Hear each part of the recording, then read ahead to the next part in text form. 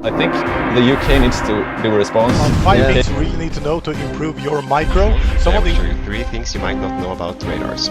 overrun, overrun, overrun. Yes! No, no. No! I didn't know this. Yeah, the US Navy is moving steadily Have westwards. maybe some engagement. This is a disaster for Hungary. Hungary was the one that suffered the most. Yeah, I have a perfect overview of everything he has. Welcome to the studio. Thank you. It's been Set intense. up the map mode under the manager. yeah. Maybe we before we I'm say too what the excited. outcome was of the plan. Maybe we should 2.2 million casualties and the meeting war. It has been a while, so Yeah, 12 hours or so, not counting.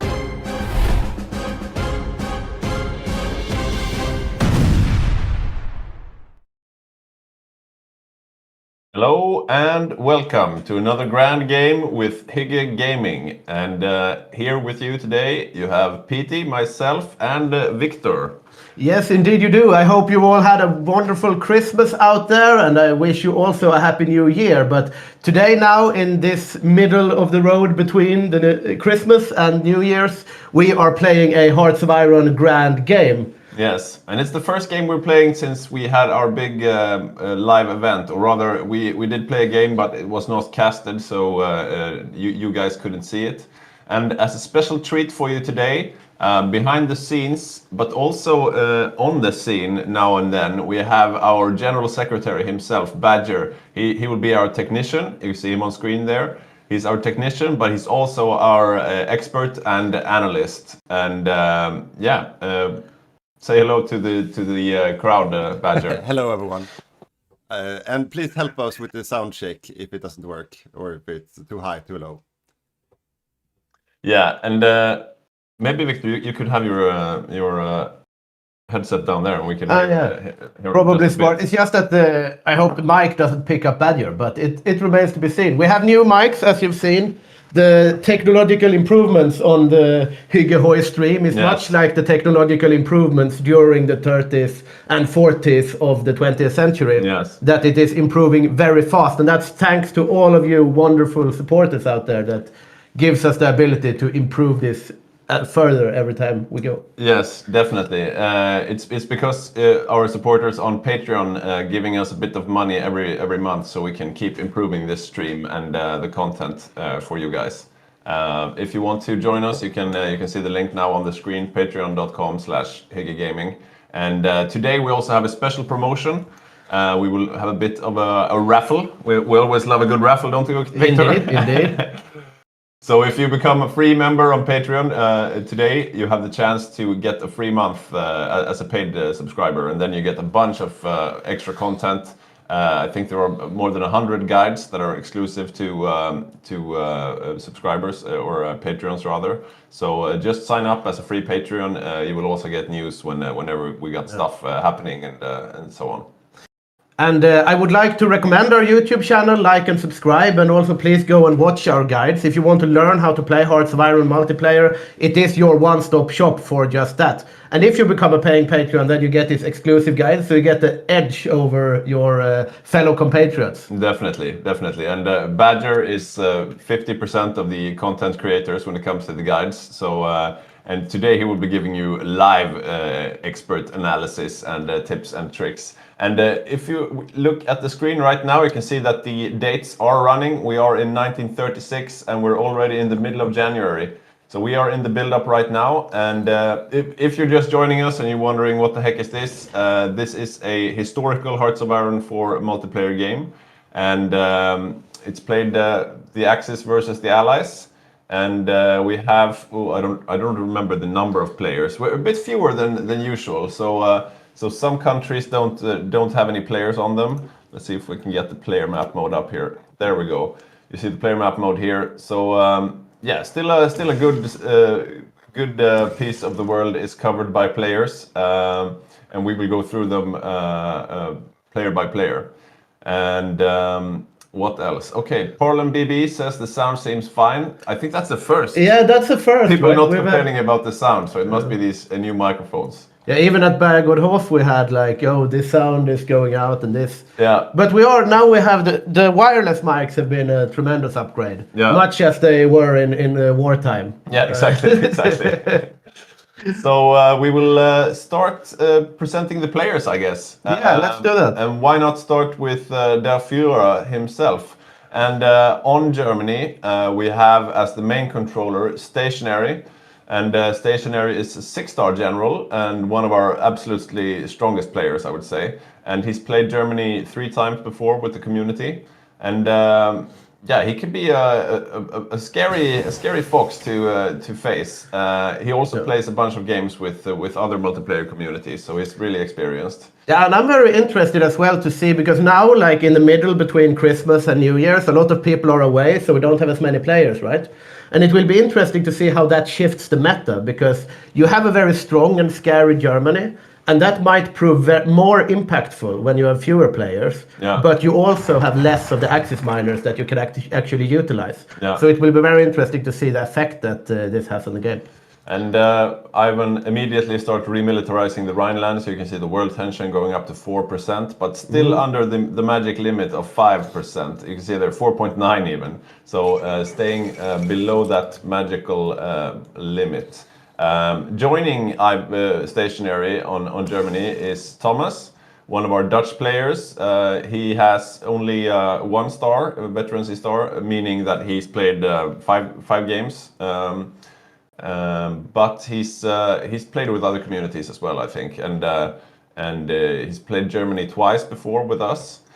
And so their strategy, I got a detailed document with their build and everything. But they will make special forces with a land cruiser support company, and they will produce fighters with a ranged focus, MIO, military industry organization. And they will also attempt later on to bomb the Soviet logistics to starve them out, and do a tech rush for an early Panther using the treaty with the USSR. So that's the Germany build. You new people, I don't think that made much sense, but we will take everything step by step and guide you through it. Yeah, and it's very interesting also that we have this very detailed strategy. Of course, it's very interesting for the studio, and the more things we get sent, the more of an interesting analysis you can have out there. But also this proves that they have really been preparing. They've really taken their time, because we have seen in the last few games that the Eastern Front has not been in the Allies' favor.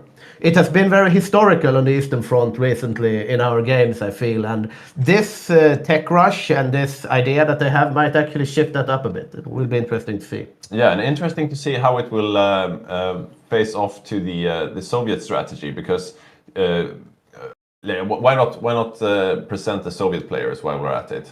So Mr. Shukov is the in-game name here, but the main controller of the Soviets is the Boppus himself, which is the other half of the guide creating duo.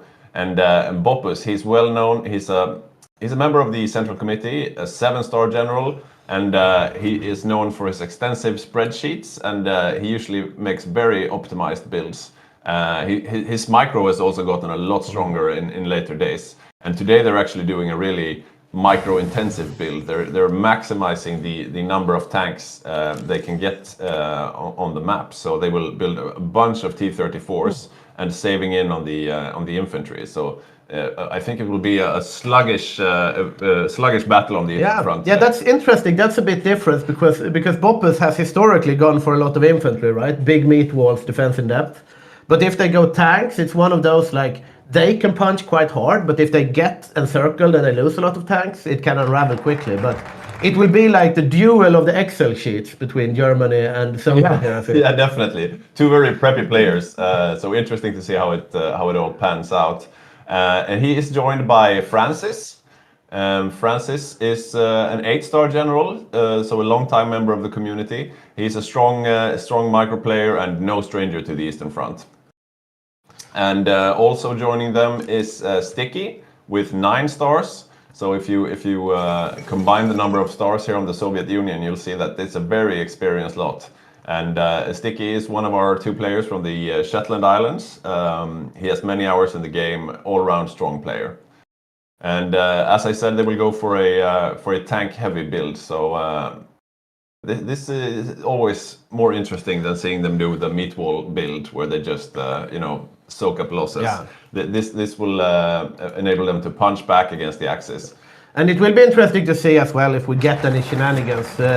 I often refer to the game where you had the naval invasion of the Baku Mountains and the oil here, because if they are going tank heavy, that is going to be ever so important to keep that fuel intact. Yeah, definitely. So once Germany realizes their plan, they might try to cut off that oil supply. Yeah. But it's easier said than done, right? Yeah, definitely. So we are in June 1936, and I think we should present the Spanish player, because he might get something to do in just a while. And let me just scroll up here. There we go. So playing Spain, we have Eric, and Eric is a 5-star general. He's been with the community for 5 years, so he hasn't played every game. He hasn't played the game in almost a year, but in that game where he last played, in last January, he did play Spain.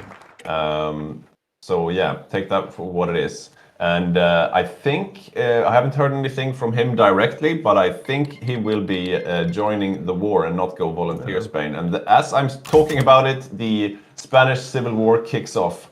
Indeed, And, it has. And yeah, we'll see who sends volunteers. Let's see. yeah, the Spanish Civil War, for those of you joining us for the first time, is pretty much a volunteer war. You are going to have allied nations sending volunteers to the Republican side, and you're going to have the Axis nations sending volunteers to the nationalist side. And while it's not the deciding factor for the game, it can increase a bit, especially for like France, if you manage to get some experienced mountaineers that you can use in your defense, or for the Soviets for the Winter War, for example. Yeah, and there are only a set number of players who can send volunteers to the Civil War. In the chat right now, we have Jonte saying, looking great, guys, as always. And Jonte, he is one of our members of the Central Committee. He was supposed to play British Raj, but he actually got his second daughter yesterday. So a big congratulations from the entire Hygge community to Jonte on your new child. But back to the Spanish Civil War. I'm thinking, Badger, maybe you have any hot takes. What do you think about the Eric's possibilities of winning against the AI and the volunteers coming in from the Soviets and maybe the French? So I actually have no idea what they've planned. I haven't had the time to have a look at it. But I know that they are quite aggressive on the tension starving in this game. So they might wait a little bit and send volunteers until they really need to, which means that there might be an opening early on for the Soviets if they are aggressive to do something sneaky. Oh yeah, that's true. They were right on the limit there, almost at 5%. Yeah, so that might be something to look out for right at the outset of the Civil War. But apart from that, I mean, one of the usual big deciders is if France is joining the fight or not. They usually are, but that can really make a difference. And also if Bulgaria decides to join or not, that can really tilt it. But I mean, from my perspective, most of the civil wars are either a slam dunk Axis win or not, depending on how they do on the air war. That's usually the deciding factor. If they have CAS in the air enough to just roll over the neutral AI troops or not. As you were talking there, we saw the volunteers coming in from Germany and Japan, and indeed they only sent one division each. And this might be a tactic to keep the world tension down, because sending in volunteer divisions does increase the tension. And it was at 4.3 and it's now at 4.5, so I'm guessing it's 0.1% for each division. Yeah, they're really balancing that limit, and you don't want to increase the world tension unnecessarily when you're the Axis at this point, because you kind of control the flow of the game, right? So if the world tension gets too high, then democratic nations will get an ability to mobilize to a further extent, because then you have more support of the general populace to do wartime measures. So the Axis usually try to keep the world tension a bit low while still doing military things. Yeah, and indeed, the Soviet Union, they do not care about the world tension being high. They want it to be high, so they are sending 6 divisions as well as their air wings. We have a comment here from Night Round. Love the haircut, bold supremacy forever. Thank you, that's very kind. It's been a long time coming, but yeah, I finally did the plunge. I still have some hair, but you never know. You have a good head of hair. Yeah, actually, like the beard and the hair. Usually you get either or, right? Yeah, yes. But my beard is shit as well, so yeah. We'll see. Actually, one thing I'm considering here is that the Republicans can actually win the civil war. Yes. And if the Axis go too greedy in keeping the world tension down, we might see a scenario where you have very few Axis volunteer divisions. And if you have very few Axis volunteer divisions and a lot of allied support for the Republicans, you could actually see a Republican win, which will not result in a Republican Spain. Franco will still get the head of government and so on, but it will take longer, it will cripple Spain, and also it will give the Soviet a few off-map factories that can really get their build going. Yeah, so we're getting information here that they're sending 1 volunteer at a time to keep the world tension low. Yeah, because right now the number of volunteers is 1 to 3 in the Soviet favor. They sent 6, and the Axis have only sent 1 each so far. So 2 to 6, and that's not good enough, I think. Now you're going to see a little early edge then for the Allied volunteers here on the fields of Spain, but eventually they will start coming in. Yeah, so we are still paused while Eric is organizing his divisions, and he does... Now we're unpaused though, and we have a world unpaused. tension of 6. So it did go up slightly above the Oh, it's magical at limit 8 there. even. 8.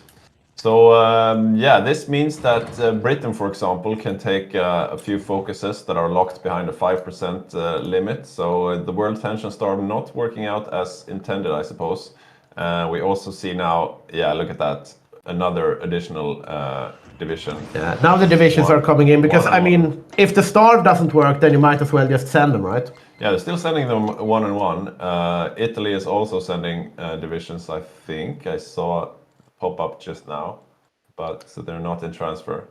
But yeah, you see them sending them 1 and 1. And as to the battles, it looks like Eric is not attacking right now. It's just the AI on Republican Spain attacking. But I think it looks like he will go for Madrid. He's got the main force of his armies arrayed towards Madrid. Yeah, they are going quickly for Madrid here, and that might be a tactic because then you get Barcelona or Valencia, right, as the capital, because all supply emanates from the capital. Yeah. So once the capital falls, then you will get a new supply hub, and then you can cut the front in half, so to speak. Yeah, and still no volunteers arriving just yet. Spain does have some divisions that are good enough to fight with. Let's see if we can find them here. Yeah, here they are. So these 5 are Franco's African Corps, just arriving from North Africa, and it looks like they're heading up towards, near towards Ciudad Real, and probably attacking Madrid from the south. Let's see if the volunteers... We have Soviet volunteers arriving. Yeah, and the first German volunteers are coming. Looks like it's cavalry, actually. Interesting. So that might mean that Stationary and Thomas, they plan to convert them into tanks later on. So some sort of mobile division. We have 2 Japanese divisions coming in as well. I'm going to go check the templates. We have Spanish volunteers here from Japan. It is not any... Yeah, it's nice volunteers. Fully stacked. They have 30 combat with support companies. So the Japanese can do a lot of infantry things there, but the Germans, however, let's see what they have. Yeah, what general are they using? Let's have a look. Pedro von Bock. 38 combat with it, just filled with cavalry. So it's only cavalry. Yeah, these are not strong divisions. I mean, they're strong compared to the Spanish Civil War divisions, but they're not strong in the general sense. What about this general? Is he? He is a cavalry officer, so he will get cavalry leader experience, and he also has experience gain plus 20%. So they are really playing the long game here. It seems the Germans. I wonder if they want to play cavalry later on. Usually you try to send as good divisions as you can into the Civil War and use them later on, because you do get veterancy on your troops. As we can see here, these are some of the Spanish troops and they are all regulars. But and this is the amount that you can train them to. But then if you want them to be veterans or higher, you really need that combat experience. Still, the borders the front lines aren't moving that quickly. It looks like the Axis are still not doing any major offensives. It's still just the AI attacking. Maybe that's a strategy to allow the AI to tire themselves against the defenses. We do see some Soviet volunteers, Soviet mountaineers, 5 divisions of them, making a little move for Badajoz or something here. Along the river. We'll see actually if the Republicans try to push out a bit here, because the German cavalry divisions are not going to be able to stand up to this. Yeah, because the Soviets sent proper volunteers. They have mountaineers with a good amount of artillery as well. So yeah, we'll see what happens there. But still, they're not breaking through at the moment. The Spanish are able to defend. They're still keeping all their good units down here, close to Ciudad Real. We have a question from Jonte in the chat here that I can't really see. Yeah, let's down a bit.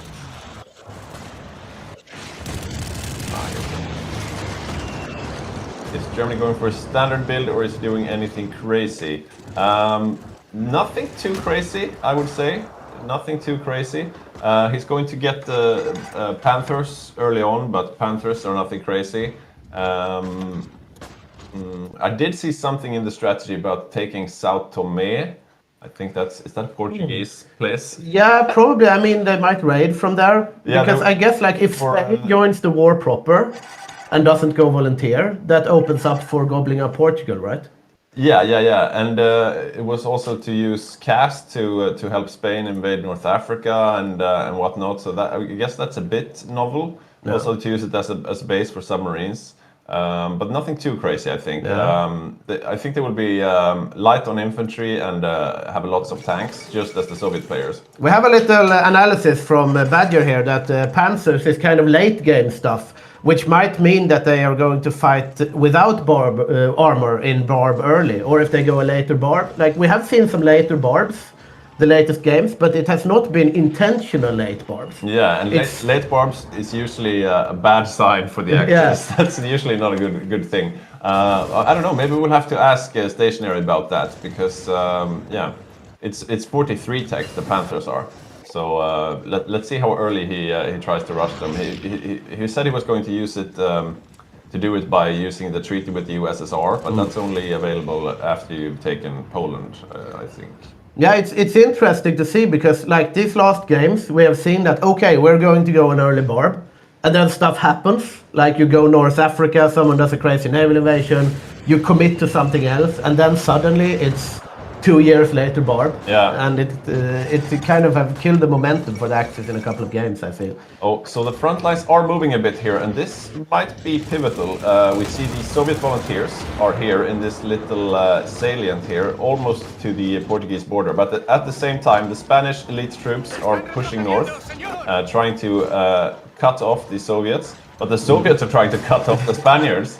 Yeah, I mean, the Franco troops can really be impactful here, because you only have militia on the Republican side, so the Franco troops can actually do a push from the south, but the Soviets are, of course, much stronger. Yeah, and the Soviets are aware of this, so they're pulling back right now. We don't see the Germans or Italians or Japanese pushing to the north at the same time. They have, however, cut off the front over by Barcelona. Yeah. You see here the Japanese volunteers actually doing quite a lot of work. And if Barcelona and Girona and this part... what's this? This is the Basque. Catalonia? Yeah, Catalonia, right. Basque is here, yeah. So if this falls and then Madrid stands, then the Republicans are going to have a significantly better supply situation, I guess. But Yeah. It doesn't matter that much, I would say. Yeah, maybe it's a strategy. I don't know. Sometimes Barcelona can be hard to take. You usually save it for last. I don't know. We'll see. But they want to make sure to not lose too many harbors as well, the allies here, because if the Soviet volunteers doesn't have access to a harbor once the capitulation happens, then they lose their volunteers, even if they do not get encircled. So. Yeah. Bulgaria is sending a division as well. And it looks like the Soviets pulled back a bit. And now the Spanish are pushing by themselves towards Madrid. But the Germans are still not moving with their cavalry. And look at this, their cavalry is not really doing much. We have our expert here wanting to show some fighter production stats, so take it away, Badger. Yeah, let's have a look at fighter production. I think Gidon, as the UK, is focusing very heavily on fighter production this game. Yeah, so as you can see here on the screen right now, I'm looking at the average daily fighter production for Germany and the UK. And the UK made a very aggressive move early on, as you can see already, just at the outset of the Civil War, to ramp up all the mills, or most of the mills, on fighter production. So they are almost producing the same amount right now, but with low efficiency. So the UK will probably catch up and even surpass the Germans unless they catch it. And that might turn the Battle of France into something very interesting, if the UKs have an early war air force. And that's interesting because usually we see the Axis with the lead on planes in the beginning, and then the Allies sort of catch up. But yeah, as we were saying, Gidon, who is the UK player who we will present in just a bit, he's going for a strategy where he builds a lot of planes and he leaves the defense of North Africa to the Allied miners. So a bit of a gamble there. Yeah, that's definitely a gamble. I'm not entirely sure about that. But especially considering who's the Italy player, but we'll come to that. We've also seen very successful Axis moves in North Africa in the recent games. Like the Eastern Front has generally not gone in the Axis favor, but North Africa not so much. Yeah. So the Bulgarians have joined the fight, and we'll see what they'll. Yeah, there are some fighting going around Barcelona again. I think the Soviets are going to try to encircle some Japanese divisions here, or at least try to push them out a bit to keep the front alive for a little longer. We've seen a duel between the French and the German volunteers, and the French volunteers are kicking the horses' butt. And look at this, we have a spearhead towards Madrid. The French are trying to hold Madrid right now, regaining some of their morale. But yeah, it's not a real, not a quick war, I would say. No, not at all, actually. We've seen a much faster progress for the Axis in the last games we've had. Yeah, then you get some general experience, like I guess both sides does not want a too quick war. I guess if you're the Axis, you want quick encirclements and just to get it over with, right? But it's also a matter of training your generals and getting veterans in. Yeah, definitely. And we actually have rules against drawing out the war for too long a time, because you can just farm XP that way, and we don't usually do that. So, but still within the bounds, though. I'm not sure if it's intentional or if it's just bad. Yeah, we will see here. We have the troops, the nationalist troops are closing in on Madrid here, which will quite soon fall. I would say it's only 2 French divisions, good divisions though, but still only 2 of them holding Madrid here. And the fighting around Barcelona has stopped, so stalemate has occurred between the Japanese and the Soviet volunteers. Yeah, we should actually present the other players who are in the Civil War. Let's go to Italy, and on Italy we have the big bad wolf, Falk. And Falk is an 11-star general, part of the Central Committee. He's been with the community since the absolute beginning. He's a very feared opponent in every game, so very dangerous player. Very dangerous, and he will go mostly infantry and with some beefy marine divisions and expensive but late battleships. That's his build. And he told me that the 1939 railway gun tech. Oh, look at this! We have a small encirclement of Republican troops. Yeah. Just having a look at that. Nothing too major. The French are in a bit of a bind. They should probably get out of there right now. Yeah, the French might be in a bit of trouble if the lines behind Madrid falls. We have some Bulgarian divisions starting to make moves down there. They really want to get this encirclement, of course, because the French Mountaineer divisions is what they want to have defending against the Germans later. The French are pulling back now, though, so Yeah. I will continue the presentation. As I was saying, Folk, he believes that the 1939 railway tech for Italy, together with the propaganda for railway guns, that will be enough to pierce through El Alamein. So he will definitely try to take North Africa. I asked him, if you do manage to take Egypt, will you continue south until you hit the Cape? And he did not promise any such thing. He's usually a very conservative player. He's not much for taking risks. What do you think about the civil war so far, Badger? It's quite interesting if you look at the templates of the different countries participating in the fight. The Germans, they are obviously trying to grind up an advisor. So if you look at the cavalry template, this means that they are aiming, if you hover the portrait of that general, they will probably try to get the cavalry leader up on that general. So they can use that for later in the war. So that's probably what they're gunning for, and that's also why they're fighting so bad, the Germans, in the Civil War. So the really heavy hitters right now are the Italians and the Japanese. They are the only good templates in this fight. The French is a starting template, the Soviets is a starting template, and the Bulgarians is a crap template. So it's basically only the Italians and the Japanese that's making any moves together with Spanish. So, and just to clarify, they're grinding up the cavalry leader in order to be more effective with motorized and mechanized and that kind of thing. Yes, that's probably it. So they can have combined arms or like motorized or mechanized. But is this guy, Fedor von Bock, is he usually the guy that you have controlling your tanks as Germany? No, I wouldn't say so. He's not bad, but I don't like him that much. But he's not a panzer leader, right? No, I think I'm not sure what they're up for, but since you said that they are doing some kind of weird templates, they would probably do some motorized mechanized on that guy later on. That's probably why they're doing that. Or they might make him... No, I don't think they will make him a field marshal. So, because that could also be that they get the organizer trait on him as well, and then they make him a field marshal. So that could be it as well. And then they use him as the field marshal with combined arms, and then they use the tanks on the generals below him. So that could also be the combination. Because motorized and mechanized, that's, in every tank template anyways. So it could be that they make him a field marshal as well. Right. Nice take, yeah. So we see a bit of an unusual game already this early in 1936. This is not panning out as we usually see these games pan out. Yeah, some heavy fighting on the front. The Soviets are still trying to push back the Japanese invasion here. Yeah, they're making some moves along the coast here. I guess they want to get... I mean, you always see... This is the thing that you usually expect, these small encirclement battles and people just backing off one after another and trying to get these small encirclements. And sometimes you get a couple of divisions and sometimes you don't. But by the looks of things now, if I was the Soviets, I would probably just keep around the harbor here. Something that's new for today, or new, but not something we see every day, is that Paradox is supporting our stream and broadcasting it on Steam. So if you're watching us on Steam, we're very happy to have you. And if you want to us to see your chat, and you can go to our YouTube channel, youtube.com at HyggeGaming.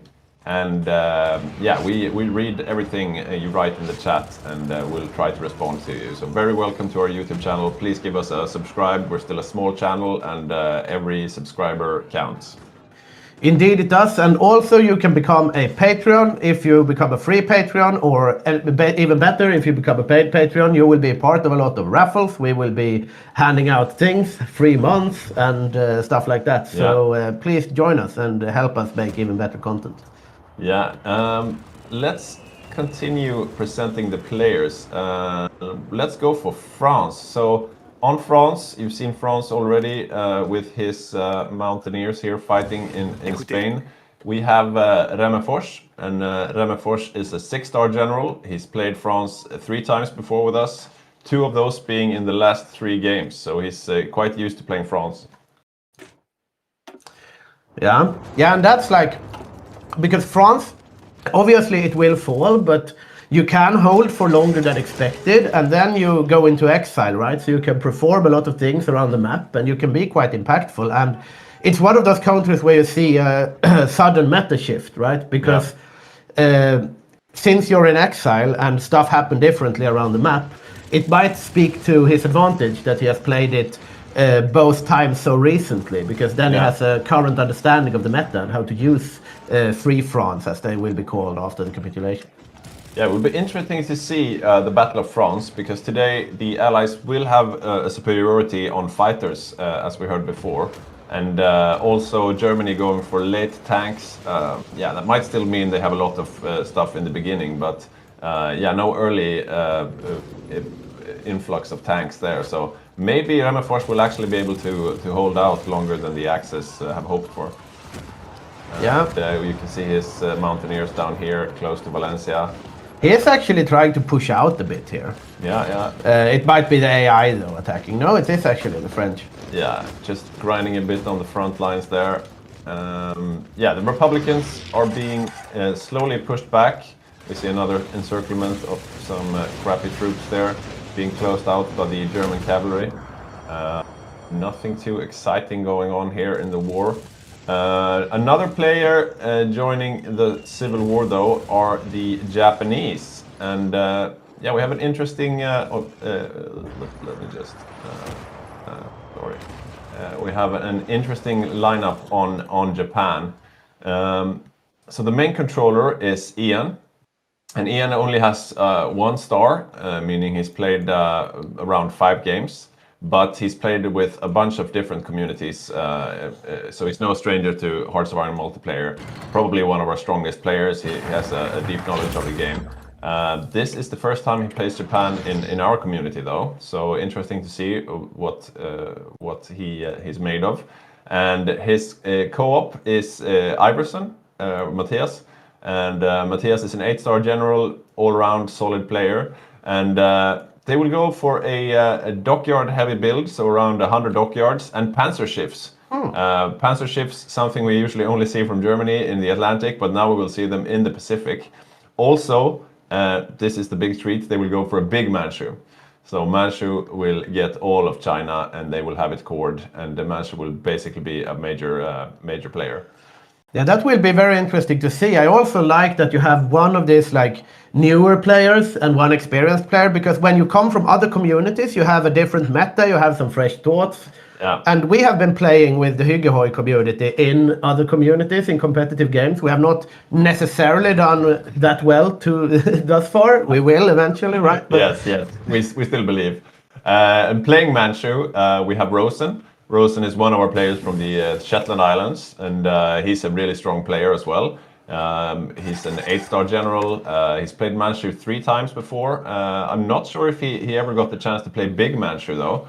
And yeah, it also brings some responsibility for him to make stuff happen, because him being stronger means Japan will be weaker. Yeah. So we'll see what happens with that. But I mean, Rosen on Big Manchu might be very dangerous for some allied nations, Definitely. right? Because it is statistically, I would say, more effective to go Big Manchu. I'm not because you sure. get the I've force, heard yeah, but I've heard the meta is Japan should get Manchu because they get the resources and whatnot. But still, we love a big Manchu, don't we? Yeah, it's always fun. Like I like it's the same with the Spanish, right? You want Spain to join the war fully on the Axis side because it makes for a more exciting game, basically. Yeah, the Badger actually agrees with you, Victor, that the big Manchu is the way to go. And yeah, that's what we always said in the studio, but most people seem to disagree. But yeah, let's see what happens. I'm really excited. Yeah, I'm excited to hear Badger's analysis on the matter once we get into the Sino-Japanese war. I'm sure he will have some good takes on this. Yeah, we did hear Ian, I saw him in the chat saying, yeah, I'm not promising a smooth or a quick China war. We'll see about that. So yeah. We have seen quite sluggish China wars recently. We had like one China war that went really fast, that was very good for Japan in one of the games. But after that, the China war has really been slower than we in the studio have expected the last couple of games. And the China war is another one of these AI wars, like the Spanish Civil War. So yeah, the China is an AI, and you can actually you can do it in practice over and over again because the AI is always the AI. So it's one of those things that you can really train on. You can't really train on the war itself because you never know how the players are going to play. So the Spanish Civil War looks like it's wrapping up. Barcelona is Yeah, I guess when Barcelona falls, then you're going to see a capitulation of Republic of Spain, but all of the Allied volunteers have access to harbors at this point. Yeah. So we're probably going to see quite an uneventful civil war here when it comes to losses of volunteers. We have 8 French divisions here now, so France is really going in here. Yeah, and you can see the world tension already at 16%. So this means that the Allies can take even more focuses. Let's have a look at what the UK, for example. And that might be good for their tactics as well, because if they want to build a lot of fighters, if they want to early transition into this type of war economy, yeah. I'm a bit surprised that the tension is this high, actually. But okay, so the Germans went for Anschluss already. So that must be it. There are only 4 French also, Badger says. Okay. Yeah, let's have a look. Yeah, only 4 French. I think, but there are, no, it says 8 here. I'm a check. Yeah, I'm looking at the French. No, they are 4. Badger is correct as usual. Yes. It's just that the Soviet mountaineers were on the same tile. Yeah, and they are also 4. Yeah, the strength of me and Victor is that we can keep talking indefinitely, but we do have some in-depth knowledge of the game now with Badger on our side, so it's a real treat for you guys watching. Also, I hope you like the statistics thing that Badger is doing. It's the first thing we're doing, the first time we're doing it this stream. So we will be able to view all of this little nerdy statistics with the different graphs going up and down, and Badger will analyze all that in detail for you. Yeah, and if there's any statistics in particular that you're curious of, just give us a shout out in the chat and we'll see if we can accommodate. I thought I would like you to join and show some statistics. Yeah, go ahead, Badger. Because I asked for it, but that was maybe a coincidence. Okay. So, what we're looking at right now is a follow-up on the airplane production. So, the red one, this is the daily average production of airplanes. And as you can see right now, the red one is Germany, the blue one is UK, and the yellow one is the Soviet Union as well. So I thought I just throw them in there for some tasty comparison. But what's interesting now is that the Germans and the UK, it's like they are spying on each other because they have almost exactly the same amount of military factories on airplane production. The only reason that Germany is ahead is because the efficiency of the UK production is not, it hasn't caught up yet fully.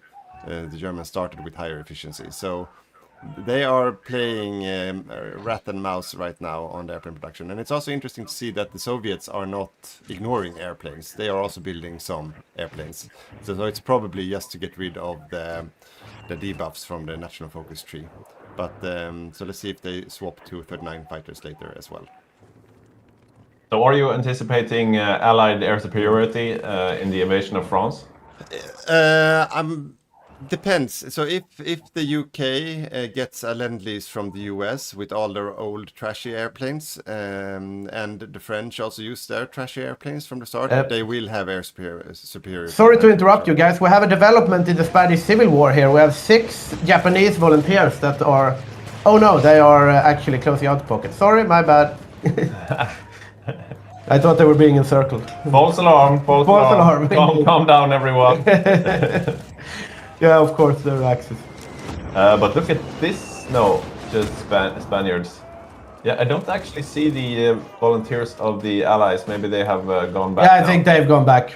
Yeah, sorry, I killed the statistics analysis there a bit. It seemed like the Japanese were in dire straits. Yeah, I think he was wrapping up, so it was a good interruption. We can't let the Badger take over our stream. Yeah, but we will get so much more statistics later as well, right? Yeah, because now we have the airplanes, but then we have like the tanks, the infantry, like all the different things. And we start to see like when like Big Manchu comes into play and all of these other join the production.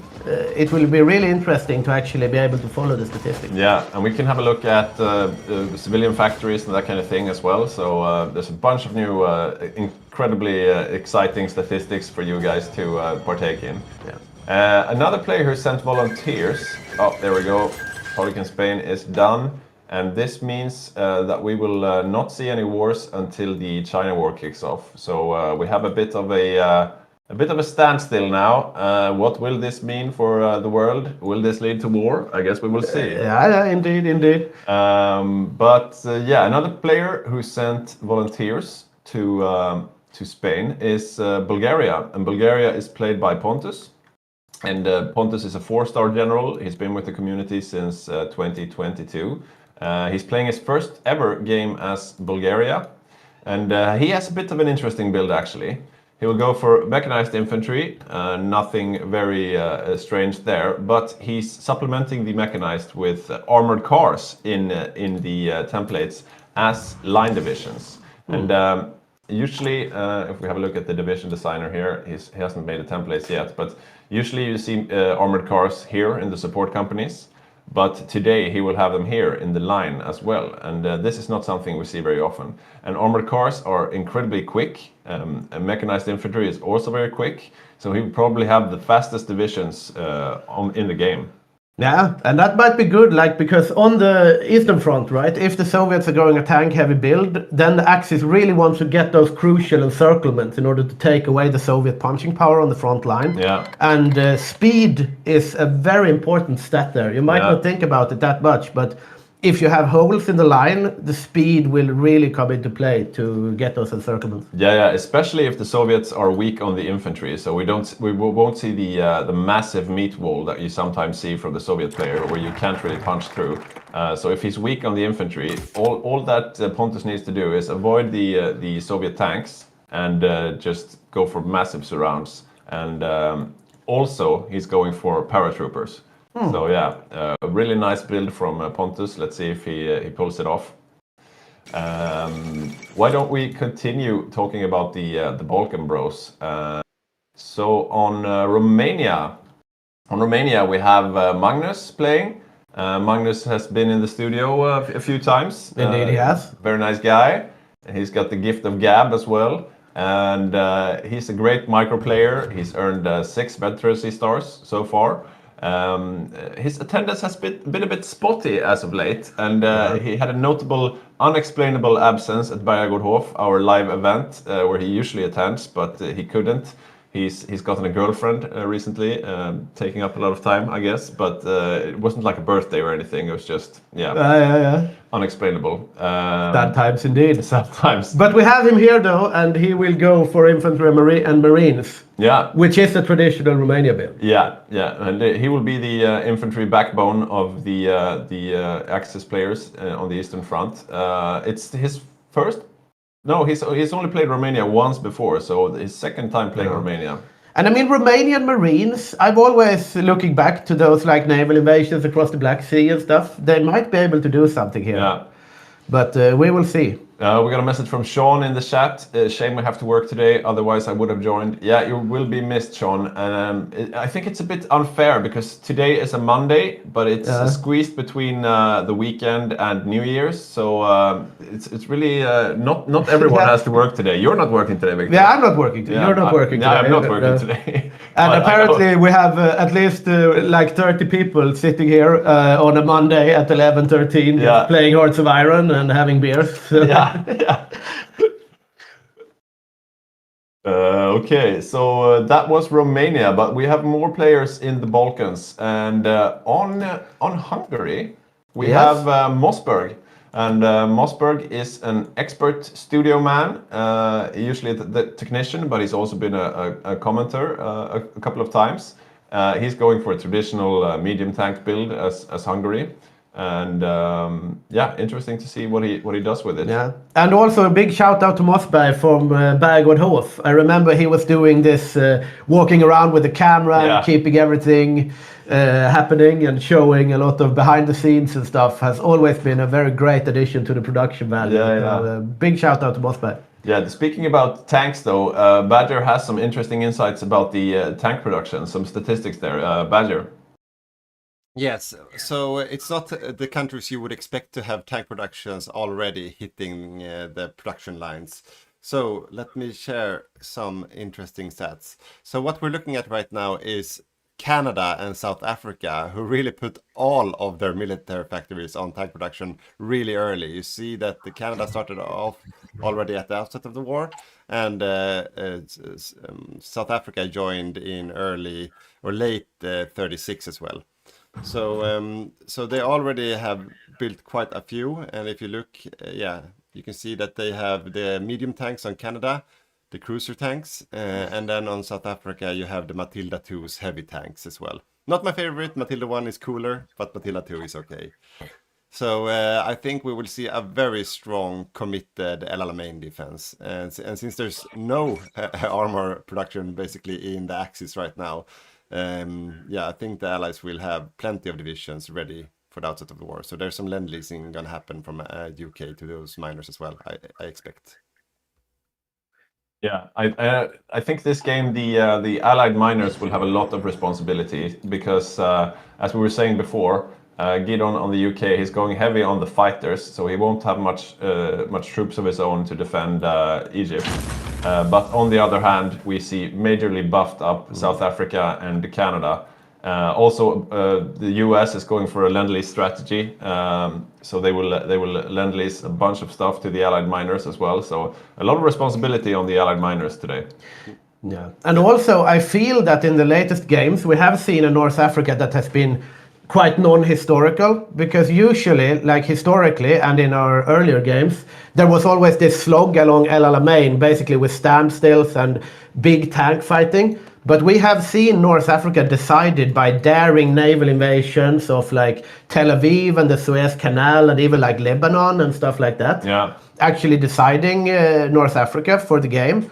So a dangerous Italy on the Mediterranean could spell doom for the Allied miners, even if they're buffed up with a lot of tank. Because if you lose that logistical line to Alexandria and up towards the Allied territory in the Middle East, it doesn't really matter how much tanks you have. It can even work to your detriment if they need a lot of fuel and supplies. Yeah, I'm just hoping that Falk will be a bit daring with his Marines. Like we said, he's usually a quite conservative player. But if you are a daring player here, there are many juicy targets that you can go for with your Marines, and you can really make some interesting moves. He will, of course, be supported by Magnus Marines on Romania. Speaking of Allied players, I'm who do thinking we do have one Axis player left in the Balkans, easily forgotten. On Albania, we have David. And David is joining us for the very, very first time. He's a very new player in every sense of the word. He actually bought the game now on the winter sale after Christmas. He's my real-life colleague, all-around nice guy. And according to Stationary, the German player, he's very attentive, and he's taking to all the advice given to him. It's interesting to see if he'll be able to do anything at all, because being new to Hearts of Iron in general, it's a very tough ask to get straight into the multiplayer. But then again, like motivation beats class sometimes, right? Yeah, I mean, because if you just bought the game during the Christmas sale, you had a lot of days off. Yeah. You've taken all the advice and you really get into the game, right? Then that might mean that you can punch above your weight. Yeah. And people don't expect Albania to pack a punch. We have seen Albanian paratroopers making a huge difference on the front, for example. So you never know what's going to happen. Yeah. So we will keep an eye on David, and very welcome to the community, David. I'm hoping you have fun, and I'm hoping it goes well for you. Indeed. So we will look at the allies now, starting with the UK. On the UK, I'm just going to scroll a bit here. There we go. On the UK, we have Gideon, and Gideon has only earned one veterancy star. Oh shit, I messed it up. He's only earned one veterancy star with our community so far, but it does not mean that he's a new player. He's very used to Hearts of Iron multiplayer, having played with other communities. This is the first time he's playing the UK in our community, though. And as we've been saying before, he will go heavy on the airplanes and leave a lot of responsibility to the Allied miners. But yeah, experienced player all around. So. And as we saw in the statistics, that airplane strategy is already starting to like pan out. Yeah. And eventually the allies snowball out of control when it comes to production, right? And Yeah. air is very important in multiplayer. Definitely. If you play Hearts of Iron single player and you go into multiplayer, that's what's the biggest shock for me, at least, that air was so important. Yeah. We have Einars in the chat here saying, "You're not alone, Sean. I sadly couldn't make it either today. Happy holidays to everyone and to the studio. Prosperous. I wish the next year to be prosperous and may the next Grand Game event come early." Yeah, you will be sorely missed as well, Einars. You're one of the unfortunate ones that had to work, I suppose. You are definitely missed. And yeah, nice to have you with us on the stream at least. Okay, so that was the UK. But there are other allied nations. On South Africa, we have, give me a moment. We have Hugis, which is Einar's brother-in-arms, also one of our Latvian players. He's only missed one of the games since he joined the community in the summer of 2024 and has so far earned himself 2 veterancy stars. He has played South Africa once before, and he's been actually appointed Supreme Allied Commander of the forces in Africa and the Mediterranean. So that's not something we see every day either. Big responsibility here for Yeah. Hugis in LLMA. And also, like, because the veterancy stars might be a bit deceiving, because you see someone that looks like a North Korean general and has all these stars. Yeah. But this community has been alive since like 2016. Yeah, 2016, right? So some people that have a lot of veterancy stars might have a spotty attendance recently, but Hugis is not one of these players. He has been in pretty much every game, and I think he will be able to take up that mantle as commander of the North African forces in a very good manner. Yeah. Oh, we have another one of our players, T O'Clock, Andreas. He has a long day of train journeys rather than gaming, so he had to skip as well. Yeah, you are also missed, Andreas. Yeah, Andreas has also been in the studio several times. If you watched our live event, he was our reporter on the scene in the Access House. Did a very good job of that. Yeah, we see a bit of banter and well-wishing here between our absent players. Very nice to have you with us on the stream, guys. Yeah, and also if you are watching us on Steam, if you want to join the chat, if you want to ask any questions, have any statistical things you want Badger to get into, or really anything, then we do check the chat on YouTube and Twitch here. And also please join us on Patreon and subscribe and like our YouTube channel. Yes, good reminder there, Victor. Moving on Canada. Let's have a look here. On Canada, we have Seth. And Seth recently earned his first veterancy star with us. He's playing his first game as Canada. It's an important country for the Allies, especially since the US will be going on a Lend-Lease build, so more responsibility on Canada. It's one of the heavy hitters of the Allies, one of the strongest tank nations in the game, and he is indeed going for, let's see, the right point of view. He is indeed going for tanks, as you can see here. And Canada is one of those, it's basically a major, especially if you get like Lend-Lease boosted late in the game.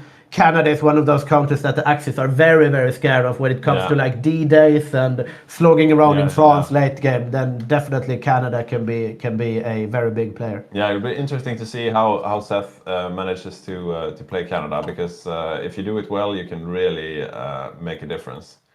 And I think they are expected to, after LLMA gets shut down, assuming it does. I think they will send the Allied minor tanks over to Asia to help out there. Maybe just stand at the ready if the Asia Axis manages to break through in India. Speaking of the Asia Axis, we do see Japan here. I'm in the focus tree. In 2 days they will have completed the liaison conference. So now they can pick the Marco Polo Bridge incident at the earliest convenience, should they want to do it. So we might see a Sino-Japanese war pretty soon. We can see here that they have planned a number of naval invasions around Shanghai, and they also have infantry marching orders from Manchukuo down into the Chinese mainland here. So the Japanese are getting ready for an invasion of China. and it seems to be going somewhat as you would expect. Japan usually does a lot of naval invasions because you want to get the invader trait on one of your generals so that you plan naval invasions faster in the future. Because as Japan, you're going to do a lot of island hopping in competition with the Americans. And you will start out much stronger than the Americans because the Americans are a democratic country that are not that keen on joining the war to begin with. Yeah, we do see an indication of the Japanese strategy here. This is not something we see in every game. He's going for Shanghai first, going for Nanjing. Usually we do see them going a bit further north, taking a respectable chunk up here in the north out of the Chinese AI. So this is a bit more ambitious, I would say. And he is picking the Marco Polo Bridge incident now. So we will have the Sino-Japanese war kicking off right as we unpause the game. Because he has he has saved up the focus, so he'd click it and then you get it instantly, right? And we see instantly kicking off the naval invasion orders here and going straight for Shanghai and Suzhou. Yeah, here we go. The war is going. It's at the very end of 1937, so I guess it's fairly early. Not super early, but still fairly early. We have presented Ian and Matthias on Japan and Rosen on Manchu, but there's a fourth player in the Asia axis that we have not presented yet, and it's the Siam player. And on Siam, we have Morten, and Morten has been with the community since 2024. He's earned himself 2 veterancy stars, and actually the last 2 games he played was as Siam, so he should have his builds set and ready. GEACPS. I don't know what that means. We see the Greater East Asian Co-Prosperity Sphere. Yeah. It's a mouthful. It's a mouthful. Yeah, indeed. We have. That is the faction of Japan, so to speak. If you're not that read up on the historical Second World War, we basically have the Axis as a broader concept, but you have the Greater East Asian Co-Prosperity Sphere, which would be Manchu, Japan, Siam, and the Axis in the Pacific Ocean and the Eastern Front, or the Far Eastern Front, rather. It's a very friendly name for a not very friendly organization, and you could argue that if the Japanese had stayed more true to the spirit of that name, maybe they would have fared better in the war. They did not treat the liberated people of Asia as well as you could have hoped. Indeed, they did not, and they don't seem to be doing that now either, because we do have the naval invasion landing here in Shanghai. They have already encircled a little troop here, and Asia works basically like this. So China mobilizes 3 big AI waves, basically. So you want to trigger them at certain points as Japan. So when you're ready for it, then you trigger the next wave by incurring a certain amount of casualties or a certain capitulation limit, and then you quickly encircle them. But you can also get overwhelmed by this if you don't plan accordingly. Yeah. So if you are at risk of being encircled and I triggered the AI mobilization wave, you might be in dire straits. We have seen games going both one way or the other, and that really depends on how well you plan and also how well you execute that plan. Yeah. And we see Japan here, as soon as they landed in Shanghai, they already had new naval invasions planned for Qingdao. And Qingdao, actually a former German colony, so it's the most, it's the best beer in Asia, I think. They have a German-styled lager from Qingdao, if you haven't tried I think it's the most sold beer in the world, actually. Oh, Qingdao. There you go.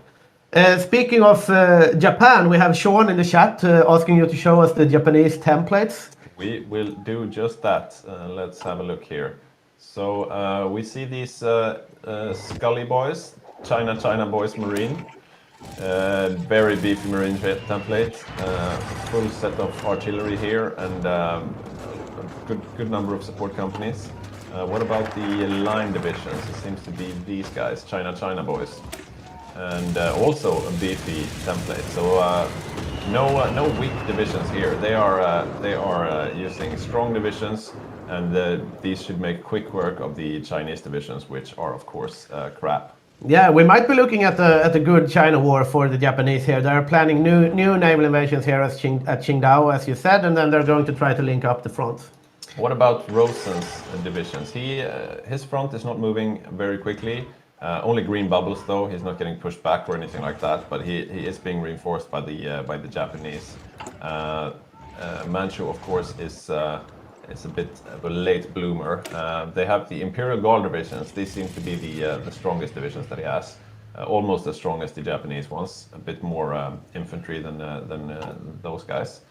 We have an analysis from Badger as well regarding the war in China. Let's hear it, Badger. Yeah, so you were already a little bit onto it. So the Imperial Guard divisions that Manchu has, they start as veterans. So if you open up those 6 divisions, so in the fielded ones on the right side, yes, you see that their experience is already sky high. So they will be really heavy hitters. They get that from the big Manchu tree, those 6 divisions. But what's interesting is that on top of that, there is an expeditionary force of 20 divisions coming from Japan that's controlled, the other ones that's controlled by Manchu. So these are all Japanese divisions that they are controlling on the front line to take some of the micro off the hands of the Japanese player. So it looks like the Japanese, they are microing the landing and then Manchu's taking care of the north. But what's also quite interesting is that there are no railway arties or airplanes being produced. So not a single airplane is being produced in the faction. So I'm not sure if they are just greedy and waiting for the real heavy hitters with a later tech. Or what they are up to, but no airplanes so far. So let's see what happens. Like they do have railway RT in the technology queue, so maybe they're waiting for the latest model. Yeah, but that won't help them in the China war, most likely. So that's like a year away. Yeah, exactly. That's like 2 years away because they need to build it as well. Yeah. So I think they plan to grind their way through with what they have right now. I think that's the plan, and then they will do some greedy late build for the player war. So what Ian said in the start, that they might be a bit slow on the China war, I can see why now as well, that they are taking some chances. But let's see how it plays out. Yeah, having a look here at the air map mode, we see they are not fighting in all green by any means.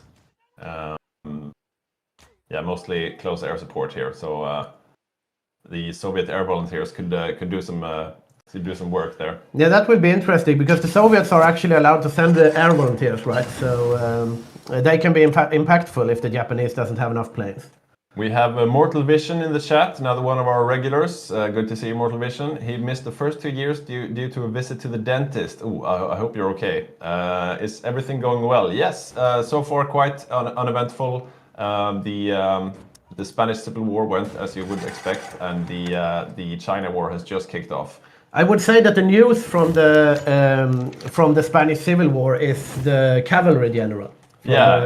From the Germans. Yeah, so Stationary playing Germany, he sent all cavalry divisions. They're trying to train up the cavalry trait on one of their generals, probably to use for mechanized infantry later on. So that might be the big piece of news from there.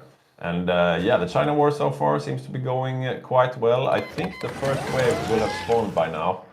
Yes. Second wave. Second wave. Second wave even. So you can see here this huge amount of Chinese troops heading towards the border, and this is where you need to be careful as the Axis, because it's easy to get overwhelmed. Even though they are shit troops, there are a lot of them.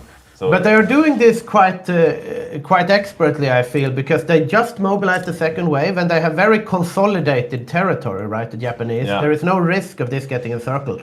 Yeah. Because before we have seen Japanese players going like snaking all the way into the inland. Very then the risky. second wave gets mobilized and then it all falls apart, right? You have to retreat, consolidate, you lose some troops. But it doesn't seem to be happening in this case. Yeah, we'll keep a small eye on the China War, but I think we should carry on with the player presentations. So on the other side of the big pond, so to speak, we have the United States of America, and playing the United States of America as the main controller is Yuri. And Yuri is from the Netherlands. We met him in real life for the first time at our live event. He actually made his way to Sweden to play with us in person. Really nice guy.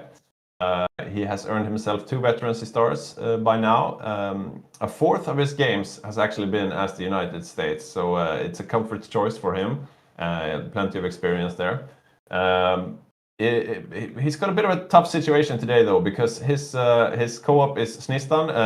Nothing bad about that. Snistan is a good player, but Snistan wasn't able to get a babysitter, so he won't be joining us until war breaks out at the lunch break. So before that, Yuri is alone. And in addition to that, since Jonte, who was playing the Raj, got a child yesterday, congratulations again, we had to move the Brazil player to Raj. So that means that since we don't have a Mexico player, that Yuri and the United States will annex both Mexico and Brazil. So he's got a bunch of factories to work with and no co-op player until the war begins. So yeah, a lot of responsibility on Yuri, but he is playing a Lend-Lease build. So he's probably going to ship out most of the stuff that's being produced. Let's have a look. I think he's going for some early mechanized to be able to send to the miners. No mechanized yet in production or in the technology queue, though. It will be very interesting to see how this shifts the meta. Like United States with Mexico and Brazil is going to be very beefy. And as you saw with all the stars, Snistan is one of our most experienced players. And he is used to doing these strange things. Yeah. Like he always does something new, something innovative. He finds some tactics that he wants to try. And when he has these resources to do it, and it's a bit new, I think he might be able to make good use of that. Yeah, he's a good micro player. He's good with the navies, and he is the one controlling the navies, I'm told. And his main weakness is his lack of prep and that kind of thing. But since he's just a co-op, that mitigates that lack. So the Japanese are going down to another island here, and are expanding their front a little bit. Mortal Vision says, my wife told me to join the Hygge community from MP Games. Should I reconsider the state of my marriage? No, you should definitely stay married. Your wife seems like a very sensible woman. Yeah, very good advice from your wife there. Yeah, I would say. Yeah, Definitely. you're welcome to apply. We've had you in the chat for a long time, and you seem like a really nice guy. Yeah, definitely. We always say that in the Hygge community that we might not be the most esports community, but we are guys that you would like to have a beer with. Yeah. That's our condition, right? Yeah, and I mean the range of skill in our games is quite astounding. Yeah, we have people like I don't know, Rosen on Manchu or Ian and Stationary and the other guys. They have, I don't know, thousands of hours in the game. And we have guys like David on Albania who bought the game like 4 days ago. Probably doesn't have more than 10 hours in the game. So yeah, a big range of skill, but we usually manage to balance out the teams quite well. And yeah, the hygge is the main thing, and hygge, of course, is a Danish word meaning. Yeah, how do you translate hygge? It would be like coziness, Badger, right? you live in Denmark. How would you translate hygge? What's the proper So translation? I think I'd say it's a crossbreed between coziness and having a good time, depending on the situation. But it can also mean some naughty stuff. So it depends on how you use it. Yeah, it can be a verb, but it can also be an adjective, I guess. Yeah, exactly. But it's mostly having a good time, like with your near and dear, I'd say. And we see here, I'm looking a bit at the civil war here. Japan actually cancelled their naval invasions further south, so they are taking it a bit more careful. So now when you summon me into the screen, may I give a naval analysis? Go ahead. Yeah, I think everyone has been waiting for the whole morning for naval analysis. Yeah. Some people are. Some people are built that way. Okay, I'm gonna take my screen then. All right, so what we're looking at right now is the Italy, and I will give you some rundown between the build-up between the Italian Navy and the UK Navy, because that's what I really love, the Mediterranean theater. So what's interesting is that both of the players looks like they have committed to a battleship build. And they are both, so this is the Italian one, so they are building the early Littory class, but they are keeping all the main guns on them, the tier 2 guns, which implies that they won't refit it later. So the Italians are like okay with the 36 tech, it looks like, on their battleships. And they are not overproducing, so they will have quite a few battleships, I think. And they might get some more modern ones if they start building them real soon as well. So yeah, I think that was Falk's strategy. He will go for newer battleships later on. Yes, and you can see that they are researching you can see it because I'm in the screen. But they are researching the 39 battleship as well. So they will have a mixed fleet of battleships, the Italians. But what's interesting is that they will, together with that, they will do destroyers. And they are doing, and this is what I'm curious about. They are doing light attack destroyers with very bad torpedoes. So they will probably upgrade them as well and build modern destroyers, but he seems committed to the light attack destroyers, which is rather unconventional, I'd say. Usually you do a hybrid between torpedoes and you maximize the torpedo slots and then you do some light attack on the remaining slots. So it's going to be a mixed battleship with more different versions of how modern they are and light attack destroyers. Versus on the British side, we have something similar. He queued up, I think it was 11 battleships from the start.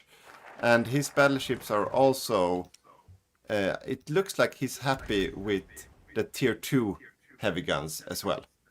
So he has saved one slot, so he might add a higher, a late game or like 39 tech slot and refit later on. But I would expect him to save these two tier 2 heavy guns because he already built them, right? So there might be a bit higher piercing on the UK side, but they are both kind of satisfied with the tier 2 heavy guns.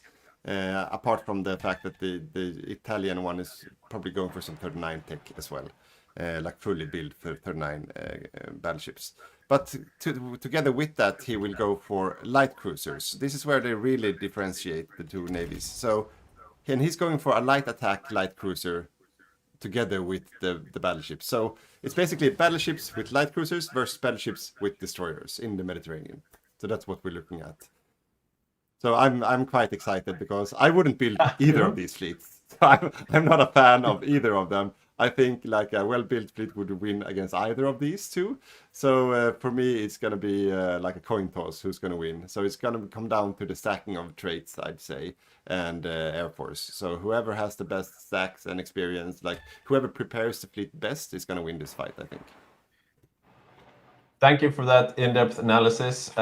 This is a good example of the kind of content you will not get with me and Victor. Maybe you can see our eyes glazing over a bit. We have no idea what he just said, but hopefully you guys like the content. We do have a question in the chat from Pithy Plinth. How is coal affecting the game? This is the first MP since it was added, I guess. We are not actually playing on the latest DLC, so no coal, no dams or that kind of thing. We are still waiting for the Finest Bra community to get their act together and update the mod, and maybe we will follow suit. But we are playing a mod called HyggeGaming that is a modification of their Finest Bra. So it's the usual MP mod for Hearts of Iron, and that needs to be balanced for the newer patches. Yeah, and just a note for Badger, maybe turn off the day-night cycle later on, so you don't annoy people. The Japanese have actually kicked off their naval invasion of the south of China now, so things are happening, and I would expect the third wave to be mobilized rather soon, if it haven't been already. Yeah, not quite yet. This is an interesting strategy that you're going for right now. Down here in Hainan, you can actually take the island and then move up north a bit. And then you can let the Chinese take a few tiles, and then you naval invade again in their back, and you can keep chewing off pieces of the Chinese while you practice or train your naval invader traits. So that's a strategy you sometimes see from the Japanese player. They're quite active with the naval invasions. They managed to connect the Qingdao salient to the northern front. Rosen is making good headway up there in the north. Still a quite standard China war, nothing very risky, but yeah, I prefer to stay safe if I'm on the Asian side there. Looking at the general here, I wonder if he is getting his trait soon. Yeah, let's have a look. He does have... Invader is 6%. Oh yeah, you're looking at the other guy. Yeah. Yeah, 7% done. So they will need to do a few more naval invasions to to be able to 8%. Okay, so it's getting there. It's getting there. But yeah, quite a few even, right? Because we have seen Japanese players before doing like naval invasion, bouncing, naval invasion, going back, and like keeping rotating. Like the Japanese player in this case have done naval invasions, right? But then he sticks them, so he doesn't get the same amount of experience. There are still some players we have not yet presented. One of the big ones being the Indian player, and on India, we have a player joining the community for the first time. His name is Wouter, I guess, from the Netherlands, or Sog. Two very hard names to pronounce, but we'll do our best.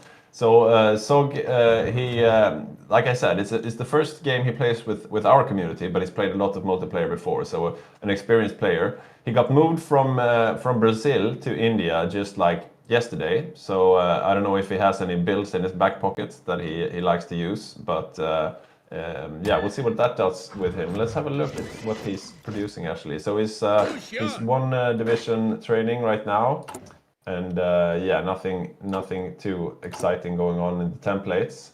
And on the production, a bunch of infantry stuff, and of course Raj or India, they have very strong infantry, so that's probably what he will go for. Yeah, I would imagine so. And I mean, it will be interesting to see. Like the India front is always very interesting because either it's a complete stalemate basically, and you just have people looking at each other in Burma. But sometimes it can really disintegrate fast. We saw the last game. We had like invasions and counter invasions of the Raj that really decided the game in the Pacific. Yeah. So it can be a very exciting theater, especially now when you have big Manchu and some unorthodox tactics taking place. Yeah. I think we're going to see a very interesting Raj front. And from what we've seen of the Asia axis so far, they seem to be very active with the naval invasions, and that's of course what you want to see. As someone is pinging the mountain line here. Okay, they're probably discussing tactics in the allies there. But that's what you really want to see from the Asia axis. You want to see naval invasion after naval invasion, just constantly invading to keep them on their heels. And let's see if they manage to do that. I do know the Allied strategy is to both hold the Philippines, not something you see every game, but it can be very strong because the US are allowed to pre-place troops here. They will try to hold the Philippines, they will try to hold Java, and yeah, India, of course. Maybe Singapore, I read, but don't count on anything, so probably they won't hold Singapore. But if they manage to hold both Java and the Philippines, this means that the Japanese are quite hemmed in. They won't be able to attack Australia or anything with these islands still in their island control. Also, I would like to do another little commercial break here because we have gotten our first free Patreon member of the day. Oh, nice. So welcome so much to the community, and please go and become a Patreon, either paid or a free Patreon, and you will be part of the raffle that we will do at lunch.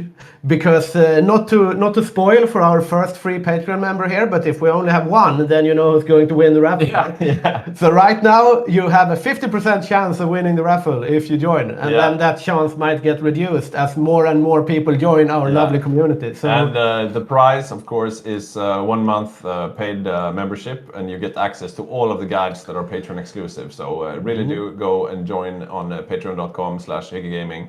You win Stug 3 tier membership for 1 month and Discord privileges. So definitely check that out. It's free. Yeah, indeed. And if you get 50% extra guides, so you basically get 50% better at Hearts of Iron, right? if you join. Yeah, I think that's the calculus. So moving on Australia, we have Skoginge. Skoginge is a solid player. He's been with the communities all the way since 2016 when we began. He has accrued 6 veterancy stars, but he's only played Australia once before in all of these years. So almost 10 years in the community, and he's only played Australia once.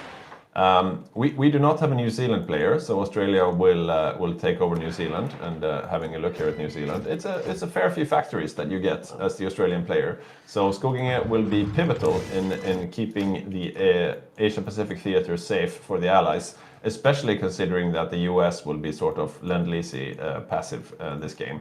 So we will definitely have a look at how he does. Yeah, Australia is one of those nations that can also punch quite hard, especially late game, because they do have the resources, especially if they get New Zealand, and they are very close to the action in the Pacific, but still far away, so it's kind of hard to get invaded. Yeah.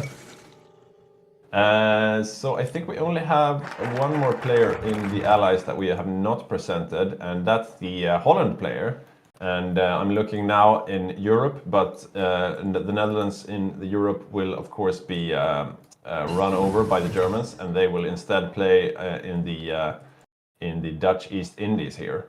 And playing as the Netherlands, we have Adam, and Adam, he used to work for Paradox, and he's been with the community since 2023.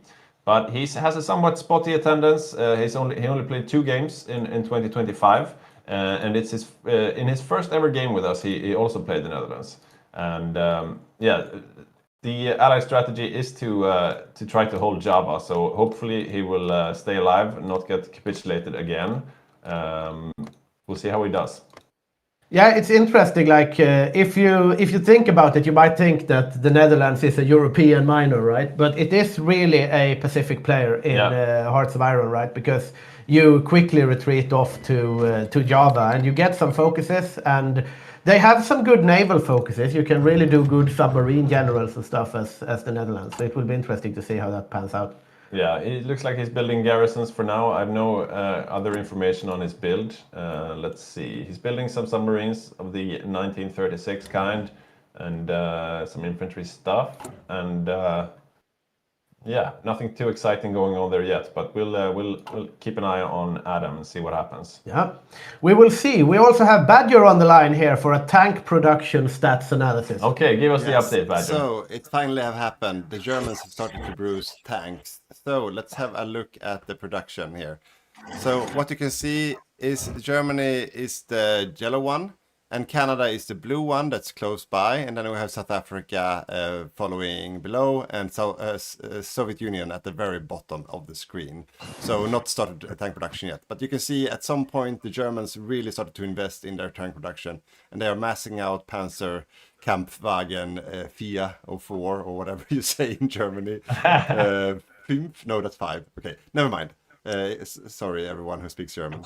But this is the cumulative. So what we look at in the stats is the total produced tanks so far. But if we change the view and we look at how much they produce each day right now, you can see that the Germans are really producing around 5 tanks every day, while the Canadians are producing around 2.5 tank every day. So even though the Germans really outproduce the Canadians right now, they still just caught up on what the Canadians have built from the start as well. So it's not a walkover, even though the Germans are really producing a lot right now, because the Allies will have a lot of tanks in LMA and to be ready to fight the Germans. We do have the template on screen there below the statistics. Do you have any comments on the template? Yeah, so what we're looking at is a classical German assault gun template. So they are very good for busting forts, which is good to run through the Maginot Line, and also very good to attack the El Alamein fortresses. So a very good standard Germany early war build. And for the Allied tanks, the medium tanks and the heavy tanks that South Africa and Canada are producing, they just have the light gun 1 on them right now, but they will most certainly be refitted with medium guns later, or a light gun 2, which is okay to use at the outset of the war as well. So in the fight, in the armor fight, it will be a very even fight, but the Germans have to go for the assault gun if they want to bust through the forts early on. But the assault gun, on the other hand, won't be able to face off against these Canadian or South African tanks, right? No, I mean, it will be okay because the armor is so bad on the Canadians early on, the cruiser tanks. So they will actually be okay to fight the cruiser tanks, the Canadian ones, but they will be very bad against the South African ones. South Africans will win the duels against these tanks for sure. So it might be that the Germans mix in some tank destroyers and the tank guns just to have a chance in El Alamein. But let's see what they do once we get there. Thank you for that tank update, Badger. And we are now in 1938, September, so about a year from the outbreak of war. And Japan is doing well in the civil war, I would say. The third wave should be mobilized at any point in time now, quite soon. And we see that the Japanese have linked up their fronts here. The naval invasion of Nanjing has linked up with the Beijing front from Manchu. And yeah, it's moving on. So far, looking at the losses in the war, we see that the Chinese have lost 1.9 million. Meanwhile, Japan has only lost 51,000 and Manchu only lost 24,000. So the losses are very much favoring the Japanese here, which it usually does, but not necessarily to this extent. We're seeing a very good China war from the Japanese, although not the fastest we've seen maybe, but quite fast and with no mistakes as of yet. Yeah, and it's always you have to weigh. If you do it quickly, you get the factories and resources of China earlier, but you also get less experience. So a slow war is not necessarily a bad one, but you want to keep those losses down. And as Victor just said, they have a ratio about 1 to 20. So this is good. Indeed it is. And we have a question in the YouTube chat here. Shout out from the USA, a bit late to the party. Any idea on if Spain is going volunteer? They are not, right? I haven't gotten the information from Eric directly, but I think they're joining the war. I really hope they do, because the volunteer route is the coward's route. Yeah, indeed it is. And also, like, joining the war as Spain, of course it opens up another D-Day front, but if you're having genuine problems with another D-Day front at that point, it doesn't really matter that much. But if you get like Gibraltar, if you can get some Portuguese islands, I do feel that Spain joining the Axis is the better choice. And it's also the most fun for all you guys watching. Yeah, I'm trying to see here in the way he's arrayed his forces, if we can get a clue to what he's doing. So he's got most of his troops down in North Africa, which might mean he's intending to go offensive. But on the other hand, you often see Spain joining the war by attacking Portugal first, and there are no troops on the Portuguese border. So yeah, we'll see what happens, and we will keep you updated. Thanks for the question, Dylan. I'm going to keep an eye here on the China war because it's the only real thing happening at the moment. Yeah, the snaking has started a bit. You see some small encirclements, Wuhan and Changsha. They are moving inland now. They have Japan has been keeping to the coast for a long time, but they seem to be moving inland a bit now. Yeah, we see a bit of pinging here. The teammates communicating with each other. We do have a strong lineup on the Asia axis, I would have to say. Yeah, why don't we speak a bit about the game in general, how the teams are set up and what their strategies are. So the Allies are going heavy air. The US is going Lend-Lease. The Allied miners have a lot of responsibility, Canada and South Africa. On the Asia axis side, we don't have a New Zealand player. The Australian player and Raj will have to do some heavy lifting, as well as Adam on the Dutch East Indies later on, because the US won't be sending in a lot of troops. And as we said before, on the Eastern Front, both Germany and the Soviets are going quite tank heavy and low on infantry, so we're expecting a lot of punching back and forth, and those games can really swing quickly, because all it takes is an encirclement of a few tank divisions and the game is decided. So we're definitely looking forward to some excitement on the Eastern Front. The Soviets. Oh wait, we forgot the Mongolian player. Just as I was hovering over. Sad times indeed. Very sorry, very sorry. On Mongolia, we have Lövgren, and Lövgren is an experienced player with 6 veterancy stars. He's only played Mongolia once before though, and that was 3 years ago. So interesting to see what he does. Right now, he's got something here. Assault trucks. Looks like he's going for the motorized Hungary, which is of course their strength. He does not have the force ghost of Genghis Khan just yet, but okay, so motorized divisions from Mongolia with all probability. And like we said, Boppus and et al. On the Soviets are going heavy on the T-34s. Ivan is going for the Panthers very early. Let's see if he's actually started researching. Not yet, but he's got motorized already on the way in 1938, and they are a 1940 tech. So early motorized, mechanized, I mean. Yeah, we have a question in the chat: who won the Spanish Civil War and how? The Axis won the Spanish Civil War, and they did it in quite Conservative. yeah, like a historical manner, I would say. It was nothing very fast, it was nothing very slow. No one got encircled, no one died, basically, and then they won eventually. So, Maybe. right, we forgotten Finland too, right? Oh yes, shit. Okay.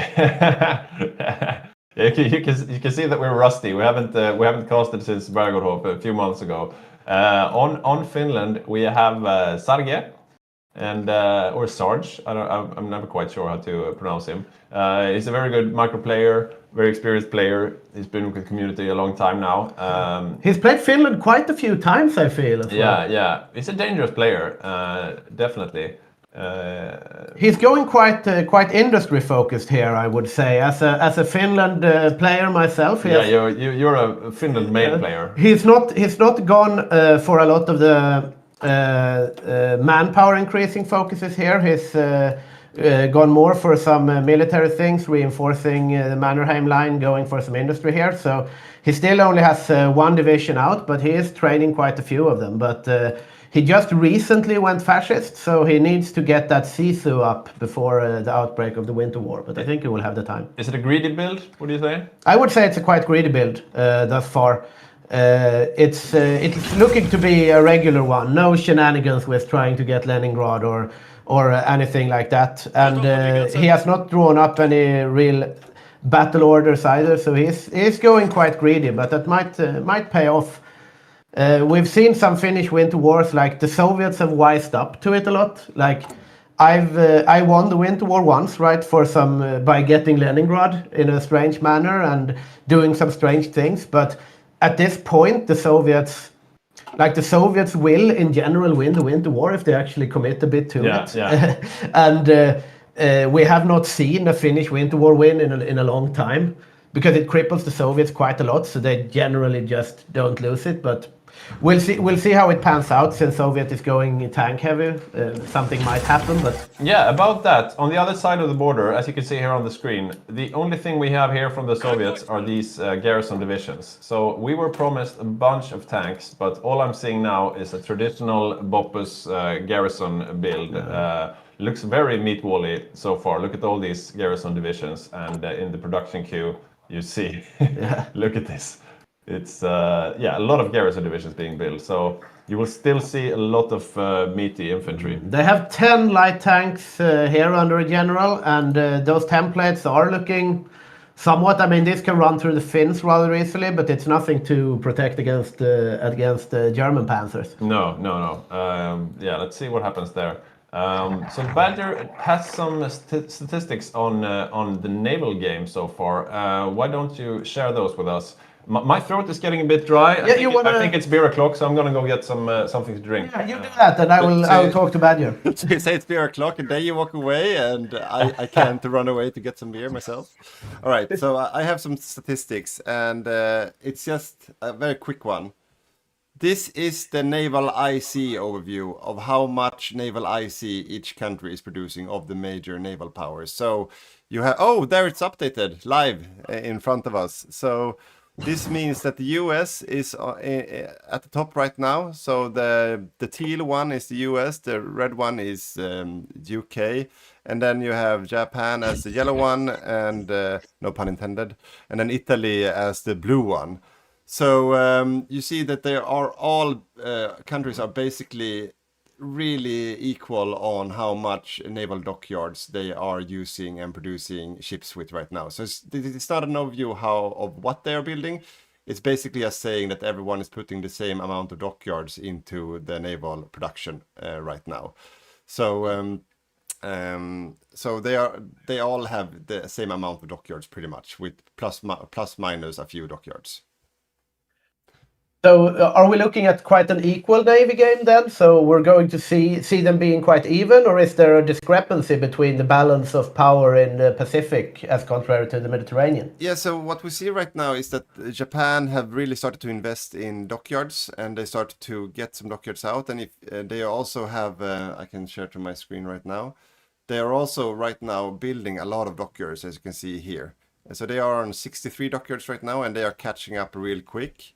The US, on their side, let's see if we have the overview. Here we go. They are still building civilian factories. So right now we actually see the Japanese overtaking the US in naval production at any day. So if the US doesn't notice this, Japan will get an edge on them in naval production. That's what we're seeing. So they have 62 dockyards as Japan on 63. Yeah, that's interesting. While I have you on the line here, we have a question from Mortal Vision. Japan hardly has the steel and chromium for a 100 dockyard build. Do you think they will rectify that? Yeah, I think Japan. I think they will import whatever they need from Manchu or Greater China. And since they are going quite aggressively on the Pacific theater and simply ignoring the land warfare, I think we will have a very active Japan naval playstyle in the game. I haven't asked him too much about what his build will be, but as you can see already here on the screen, they are really producing a lot of license-produced panzer ships from Germany. So there will be surface raiding happening and aggressive ones as well. So if you look at the templates here on the panzer ships as well, they can both fight like proper fleets, but they can also raid anything that comes their way. So we haven't seen surface raiding that much in the Pacific theater, and especially not from the Japanese side. So I am super excited about this. So it might be that the Japanese won't confront the US main fleet that much, but rather go for a raiding build. But let's see how they will shape their main battle fleet once we get there. But they haven't started to build that one yet. So let's see what happens. Yeah, interesting analysis. Thank you so much, Badger, and cheers to you. We have just gotten the first beer of the day as the normal serving time of Sweden starts in 11. So cheers to you, Pete, and cheers to all of you out there. Also, please join us on Patreon, like and subscribe and so on, and many beers will be given to you in the new year. Cheers. That's a good one. Yeah, that's real nice. Oh. All right. Right. I hope that was you got some interesting insights into the Navy game. Did you, Victor? Yeah, definitely. I mean, it's very interesting to see that they are basically neck and neck, the factions, when it comes to producing the ships. But there is a slight discrepancy favoring the Japanese in the Pacific as of now. And the US should look to rectify that as soon as possible. But we'll see how it pans out. Yeah, I do know that the strategy of Ian was to go quite heavy on the dockyards, and we are at 65 already. But as you can see, more are being produced. I think it's going up to around 100. Yeah. Yeah, definitely. This is a strong Japan on the seas. Like Badger also elaborated on that. That since we see Big Manchu and Japan that's kind of leaving the land war to Manchu, we are probably going to see a more active Japan on the seas. Yeah. And we have an interesting dynamic in our games. Sometimes we've seen passive United States being pretty much run over in the Pacific by active Japan. And sometimes we've seen the other way around with American Amtraks landing on the home islands very early, right? But it will be interesting to see how it pans out this game. Yeah, as you can see here, the Americans have only 62 dockyards, and the Japanese, like I said, have 65. So the Japanese are actually ahead. And if I was Yuri on the US, I would be sweating a bit. We have Mike with us. Good morning, boys. Sorry I'm late. It's still super early here. You are forgiven, Mike. Very nice to have you with us. You haven't missed too much, apart from some really interesting in-depth analysis from our expert commentator, a quite uneventful Spanish Civil War and a China war that's progressing slowly but surely. Definitely, and I think we're going to see the third wave. I've been clicking over to China from time to time here, and I still haven't seen the third wave mobilizing, but it should be basically any day now. And we are going into 1939 here, so we are going to see the war in Europe breaking out proper at some point here. Yeah, and when the war breaks out, or right at the declaration of war, we will, as usual, have our lunch break, and we might get an interview or so to shorten that break for you, so the stream doesn't go down too long. But yeah, just so you know, we'll have a break of about 45 minutes or so as soon as the war breaks out. And we will be doing a lunch raffle, so please join us on Patreon. I think Badger is in the bathroom now, but it's patreon.com/HyggeGaming. You've seen it before, and you will see it again during the cast here.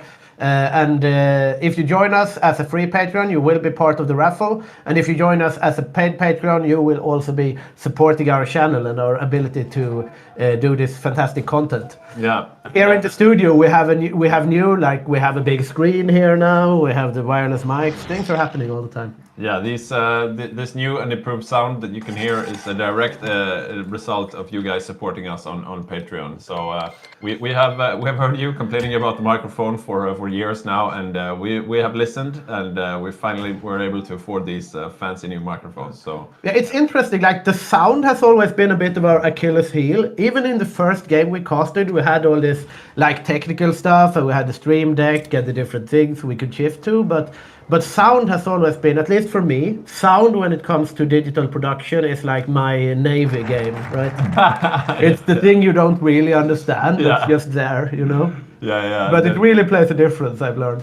Yeah, during the sound checking, since we have our technician off-site, we have done an extensive amount of sound checking, and there's been a lot of, I'm hearing an echo, why can I hear you twice, etc. But now everything seems to be working fine, and no complaints from you guys so far, which is what we want. Okay, so we have 2 people joining the raffle right now, so the win chance is 50%. Yeah. But I don't think we will do the raffle unless we get 5 people at least. So go to patreon.com/HyggeGaming, and you will be able to win 1 month SUG tier membership, as well as access to our Discord community, which is Yeah, and you can get a lot of fun things in the Discord community. You have people talking about tactics. You have like some save games, I think, have been linked, and also like good banter. People posting pictures of their naval victories and stuff. Yeah, we have a question in the chat from Omer Faruk Gunul. What kind of ships Japan is producing? And as you can see here, this is a bit unconventional. He's actually building panzer ships, which is not something we see very often in the Pacific at all. So he's building panzer ships, as well as some destroyers, and I think he's going for some carriers as well.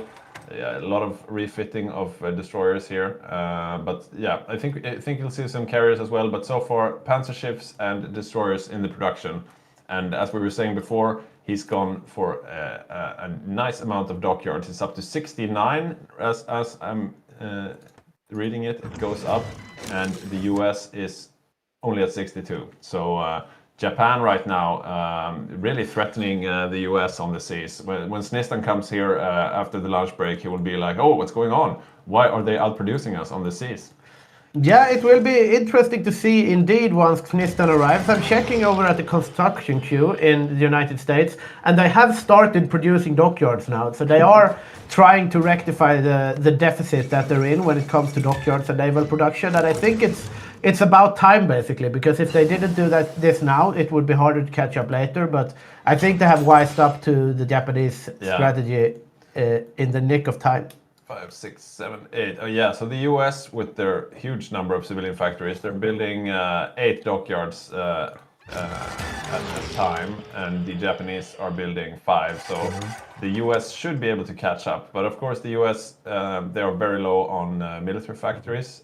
Japan starts with 118 there, and the US, they do have 100. So. And we have an interesting take here from Hearts of Iron Official, actually, in the YouTube, or the YouTube chat, rather, that the Panzer ships have increased range, right? Yeah. And I think they do. And that would be very interesting in the Pacific, because that might mean that they can reach some islands earlier, that they can use that to their advantage once they have the Tora buff, right? Because yeah. Japan always holds the edge navally until the Americans get rid of that debuff. So that might be the plan from Japan here, to go hyper aggressive. Yeah. Hearts of Iron official. That sounds very Paradox-like. Yeah, indeed it does. Indeed it does. It would be illegal otherwise to name yourself Hearts of Iron official. So very, very nice to have you guys watching the stream, and thank you so much for supporting the stream. It means a lot to a small community and channel. So cheers to you. Yeah, cheers to Paradox. Thank you so much for supporting us, and thank you so much for this amazing game that we play so much as well. Just as an aside, I'm really loving Europa Universalis as well, the new one. No, I've played it a bit. I can't really. It's so much to get into compared to Europa Universalis 4 because I haven't played Vic, so I don't know the pop thing. But I'm getting into it. I can teach you. It's quite easy once you get into it, and if you want to, you can automate everything. You can actually go in and automate every single thing, so you only click the events, and you're basically an AI country. I will get into it once I get home. Okay, so we have some analysis here coming from the Badger about North Africa, and North Africa will indeed be interesting. Just to summarize a bit, we have Folk, very dangerous player on Italy. He's going for his railway guns and stuff to try to break through. On the Allied side, the miners are left with much of the responsibility, since the UK is going fighter heavy, and so the miners will have a bunch of responsibility there. What's your take, Badger? Yeah, so I'm going to take over to my screen here and give you some quick take on North Africa. What we have seen now is the Italians are very much so ramping up the infrastructure in North Africa. You can see they have one supply hub on each tile of the front line and a level 5 railway going through the mountains to Benghazi with upgraded ports as well. So they are serious about the North Africa campaign, and they are also building air bases as we speak. So they have learned from the last game where the Germans just got stuck at the fortress with no supply, or the last 2 games actually. So this time they won't have a supply issue most likely. So it will be very interesting to see how that will play out.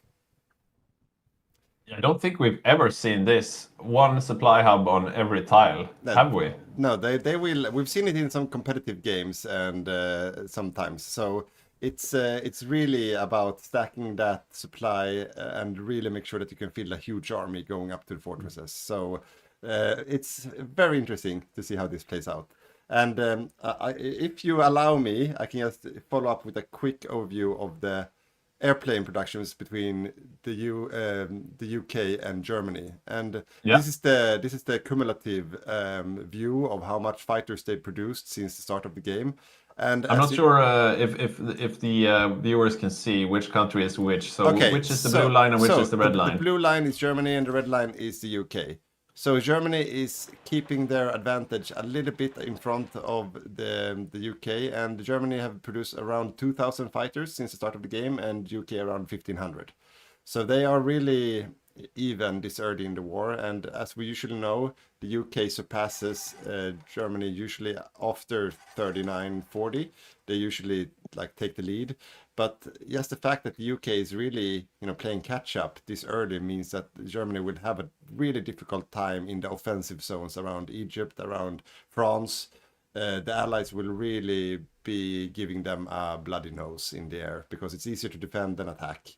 So just the fact that the UK put this much production into it is a good sign for the Allies. Interesting.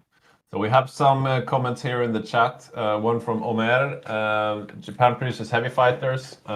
With the range bonuses, it can produce 0 and play with the numbers. Yeah, indeed. Heavy fighters are usually a common strategy in the Pacific, I think.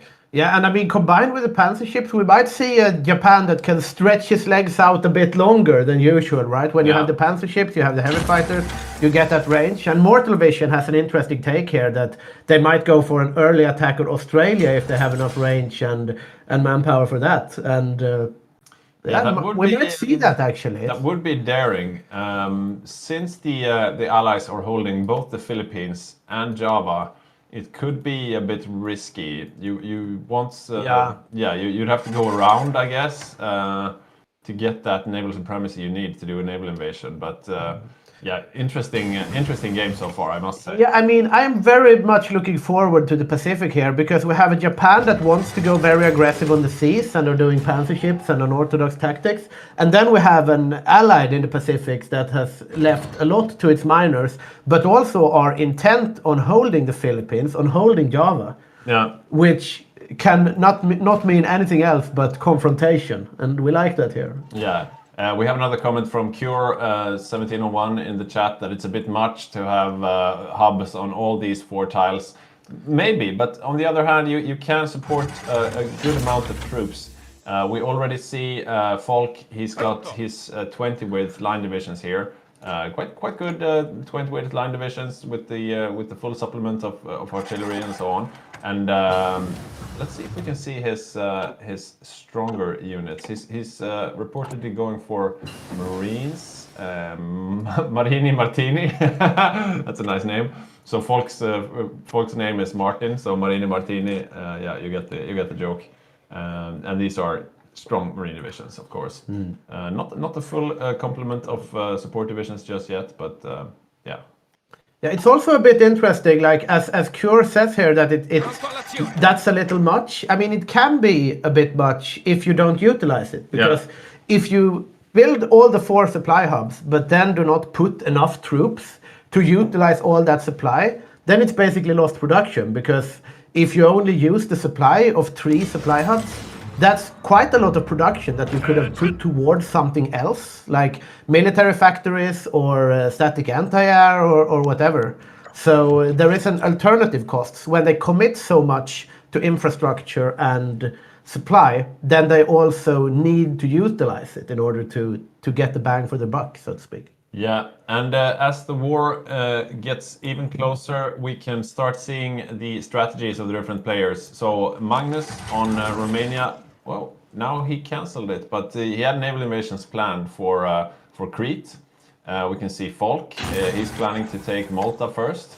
And the meta in our recent games have been to basically abandon Malta, since it's so hard to hold on to with the allies. But we do see that Gideon has 6 garrison divisions here, so he's not going without the fight. Also, we see Canada transferring some divisions here to North Africa. I just saw them on the oceans, and here they are. Still just garrison divisions, but they will probably be converted into tanks before the war starts. I would guess so, yeah.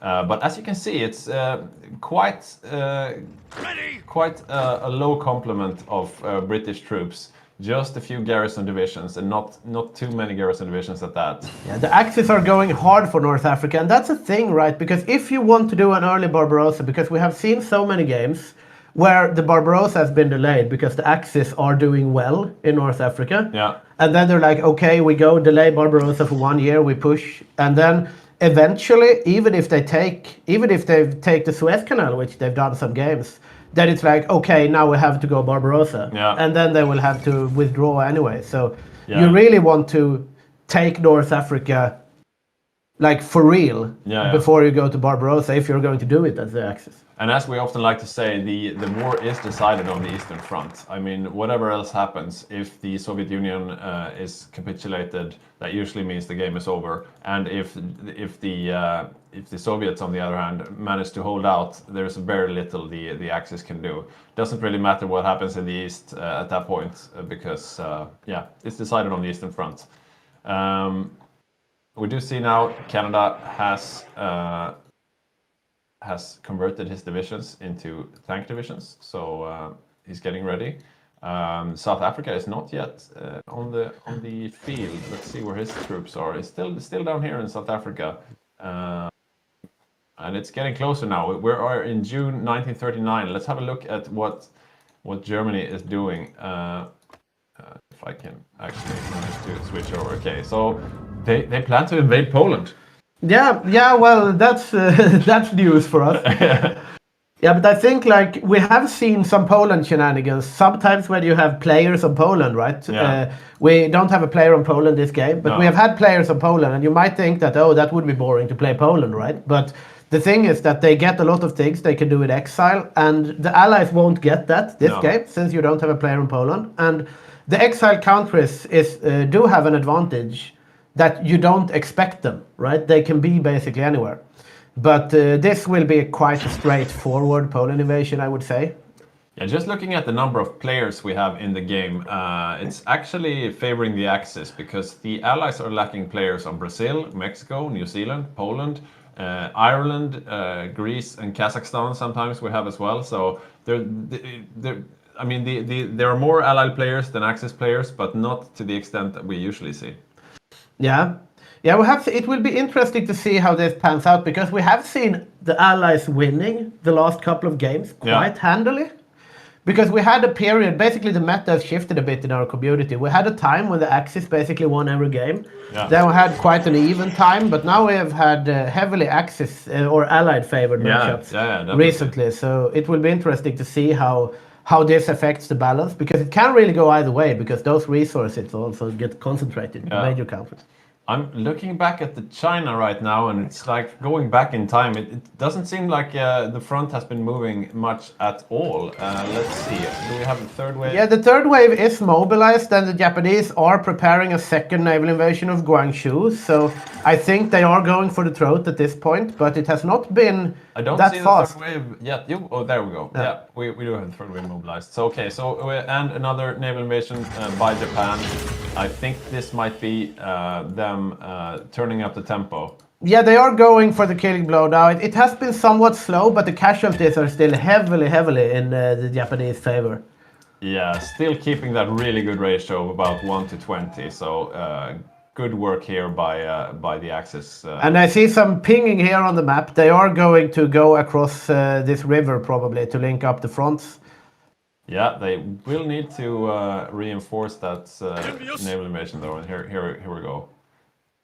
Some of them coming in. The Marines are leading the snaking now, and they're just going for it. They're going for this huge snaking. Let's see what it looks like here. We have Boppus for an interview, I think. Oh, very nice, Boppus. I don't know if I'm the Excel sheet master himself, Stalin in this game, and you can see here he is preparing to squeeze the Finns. Yeah. Okay. Boppus, how is your game so far? Greetings from the great Soviet Union. Our game is proceeding as planned. We are making friends with the nice Germans, and we're gonna kill some Finns. Excellent. I must say you have a great style going on there with the Soviet hat. Thank you very much. It's hot in China. So what's the plan for the Finnish winter war here? We can see your troops are right on the border. You have mountaineers in the north and the light tanks at Leningrad. So the plan is to advance from the south with light tanks, I think. It's Sticky that is the one proceeding. And I can't make this accent any longer. So I'll switch over to something else. I feel like a douchebag. But the plan is to go from the south with light tanks. We have some mountaineers. We're not pushing everything into the Finnish war because our main plan is to build a lot of T-34s. And almost only T-34s from the tech is coming in 36 days. Yeah, we heard this, but so far all we can see is a bunch of. I'm getting some echo here. I don't know if it's from Badger. We got some echo here, but so far all we see is a standard Boppus build with huge amounts of garrisons. It looks like a meat wall, but you're saying when the tech comes for the T-34, you'll start producing tanks? Yeah, if you look at my radios, I'm right now producing radios with 61 factories. So everything that will be needed for the army will be built by now, almost.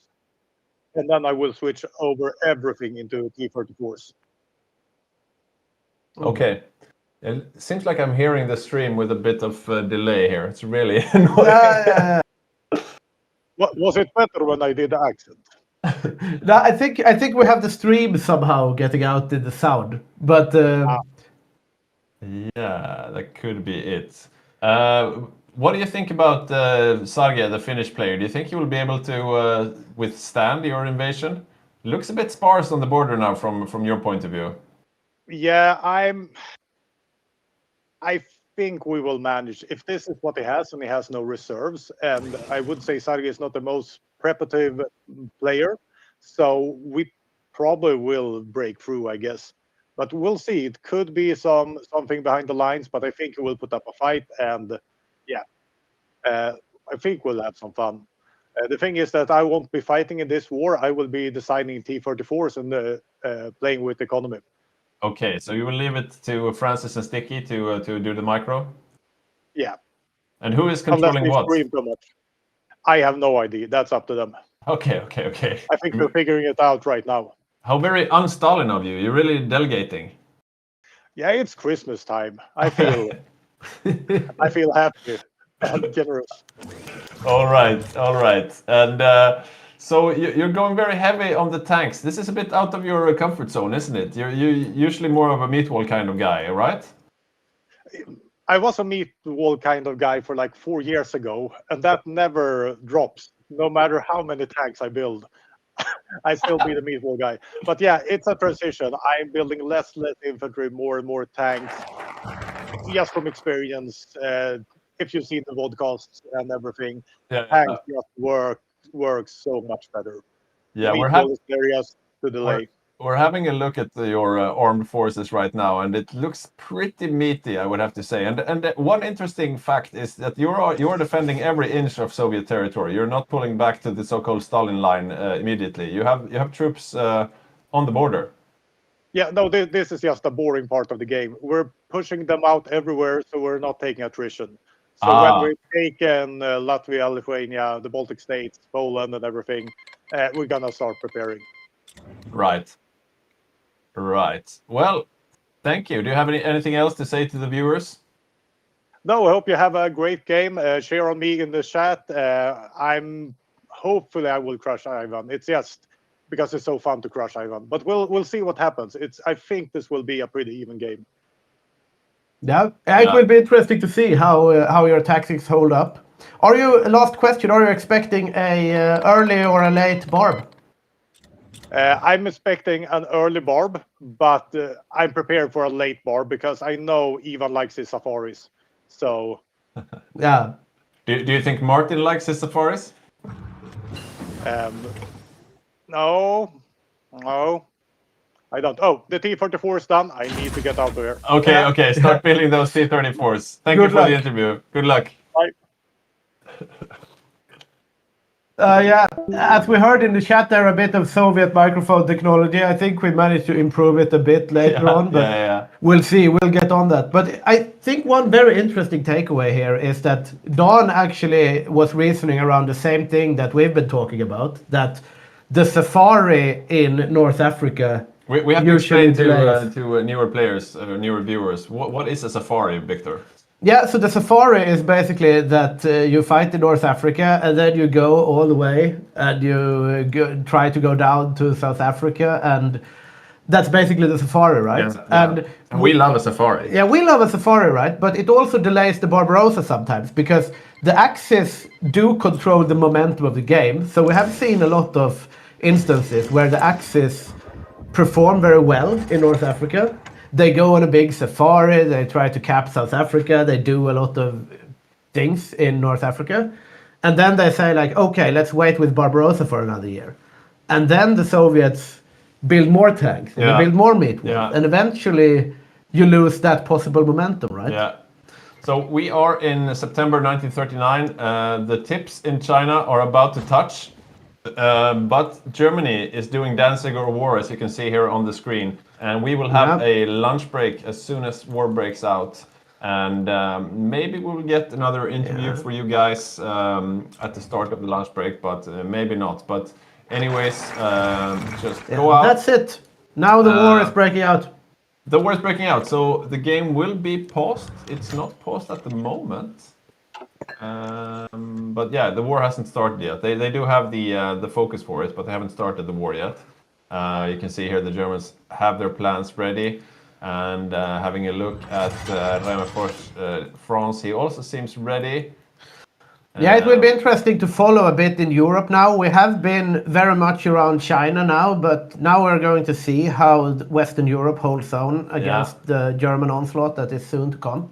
I just want to say, look here, David, our very, very new player on Albania, he's got 3 divisions out, but he's being threatened from AI, AI Greece. AI Greece is preparing to naval invade him in the south. Oh, But yeah, it looks like his capital is secure, so he should be fine.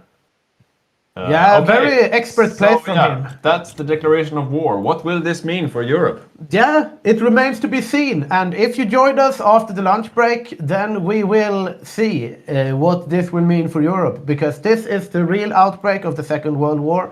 Now we will see the factions clashing against each other, and this will be the start of a lot of things happening. So it will be very interesting to see how this pans out. We have done extensive analysis, but plans rarely survive contact with the enemy. Right? Yeah, indeed. So yeah, we will go on a bit of a lunch break now, and we will be back at 1:30, 1:20 p.m. So not too long of a lunch break.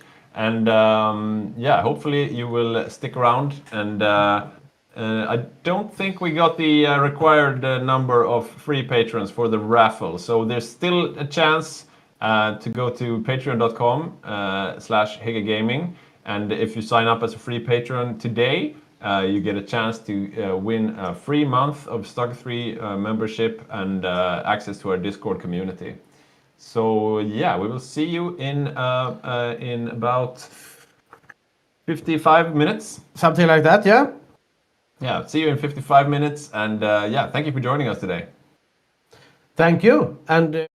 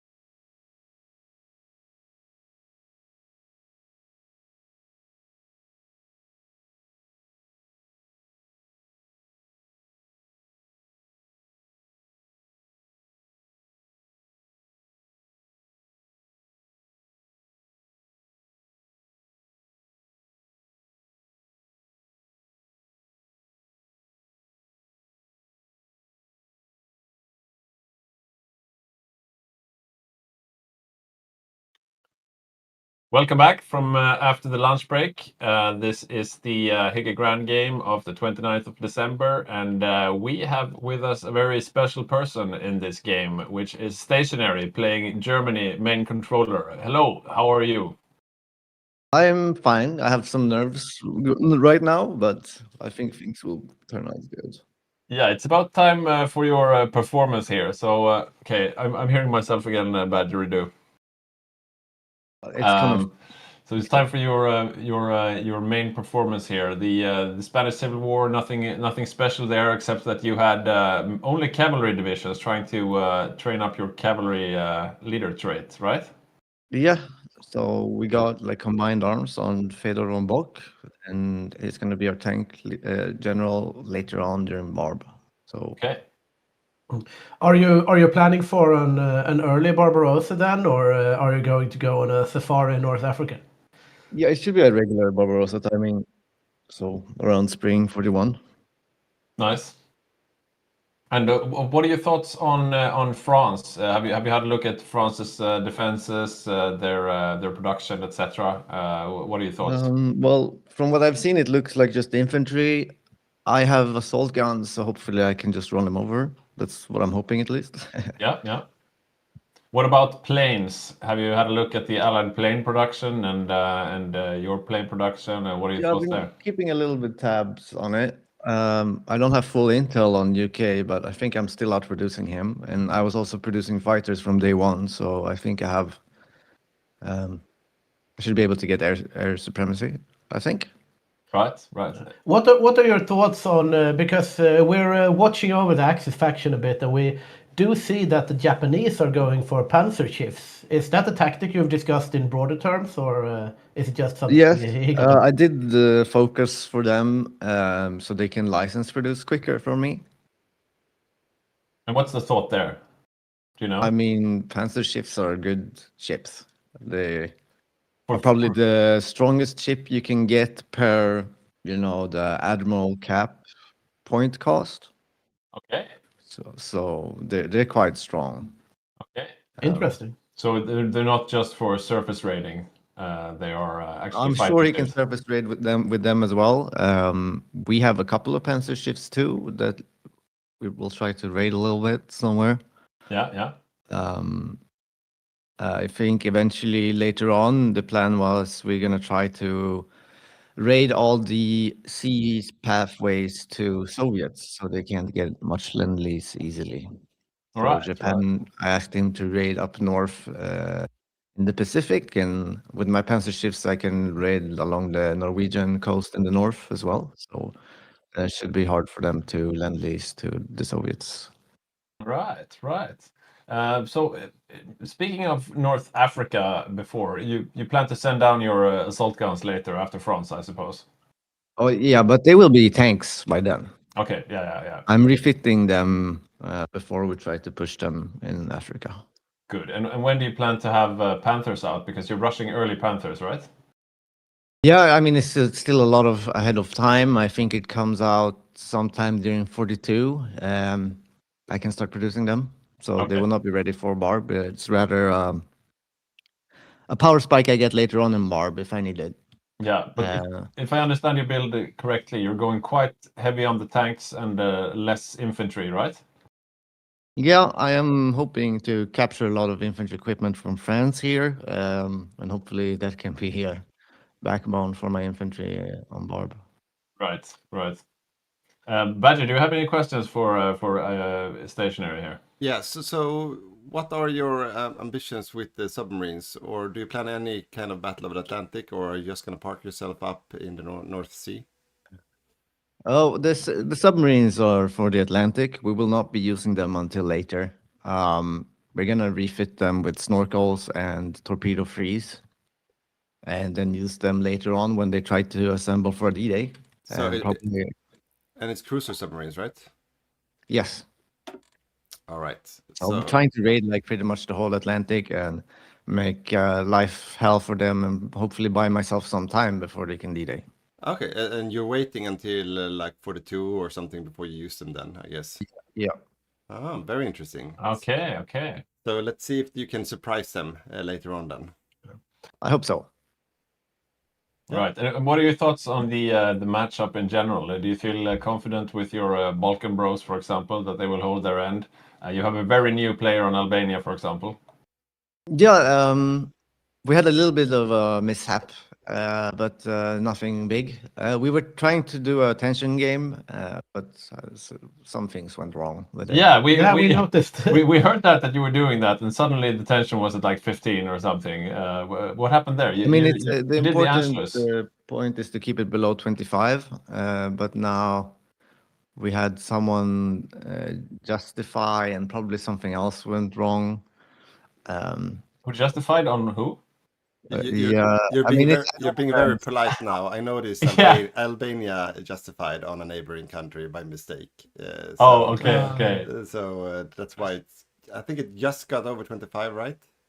Yeah, I think it was even at 26 for a little bit. Okay, but, okay. I saw that all the Strike allies one were against part. David. But They it's might- okay. The Albania player seems like he was interested in learning. We had like a little bit of a boot camp session, and he was putting up with me lecturing for him for 2 hours on how to do his build. And So, apparently I he's, still he's have not some afraid confidence to that he take will- initiative. No, He will pull through. And I mean, Romania and Hungary, both Ek and Mosberg are very trusty. Pontus as well has like usually does some funny, cool business. Yeah, he's got a really exciting build, both armored cars as line divisions and paired with paratroopers as well. Yeah, sadly, I think his armored cars will not fare very well against the Soviet tanks, and they seem to be. Last time I checked their production, it seems like they're at least matching me on tank production. So Okay. That's promising. So We will see if what you were to happens bet on the game stationary, where would you place your money? yeah, I'll bet on myself, even though I do. That's feel what we the would note like right to now, hear. and, That's what we like to hear. I'm just gonna breathe and try not to mess up, and I think the build will. Oh, there have been some questions about Spain. Will he join the war or not? We have conflicting He will join. information. He will join the war. Good. Yes. Yeah. Yes. Looking Okay. forward to that. So then we know where the D-Day will come. Perfect. Let's keep an eye out for that. Yeah. Exactly. Yeah, thank you so much. We're gonna let you get back to the invasion of Poland and France here, and we'll see how the war pans out as the game. Okay, moves thank on. you, and thanks for casting, and hi to the chat. Enjoy the game. Thank you. Thank you. So yeah, that was stationary.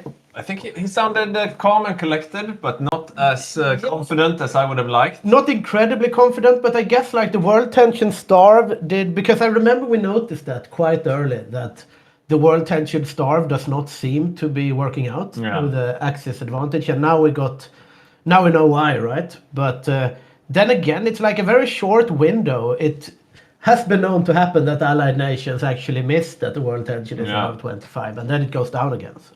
It seems you have a fan in the chat. Valdguld is saying, Victor! Yay! Hello, Valdgul.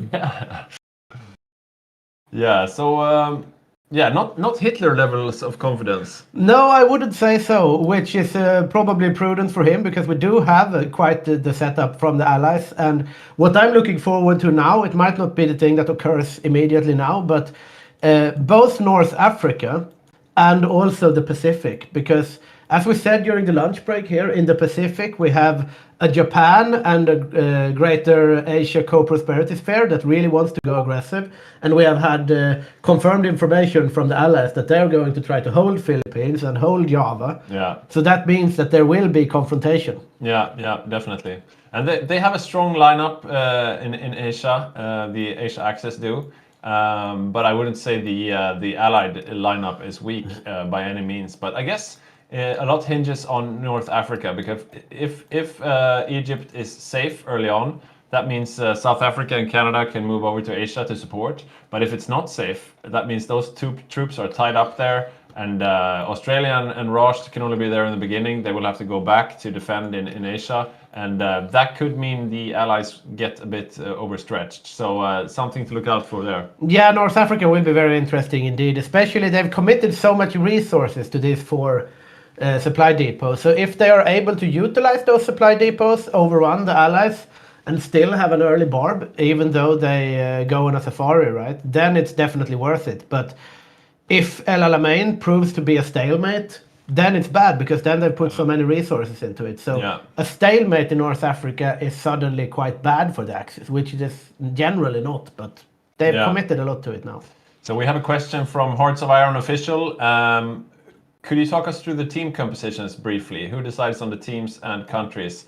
So the process is as follows: people get to vote on the countries that they would like to play, and then the central committee decides on the teams, because we really want a balanced game. We don't want a steamroll in any direction, because that doesn't make for any fun games for anyone.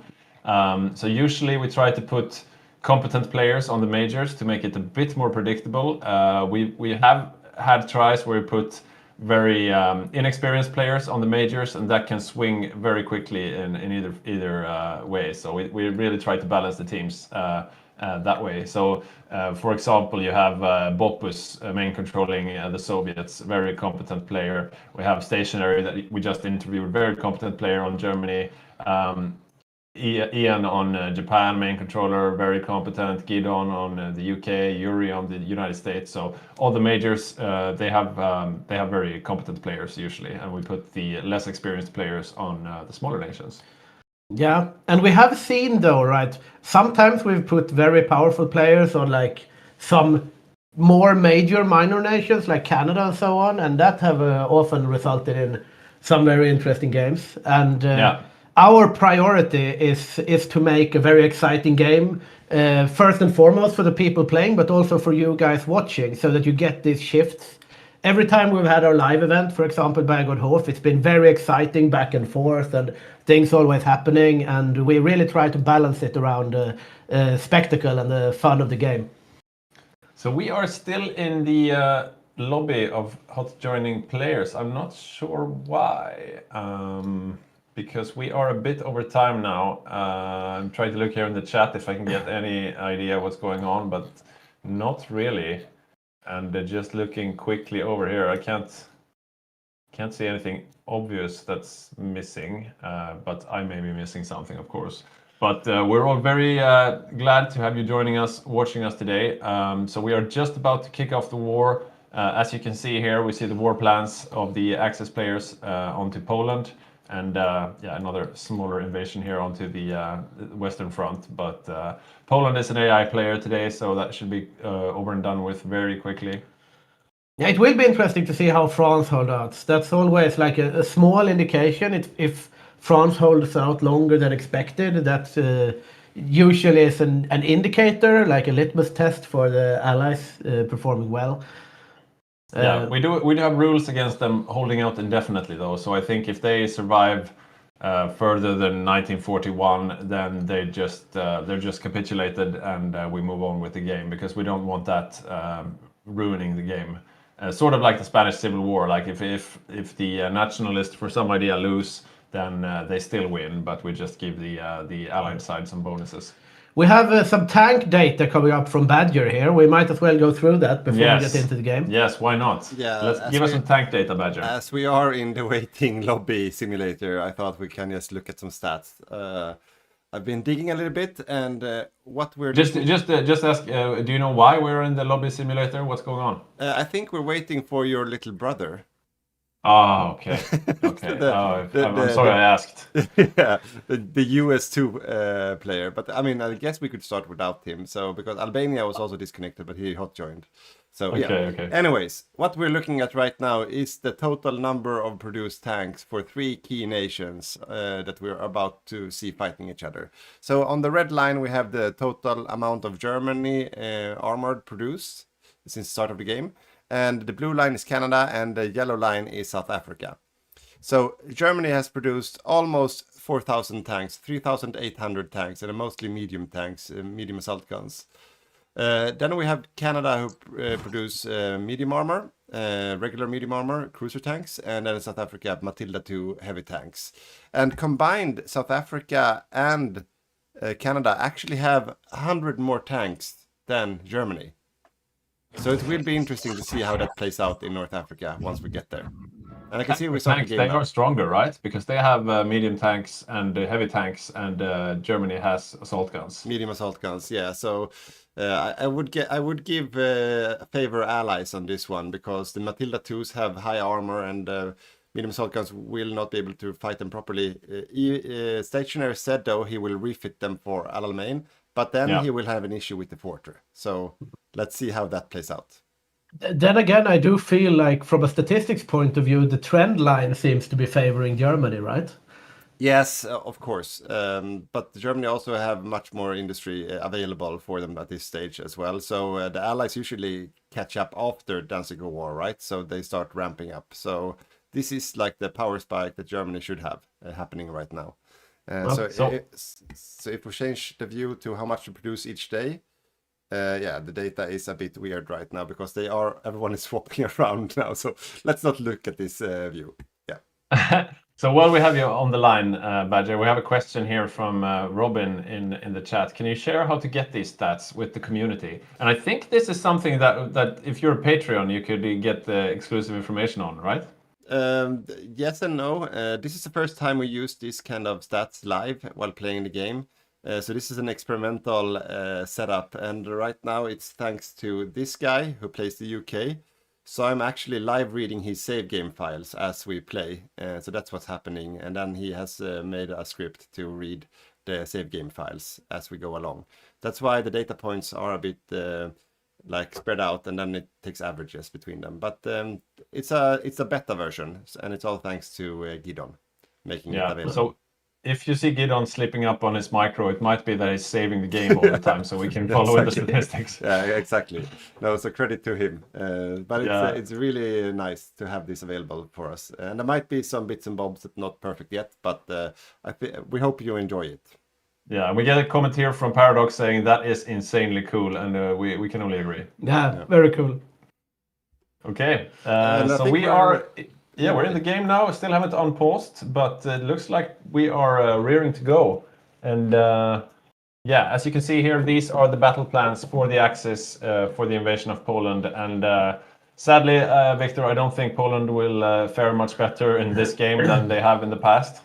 No, probably not, right? Because it's AI controlled now. We have seen, as I said before, the lunch break, that when we've had a player on Poland, we have seen some tries to do something strange, like take Königsberg or attack Hungary and stuff like that, but it has never really worked out for them. Poland is a foregone conclusion. I mean, some upsets we've seen when we've been playing, like one time the Republicans won the Spanish Civil War, and sometime Finland wins the Winter War, but Poland is going to fall. Yeah. We have a question from Mortal Vision. Where is the White Sea? Isn't it up here somewhere? Probably, right? Norwegian Sea, Barnett Sea. Northern Siberia. Okay, I'm sorry, Mortal Vision. We cannot accommodate your question right now. No, I can search in the thing. Wait. Okay, do that. Anyways, I can't find it. after Poland has fallen, the Germans will turn their eyes west, and that means the Netherlands, first and foremost, with Adam, will be first on the shopping block. And Adam, he has some token defenses here because he's not allowed to abandon the Netherlands completely in favor of the Dutch East Indies, but he will definitely fall very quickly. Remefors on France, on the other hand, he has a chance to actually resist for a while. You can see him here with 2 rows of defense against the Italians, not a bad setup. Some defenses on Paris just to protect against some paradox. But look here, on the Belgian border, he's got motorized divisions, and they're heading into Belgium right now. So he plans to actually make a stand inside of Belgium, which is not a bad move, because then you get the help of the Belgian AI as well before they capitulate. You also have some rivers here and urban tiles and nice defendable terrain, as opposed to these plains provinces in northern France. So yeah, Remefors is doing a forward defense. Does not look like he's getting any expeditionary forces from the Brits, though. They are, as we said before, going for a plane heavy build. So no, he's not going to send any actual troops to defend France. France stands alone if you don't count the Belgians, of course. Yeah, it will be interesting to see this because I mean this is not core French territory, so in some senses it will be harder to defend. But you get the rivers and you get the AI. So and we have some German armor stacked up here. The medium assault guns, I presume. Yes. I'm having a look here at those motorized divisions I was talking about. They have a 19.9 piercing. So let's compare that to the German armored divisions. Let's see these guys. 19.9, keep that in mind. Okay, so they're at 29.7 armor. So these motorized divisions will probably not be able to do much against the German assault guns. Interestingly though, he's got the assault guns on the Western Front immediately. Usually you see Germany using them for Poland first. But it looks like he will actually... Okay, so we have my younger brother, Snistan, is joining right now. Indeed, some backup for the United States there, coming straight into the game. And we will see how he fares now. They have started producing their dockyards and starting to get back a bit. We also have a little demand here for you to lower your in-game sound a bit, PT. Okay, I can do that. Give me a moment. It's in Hearts of Iron. Oh yeah, I can do it. I can do it in game, of course. There we go. Let me know. Nice. Does this sound better? I would imagine so. We also have a question from Mortal Vision here. Africa still badly defended by the UK, and I would say no. Let's have a look. Things are starting to move in here. We have 4 South African tanks and we have the Canadian tanks here. Yeah, and the Aussies have moved in as well. The Aussies and Roche, they were tasked with moving in some troops with anti-tank to be able to help defend in Egypt. And let's see. I'm just going to. Okay, yeah. So it's Skoginge playing Australia. Let's have a look at his little templates. Okay, so 12 divisions in all, and 7 of them are on the El Alamein border. And yeah, he's got some anti-tank here. I mean, looking over at the Italians, though, like the supply heavily favors the Axis at this point because of these 4 supply hubs and then the one in Tobruk. Yeah. Looking over at the Allied side, it's only the little railroad up here. Yeah. And El Alamein, okay, they have upgraded railroads, but I mean, supply is going to be fine and dandy for the Axis. Yeah, and this means that the Axis will be able to field a huge army moving into El Alamein. I'm just not sure how far these supply hubs will be able to help, but I guess they will build up the railways on the way. I guess they will try to take the Allied supply hub and then upgrade the railway. Oh, we are going right now. Indeed, we are. So Poland will fall. That's not in question. But the German tanks are already halfway through Belgium, and now they are facing up against the German. I mean the French. Oh, really? Yeah. Oh, shit, they capitulated already. Yeah, and, this means that Remmenfors motorized infantry are stranded in Belgium and there are no Belgians there to help. And the front is completely opened up here in the north. Yeah, the France forward defense in Belgium seems to have worked out not so well, actually. Not so well. We have all the way from Dunkirk to Sedan, basically. It's completely empty on the French side. Yeah, he needs to fall back. Yeah, but he's not. He's not falling back right now. We are paused again. I don't really know what's going on at this point. Yeah, we're paused again. Not sure why, but yeah, having a look here. Oh, they called in France into the war now. Oh, they didn't. Oh, okay. Yeah. So they couldn't defend Belgium. Oh, that's a disaster. They should have done that during the break. Yeah, definitely. Okay, so yeah, that explains Belgium falling so quickly. Yeah. Yeah, that's really bad. This is a slip up by the Allies, definitely. Yeah, because definitely. This was basically the entire defensive strategy of Remmenfors to be able to defend together with the Belgians. He's left his entire northern flank here undefended, and this means that the Germans can just roll in. But they don't have too much to follow up with, though. It's just the assault guns. I don't think they. Yeah, it's mostly the tanks. Like no one expected this. Like the Yeah, French they were not counting on. They were counting on Poland being done before. I mean, the bulk of the German infantry is still in Utrecht. Yeah. So. Yeah, it's not too many divisions either. I mean, look at this up here in Belgium. I mean, not too many divisions there at all. So if they want to capitalize on this huge gap in the French defenses, they better get a move on. Yeah, definitely. The French are quite close by. They could probably shore up this. We'll see. I mean, the German assault guns, it's going to make mincemeat of most of the French infantry. I don't think the French have anything to really challenge them at this point. Yeah, but still though, Remenfors is not retreating. He's standing and fighting. I mean, these guys could retreat. I guess they're waiting for the front 3 divisions to retreat as well. But yeah, no surprises up in the lowlands. Adam is going to fall quite quickly and move over to the Dutch East Indies. Yeah, interesting development. Indeed. We are still paused though, so we'll see what happens. Let's see in the chat here. Nothing new.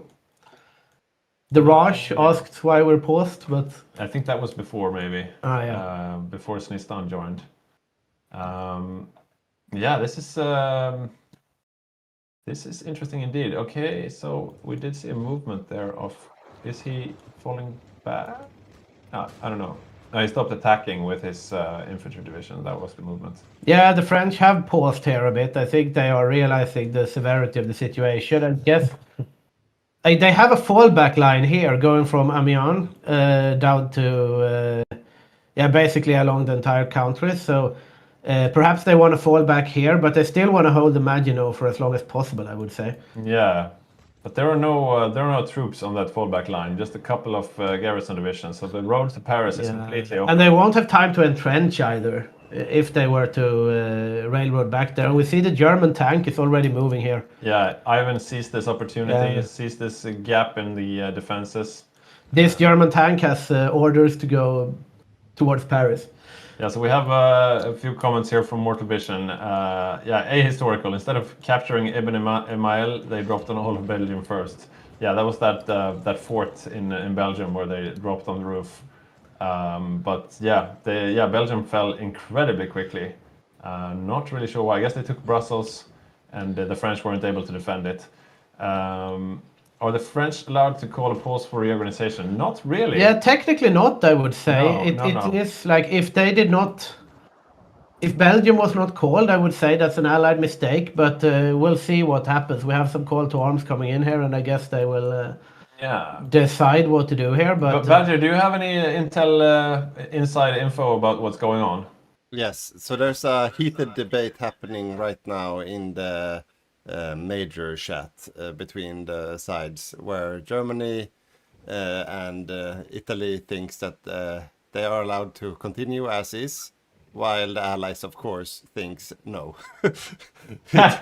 They should be able to get a little bit of respite to back off a little bit, to reorganize themselves. Because they forgot to call France into the war. Yes, that's the whole thing. So France argues that he was already entering Brussels, and then Germany says, "But I was there first," and yeah, you can. Well, he wasn't. They weren't at war, so it doesn't matter. Exactly. So so I would suggest, from my perspective, that the Axis would just pause their offensive a few days and or hours at least, to let the French reorganize a little bit to show good manners. Let's see what they come up with. I'm not a player this time, so I'm gonna let them work it out. Yeah, okay. They will have to negotiate that for themselves. But I feel like the damage is already done, right? Yeah, pretty much. Belgium is capped. The line is unraveling. So a little pause for reorganizing a fallback line would be fair, but it's not going to make a big difference in the scheme of things, I feel. Yeah, and I'm not. Yeah, I don't think Stationary, who we interviewed earlier, I don't think he will be too lenient. But maybe that would be a good sign early on to be magnanimous. Yeah, I mean, at this point, it does. I don't think it really matters either way. I mean, looking at these two assault guns here, I mean, let's say that the Germans are nice and say that, okay, we paused the offensive for 2 months and you can reorganize your new defensive line from Amiens to Reims. I mean, if they put 2 assault guns towards that garrison division, it's going to fall anyway, right? Yeah, so I think what will happen if you see that very hungry German assault tank just burning, that one will, if I would guess, he already right-clicked on Paris with that one. so I think, I mean, they have no troops to follow up with, so they would have to pause anyways. But the big issue is the cream of the French army are stuck in Belgium, and they are about to be encircled. Yeah, but the thing is, like, there is no real cream of the French army because everything is 20 width and nothing is offensive, so there's no soft attack in any division. So yeah, but it's those 20 with motorized. That's Remaforce Pride. Yeah, but they're quick, but they are like a quick moving org wall, so they won't be able to do anything. But he wants them to be in front of Paris and not encircled in Belgium, I suppose. That's very true. That's very true. Yeah. So I mean, let's see. Yeah, we're gonna have to unpause the game sooner or later. Yeah. Okay. So I'm joining the debate. Give me a second. Okay, just as Paradox Hearts of Iron official is saying, United Nations peacekeeper Badger has recommended that Axis forces take a tea break for the sake of fairness. Yeah, indeed. Let's hope Badger goes in there and solves the situation quickly, because we can't have this pause right when it's getting exciting. Yeah, definitely. Like, the war is just heating up and this happens. I mean, I guess, like, obviously, if I was France, I would have wanted to defend Brussels, but it's not that much of a disaster now. Of course, I guess these 5 motorized divisions, you would like them to not die. Yeah, it's the only thing that could defend Paris, really. Yeah, he doesn't have anything else. Most of the troops are either on the Maginot or down south. Okay, here we go. We have started again, and the game is unpaused. And the assault guns are trying to push through here. They are retreating. We have one assault gun back. It seems like the assault guns are pausing a bit. Yes, Badger? Yes, so he paused intentionally a little bit. Yeah. And now so they let them escape. Now he's going again. Okay, so they got about 10 seconds. And now he's going. So now we have the motorized divisions here at the fallback line in Paris, as the French wanted. And I think, like, because my conclusion is still that it will not make a huge difference when it comes to the push. They do the bubbles. See if they will able to encircle those 3. You can see there are 3 still in Belgium, along with 2 in. Yes, they are encircled. They have. And there they go. There they go. They got 4 of the motorized divisions out, but I mean, at this point, right, it's still green bubbles for the Axis. It's just like I said, like, they might have been able to reorganize the fallback line, but it's not like the German assault guns are not going to push through this motorized division. So 4 of those motorized that got away were standing in one tile, and they still got pushed off. So this seems to be a quick war in the West. No phony war this time. Things will be decided here very quickly, and I don't think Remaforce will be able to hold on. But now we can see the Germans are being a bit overextended. They don't have the infantry here from Poland yet, because Poland is still holding out. So they really need to wrap that up quickly. Yeah, Poland is going slower than you would expect as Germany here, because they want the infantry on the line. The advance went so quickly, and the Germans were not prepared for it either, right? Yeah. They managed to capitalize on it somewhat here, but we'll see. If the French still keep their motorized divisions, they're still quite fast. Yeah, let's have a quick look down at the French colonies, because sometimes you see some quick shenanigans onto the French colonies. We do see that Falk here on Italy is preparing to invade, but nothing too major onto French Tunis there. And of course, Spain is not in the war yet, so they can't. And that is the Netherlands gone, which means some more infantry support for Germany, because now all of these troops can be freed up to move down the front. Some more encirclement of French troops here, but nothing too out of the ordinary. They are a bit tied up here around. Oh, look at that! The French are actually invading into Germany. So and they're taking Ulm. No. It's an interesting move from the French here. They are actually marching on München. There are no Germans here to defend, but I guess this is they can't really threaten. Yeah, but they are going to have to do something. We see a little German troop encircled here. around Amiens. Oh yeah. So we actually have a German infantry division falling here due to the distraction. We have French soldiers in Innsbruck. Yeah, they are spread thin. They are spread really thin. And the AI Irish are actually landing in Antwerp. Yeah, indeed, the AI Irish have landed in the now capital of the Netherlands. They are going to get cleared out in a short manner of time, and I do think this French snake towards Regensburg and München is going to get intercepted in a quite fast as well. But the French did manage to bite back a bit, even considering their setbacks. We have 2 encircled German garrison divisions here as well. I'm looking here at the airplane map mode, and this is the result of the intense Allied plane production earlier. Completely red air for the Germans, and if Rämmerfors had just sat back and had a more defensible position, maybe he could have held on for quite some time. Yeah, I mean, we see 2 more encircled garrison divisions here from Germany. I mean, it's nothing disastrous, but München is now in French hands, for example. So the French did manage to capitalize. It's a chaotic a bit on this break. Chaotic Western Front. The thing is that the French would probably have been able to do this even if the Germans had not paused. So, yeah. But let's see now. Okay, so Poland is still holding on. There are a bunch of German infantry here that would be needed on the Western Front right now. But yeah, Paris is slowly being encroached upon. The French are holding better than I would have expected, though. Yeah, we have the Winter War breaking out. We're going to keep an eye on that. Yeah, that's probably a bit more exciting, actually. Yeah, looking over, I don't like the CISO here is only at 34%, so they are not up to. I don't think the Finns will be able to defend this. They basically have it's only 1 troop on the line. The lines are not very well organized. They should be defending between the lakes instead of along the border. Yeah, we have red bubbles all across for Finland, so we might see a quick capitulation here from Sarge. Yeah, this is looking very bad for the Finns. Like the lines are not properly organized, and we also have the CISO being way too low, so they don't get that core defense bonus. Then again, the Soviets have not pushed up a lot of like tanks and stuff here. We do see them lining up tanks along Leningrad, but that's the hardest line to defend. And here comes the tank push. And it's red bubbles for Finland, so this is looking bad. He does not have really any reserves to draw upon. Yeah, he would need to reinforce this with the 2 divisions you have like in the fallback line, but it's only Pack-Arty anyway. So yeah, Finland is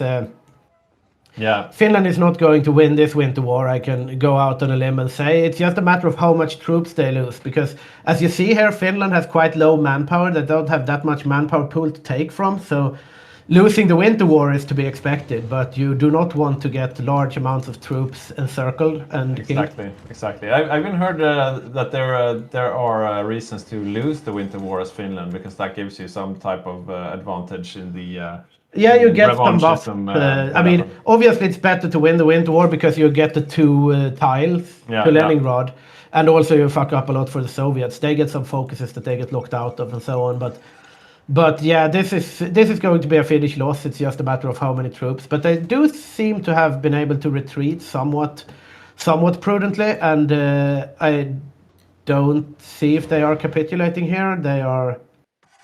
They should. Yeah, they have not taken the decision yet. I'm looking back at France right now, and we see. They are surrendering here in 4 days. Finland will have surrendered to the Soviets, and as of now, they have. No encircled divisions. They've lost 7K divisions, 7K troops. The Soviets have lost 9K. So if they manage to surrender, it's 2 days here. So it's the correct decision to surrender quickly, because he couldn't hold his front lines, and it's a foregone conclusion. Yeah. And there we have the White Peace, and a good Winter War for Finland, I would say. They lost obviously, but they even better for the Soviets, I guess. Yeah, but. I mean, as we said before, you don't expect to win the Winter War nowadays, and it's. Have a look at this. Yeah. In France, on the Western Front, Rämmerfors sent 1 lonely motorized division snaking into Germany just to be as annoying as possible, and he's almost reached Dortmund. He's cut off now, but he can still be quite annoying. Yeah, he's causing a headache, right? But now all the German troops are coming home from Poland, and they will be more than happy to shoe up these French divisions that are lost in German territory. Yeah, and all those French divisions that were invading Germany, they are now stuck in Germany, and they will probably die in Germany or go to prison camps or whatever. Yeah, I mean, this is looking like, I mean, And, was this the smart Falk move? has joined the war. Oh, look at this though. We have one German medium assault gun being encircled around the mountains of Switzerland. Ouch. That's actually quite a big boon for the French if But they manage to Will actually they manage kill to it. kill it? It's gonna be close. Yeah, it's gonna be really close actually. I think he'll save it. Oh, really? Maybe. Yeah, Yeah. he saved saved it. it just in the nick of time though. That could have been a bit sad for Germany. Scary, risky play there. But as I was saying, Italy has joined the war, Falk, and he's immediately taking French territory here in North Africa because as soon as France capitulates, this will all go to Vichy France, and Vichy France is neutral in the beginning. So if, as the Axis, you want this territory early on, you should really capture it now. And Remeforge on France, it seems like he's left it all undefended. Yeah, we have some. The Italians are moving up to the front here at El Alamein. I'm interested to see. Will be interesting to see the supply situation. They have gotten the little supply hub here at Matrou, and I would imagine that they're going to link this up with a railway rather soon.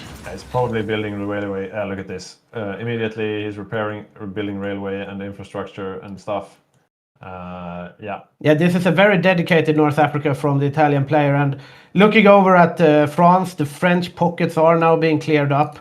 Looking at the losses, we do see the Germans actually lose 160,000 troops in the invasion of France. Oh, wow. That's not generally something you want to see, but it's mostly garrison divisions and some infantry. Yeah, that was quite recent because the first time I looked, they hadn't lost anything near that amount. So yeah, looking quite respectable still for Remeforge. It seems like he weakened the defenses in the south to be able to hold off the Germans a bit longer, but now things are I wonder if this is the right decision though, because I mean, Paris has not fallen yet. Yeah. So all of these French troops are just going to be cleaned out before France capitulates. Yeah. So he will lose a lot of troops due to his daring activities as well, but We just got a pop-up there from Asia, and it's easy to forget about Asia. Let's have a quick look at the China War. And yeah, it's not going quickly. We are in 1940 now, and they still haven't finished up China. We see a big pocket of troops here down in the south, though. And, yeah. I mean, looking at the... I'm gonna have a look at the surrender limit.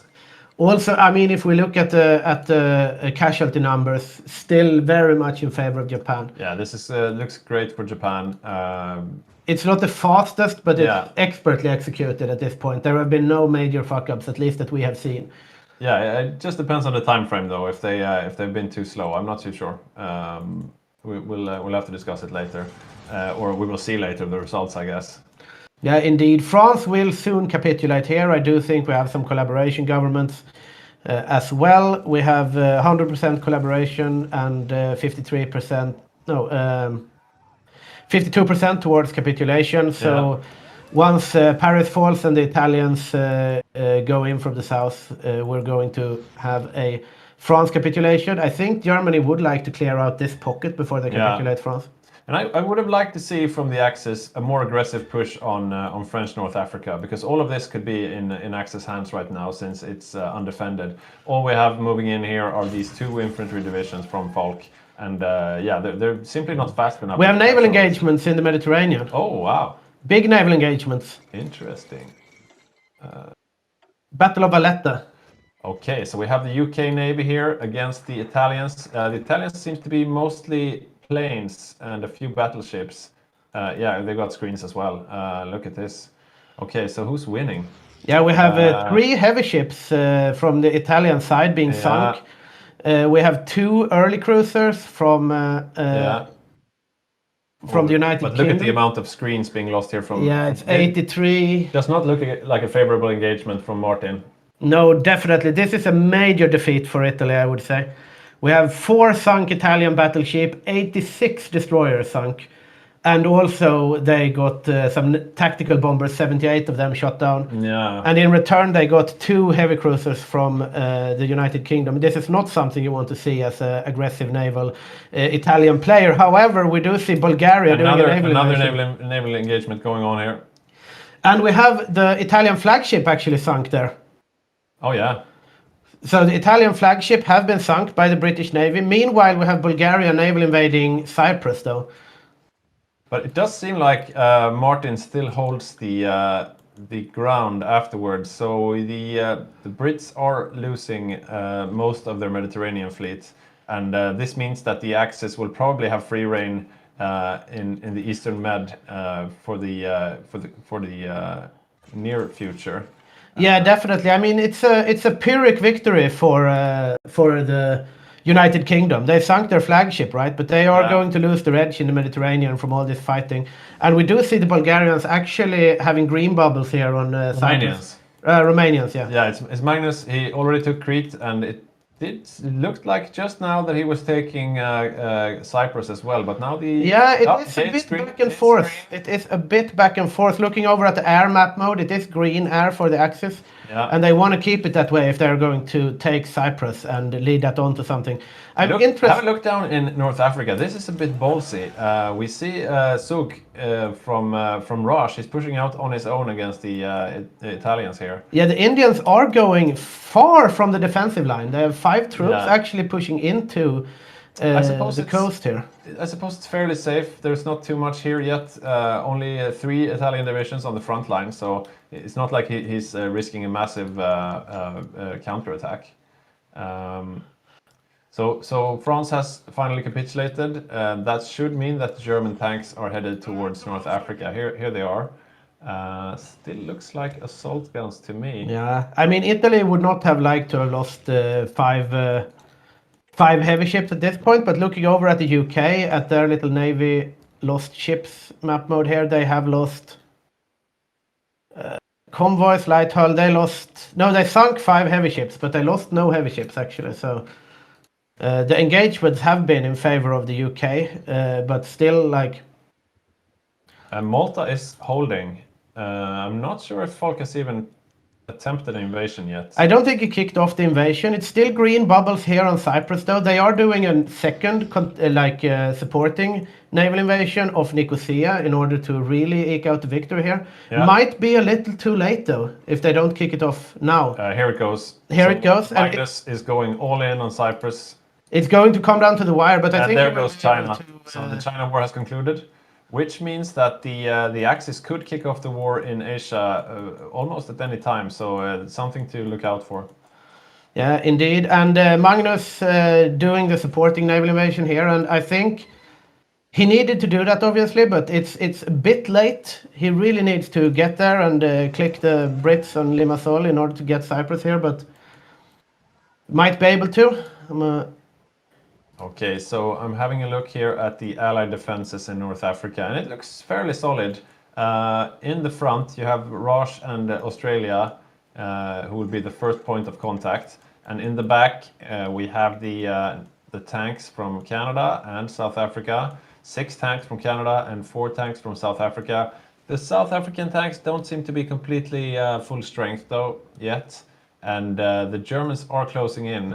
We saw them ferrying across just now. Oh, look at this! Free France. Why does France have offensive battle plans? Oh, they actually had reinforced the second tile in Cyprus here, so I don't think Magnus will be able to land his supportive invasion.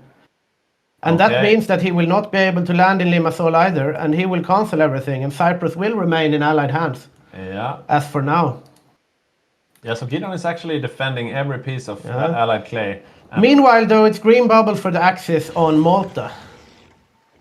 Yeah, here is the naval invasion finally popping off for Falk here.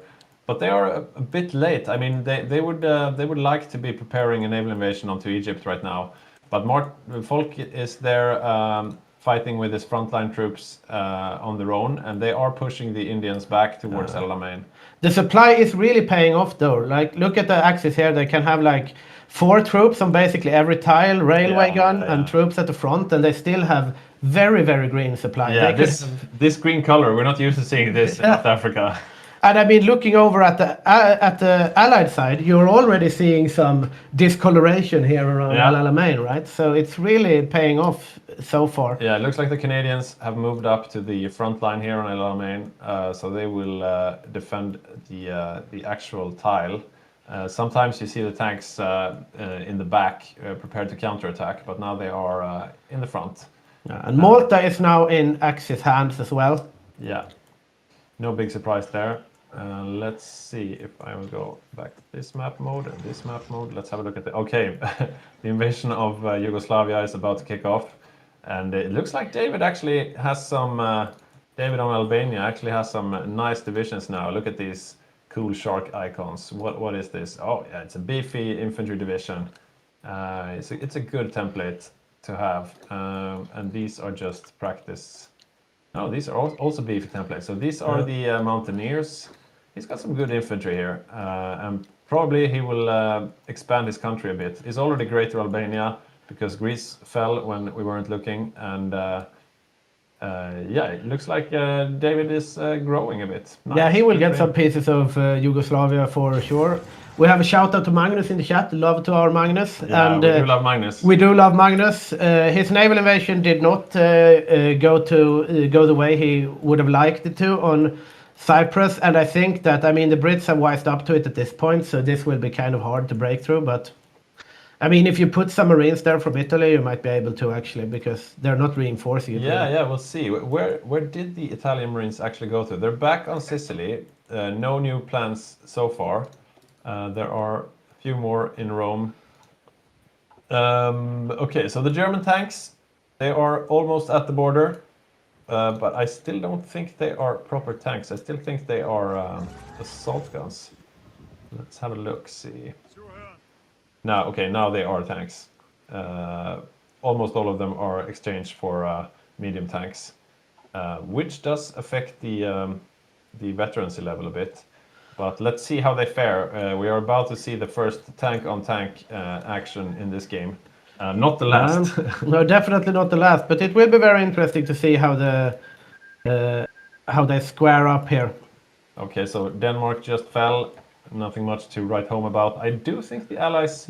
Magnus is trying again here, though. Now he's synchronizing his Okay, naval invasions a bit better. Let's have a look from Magnus' perspective here. Okay, only a red bubble so far, but he is attacking the rear tile as well. I mean, it's still the same troops as last time, and he's still attacking with the same troops as last time, but now their air is red. Yeah, So the air is red. it shouldn't go better, if I put it that way. The Brits have 1,000 fighters over the Eastern Med, so he's really fighting at a disadvantage there. Yeah, I mean, because it's the same troops garrisoning. He's attacking with the same troops, but now he lacks air superiority. So there is nothing that would indicate that he's going to be able to take Cyprus this time, right? Yeah. It doesn't look like the Germans will attack immediately. They are moving up slowly. Let's see what happens in Norway, because Denmark has already fallen, and we do see here naval invasion plan for Oslo. Sometimes we see the Allies defending northern Norway, because it's quite easy to get a foothold up here in Narvik and then just stay there basically. So let's see if that's something they choose to do. You can, of course, do it later as well, do a naval invasion and just hold on to it. It's always a bit annoying for the Axis, and you threaten Finland from the north as well. This is interesting. Looking at supply map mode here in North Africa, we do see some discoloration at the very front, but I mean, there is a lot of Axis troops that are able to be supplied by this house. Yeah. And we have this railway cannon that we talked about earlier as well. It seems like the German tanks are now moving. We do have a comment here from Badger. We saw some naval action, and I'm sure he wants to comment on that. Definitely. Yeah, all right. So what happened, for those of you who saw it in the Mediterranean, was that the Italian fleet got a very bloody nose the first battle and lost roughly 75 destroyers and I think it was 5 battleships as well. And then in the second battle, they reinforced with a lot of crap, but took the UK by surprise and won the second battle, which so the UK lost quite a few light cruisers and some other support ships.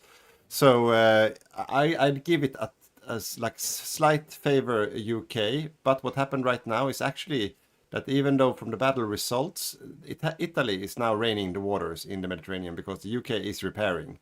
And Yeah, so short-term advantage for the Axis. Short-term I see- advantage at the high price, Axis advantage. But what's interesting is that the real punch is coming from Italy in 41 because he has 8 super nice new battleships about to be ready in January 41. And then the UK doesn't really have anything to answer for this. They will have to double stack with their home fleet and their Mediterranean fleet if they are to fight that off, because they are geared towards fighting off the navs, and they won't be able to fight those new battleships, is my take on it. So very interesting to see what happens in 41. And while we have you on the line, what do you think about the situation in El Alamein? So I think that, I mean, in our rule set or in our mod right now, you can't remove entrenchment or planning bonus with spies, so it's really difficult to punch through the fortress. I think it was a mistake of the Germans to refit their tanks into medium tanks. I think they should have gone with assault guns just to bust through the forts, because Allied have air favor in this zone, and so I don't think the Axis will be able to challenge them enough in the air to be able to punch through the fortress line. And there's no, there are some railway arty, but I'd be surprised if they can punch through that well-defended line, to be honest. Yeah. Even though they have... And it doesn't look like they are in a hurry either. They're not even up to the line yet. I'm not really sure what they're waiting for. Yeah, so we have 10 Allied tanks versus 8 German tanks. Yeah. So even though the German tanks are better right now, I'd say, it's not enough, and they don't have the air support to take that head on and remove all the fortress bonuses as well. So it does seem like the Axis are a bit unsure of what to do. I mean, they just finished up Yugoslavia, and here comes the invasion of Norway, but that's just a bit of AI bashing. But let's see, my keyboard is a bit messing with me. Okay, I mean, Falk is not using his marines at the moment. They are standing on Sicily, not doing anything, leaving Cyprus for Magnus. But Magnus is not able to break through there with the air superiority being in question. But it looks like the Germans have actually sent down a bunch of fighters. So we have 2,500 fighters from the Germans fighting against 1,000 fighters from the Brits. Yeah, but even if they regain air superiority over the central med, it's still the same problem, right? As we had before, that Magnus has the same amount of divisions and the Brits have the same amount of divisions. Maybe if he synchronizes better, he could like eke out the victory, but it's like they need to do something more drastic than that in order to change the pace. Yeah, it seems like they are hoping for the situation in the skies to change, and I'm not sure if it will. Let's have a look here. Can we see who's losing? I mean, the Axis at this point have quite a lot more planes in the air, but they still don't have the superiority. Yeah, it's still on yellow, and they're holding off on the invasion for now.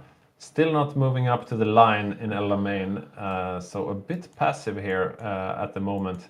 I wonder if they're waiting for reinforcement from the Balkan boroughs, but so far nothing like that going on. Let's have a look over in Asia. Nothing here too we much see happening. the beautiful big Manchu. Very big Manchu. So Rosen on Manchu, he's gotten his every wish fulfilled, and he has all these factories and resources of China at his disposal. Let's go over to his point of view. Just having a look at his manpower, 5.6 million. It's a bit. Yeah, and the Japanese are doing continuous focus at this point, so they are not really making their way towards any more war incursions. They are doing factory retooling in order to improve production efficiency and building up. They could technically strike the west, not quite yet, but rather soon. Yeah, what do they actually need? They need to be in January 1941. Strike the West. So I guess that's the earliest. So they that we need will see them Landward go. Trust or Pacific Strategy. Yeah. So if they pick Pacific Strategy, then they can strike the West. But now they are doing the factory retooling in order to get their production efficiency up, which is reasonable considering they have only 21% production efficiency on their anti-air 2 here. Yeah. Let's have a quick look at the, let's see, first Siam and Morton. Morton is still just on one division. It looks like a pretty cool division though. Okay, Yeah, so we yeah. have the elephants. Excellent. So the elephant infantry, a few patches ago, they were actually ridiculously strong, and they were the best divisions in the game. I'm not so sure how they will do now, but he's going for elephants, and I can definitely respect that. One division though won't make much difference. Let's see how much he has in production. Okay, so a few more, all elephants all the time. So 6 more elephant divisions in production. Okay, yeah, fair enough. Fair enough. I feel that the Germans are taking it quite slow in Norway as well. Yeah, I'm just having a look here at India and Suk, and it looks like he has most of his troops up in North Africa. Yeah. Yeah, there is not much happening. Just 10 divisions back in India, but most of his troops are in North Africa, and it looks really hard for the Germans to crack this. Yeah, and I mean, this is like we were saying before. Like now we might see a delay of Barbarossa because they have committed so much here. They built 4 supply hubs. The Germans refitted their tanks just to go for a North Africa push. Yeah. And then the push takes longer and it delays everything and they lose momentum. It's they need to do something here. Then again, they don't want to do something that's bad. So Suddenly, I don't see any fighters at all, basically, in the Eastern Med. This is a bit weird. I guess, yeah, okay, so they're fighting in Egypt now, trying to get air superiority there. So none of the sides are actually contesting the air superiority in the Eastern Med right now, and Magnus has not given up. You can see him here now, supplementing with the 3rd naval invasion. The 3rd naval invasion of Cyprus might be successful with the 2 previous ones. yeah, I mean, at some point. We do have a question here in the chat, a bit old. Segel99, does this use the new doctrine system yet? We are not using the latest DLC, so if there are doctrines Yeah, but the new doctrine system, like... no, this is the old one. It's the one that's always been, right? We have the new doctrine system, like the Special Forces doctrine. It depends on what you mean with new, but we're not using the latest DLC, but everything else we're using, basically. Okay, so a big air war now over Egypt. And yeah, the Germans are ahead in numbers, but I don't know. It looks like the Allies are trading. It's still hotly contested. You have more anti-air guns on the Allied side. So those 200-something planes that the Axis have an advantage are getting countered by the anti-air guns from the Allied side. Yeah, I'm trying to see here if we can see the losses. Yeah, you can see here who is being shot down, and yeah, the Allies are trading favorably right now. Yeah, not looking good for the Germans. They will not sustain this for long, and they will probably give up and do something else. Yeah, they're evening it out a bit, like it's going a bit back and forth, but I mean at this point, because the Allies have the static anti-air, right? Yeah. So eventually they're going to have to retreat, right, if they don't want to lose too many. Okay, so we see the Germans finally moving up to the border, and something we often see here is the Allies pushing them back by just right-clicking them. But here we see Ivan is trying to break through. They are doing a probing attack here. It's no chance. Yeah, no green bubbles there. Martin is not moving his infantry up. Maybe they don't have supply for it. The air superiority is going up to yellow again for the Axis. They are really committing to this. But they I don't really need that green air to make the difference here. But yeah, we'll see now. Magnus is once again trying for Cyprus, but all the air is in Egypt.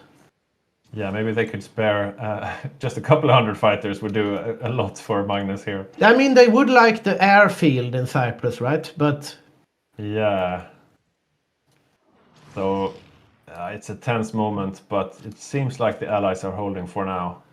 Yeah, it does not seem to be landing here. And we are only halfway through 1940, so we won't. But there are basically no planes in the Eastern Med. Yeah. But if the Axis just moved a little over here, and they could, Yeah, just a couple of hundred. they could help Magnus out, but They are not. And okay, so Falk has moved his infantry up to the front lines. Let's see, are they able to supply this?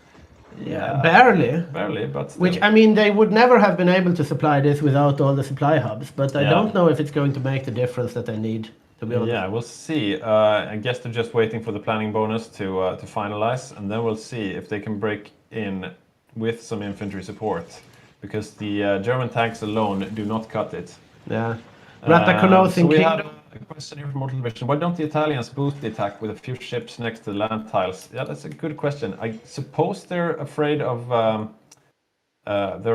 the Allied navies, because while they did damage the British Navy, the Italians also suffered heavy casualties, so they're probably repairing as well. And yeah, it's always dangerous with naval bombers and the like. Okay, so here we see another attack. Yeah, they are probing, but this is not looking good for them. Then again, now the Allies are actually attacking that tile. And they will de-org, so if they do a counter push here, they might be able to do this something. is a bit risky from the Allies, but Yeah, it looks like they are holding just fine. I wonder if they're going to try something here. It is Okay, now... so seems like Stationary is trying to cycle the attacks. So this is a strategy to not let the troops regain organization. You see he's attacking with 4 tanks. And Might work, he has more troops, like now he has the infantry support, so... yeah, so they're cycling the But- attacks. And you don't can know. see here, the Allies, the troops are retreating one by one. Yeah, but how long will they be able to cycle this? They still don't have the air superiority needed. Yeah. And they are being interrupted by the Canadians from the south here. Seth is interrupting. So as we were saying before, the Allied commander for North Africa and the Mediterranean is South Africa, being played by Yugis. And so far he's doing a good job, I would say. Let's have a look at the air map mode again. Yeah, he is holding. They are Okay, keeping... look at this. Oh?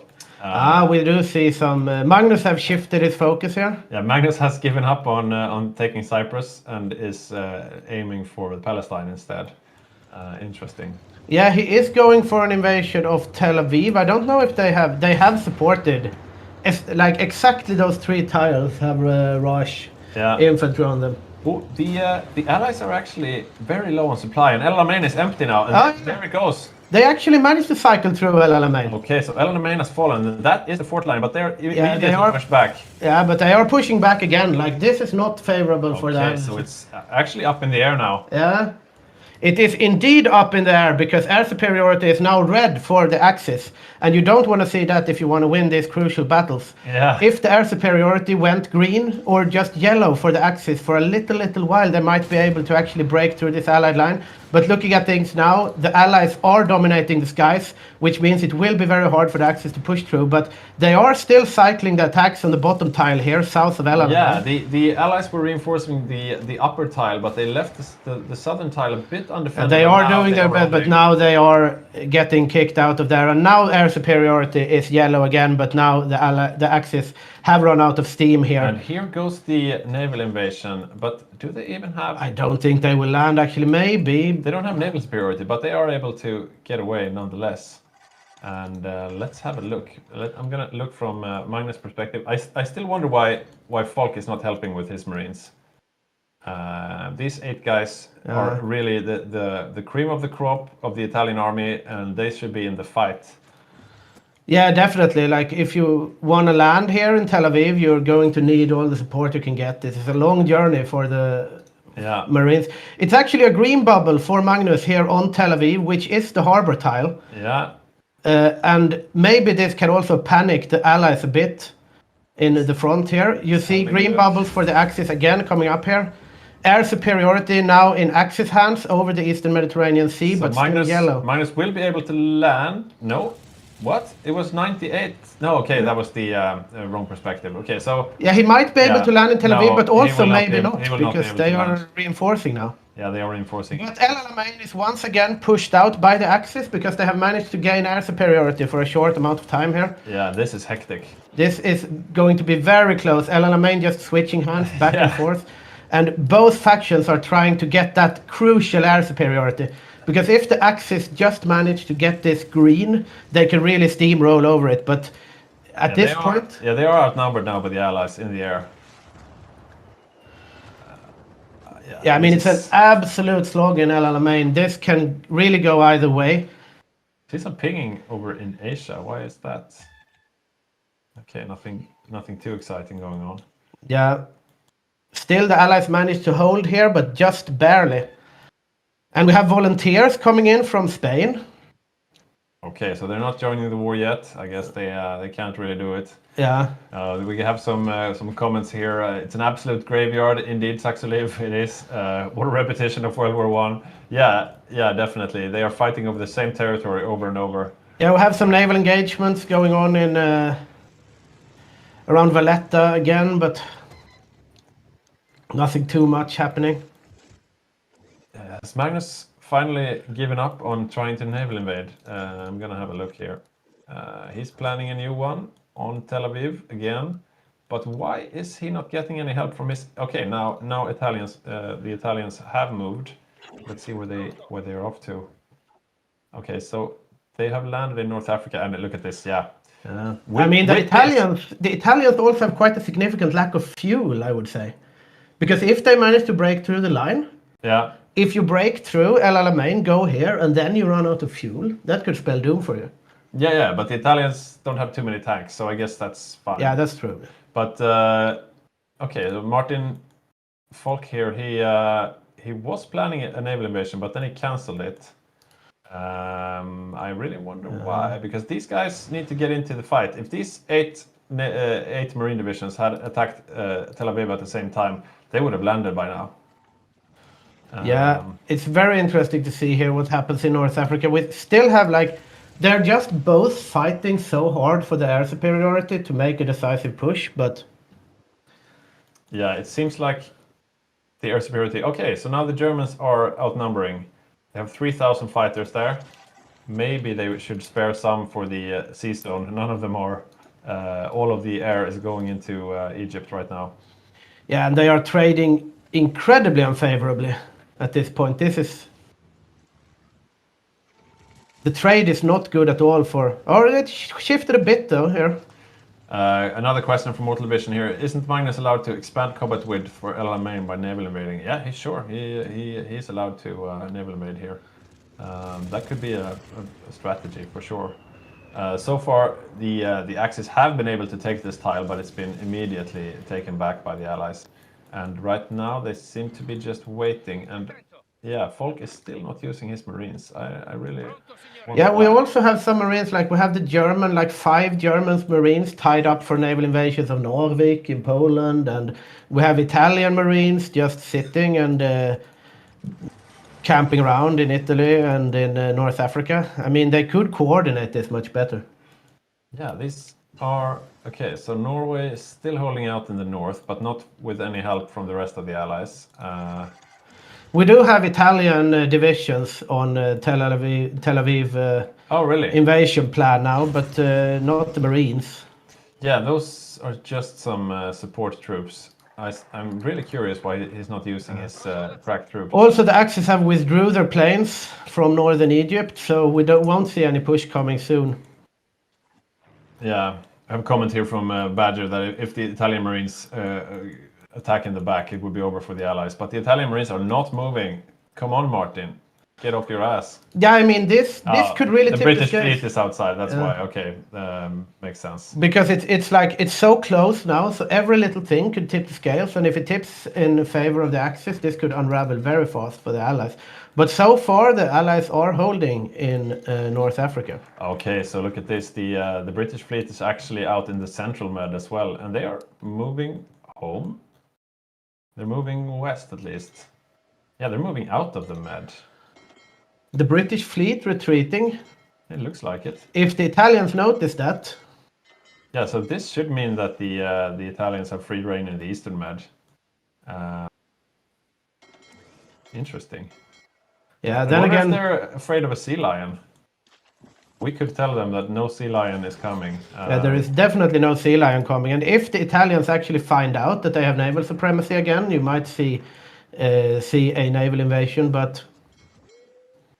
I mean, they should notice at some point, right? They should be able to kick off now. There are some Allied submarines in the Med causing havoc, and I saw before that the Italian. The Axis are once again committing for northern Egypt. They put 3,000 fighters and 200 bombers. Okay, So they are going to give the Allies a run for their money in the air once again, but they never can get past that crucial air superiority threshold. They can only get yellow air thus far, and they are trading unfavorably every time they do so. Yeah, yellow air is better than red air, but it does not look like it is. And now they're going to start attack cycling a bit here again. Okay, so finally a green bubble here for the Axis, but it's on defense. Yeah, it is on defense, but I mean, they did manage to cycle the Allies out of El Alamein before, and they should be able to again with yellow air superiority. Like we were saying before, if the factors don't change, you will have pretty much the same results. If you have the same divisions and you still have yellow air, they should be able to push the Allies out of El Alamein for like one push. But then they need to capitalize on that. They need to kick off these naval invasions like now to distract the Allies, to get something going on in the back, right? It looks like Falk retrained his infantry, so they are all anti-tank infantry now. Not too heavy on. We had a small yellow bubble there for the Axis. They should be able to cycle this out. You see El Alamein troops actually retreating now on the Allied side. Yeah. And now it's a green bubble for the Axis again. So they might be able to take El Alamein, but they really need to capitalize on it. That's the thing. If they just instantly get pushed out and get red air, then they just lose things, right? They just lose planes, they lose manpower, and they lose equipment for nothing, basically. And at this point, it's a battle against the clock. On several fronts. Okay, we see the naval invasion is now kicking off, and now they are actually synchronized. So now they will get El Alamein at the same time as the naval invasion land, and while they have yellow air. I don't think the Axis is going to get a chance better than this to dislodge the Allies. Fox Marines are still not joining. Yeah, which they should, because if they join now, it would be over. But we see now both the tiles below Tel Aviv are going to have Axis landings from Magnus. Yeah, the question is, will he be able to get the port with them? Yeah, that's the thing. I mean, he could like try to move towards Port Said maybe, but they would need more support for this. They have the green air over Eastern Med now, but that's... Okay, so the first of the Romanians have landed. Yeah, but they are dead. Yeah, they are dead or dying. And the Allies do have major supply issues now around El Alamein. Yeah. So, I mean, they should be able to push them out of El Alamein here. And if they manage to capitalize on that, they could do something, but... Okay, so the Italian Marines are actually moving over towards the front. I guess that means that the supply situation is good enough that he can stack even more troops over there. And they do have a green bubble on El Alamein, so maybe they can do this with just force of will and bashing their head against this desert wall. I mean, they have taken El Alamein before, right? They can take it again, but the thing is that... Then what? Yeah. Right? Because... They have the supply hubs, they have so much armies at the front, right? Yeah. So they can just cycle attack, never let them reorg and just push out the... But have a look at these Allied forces. Looking at the Australians, they are under strength. They don't have enough equipment to fight this fight. And now the same goes for the Canadians and the South Africans. They do not have the strength, actually. It looks like they actually might be able to hold El Alamein this time, and that might spell doom for the Allies, even though they do not succeed with their naval invasions. If they get up to Alexandria and Port Said, we are going to see an Axis win, at least for the first battle here of El Alamein. And there's no reinforcements for the Allies. I'm looking from the Allied perspective right now, and as you can see, there's not much back here to help defend once they break through the front lines. And they are in El Alamein, and they are pushing out of there. Yeah, indeed they are. We do have Badger here saying as a bigger picture analysis. We should see this exciting battle first and see where this pans out. But yes, I have some news from the statistics. But okay, go ahead. Okay, so just a very quick. No, okay, they just broke through another tile. Let's save it a few minutes. We'll save the bigger picture and focus in on the local picture. Soon it will be statistics, but as of now we are looking at the small data points and. So even though they have yellow air superiority here, the Axis, and they are trading very unfavorably. So they are not just pulling back to the Nile, they are pulling out of Egypt altogether. Look at this, the South Africans are actually pushing down to the secondary line of defense down here in Luxor. So they are. What is Hughes abandoning the rest of the allies?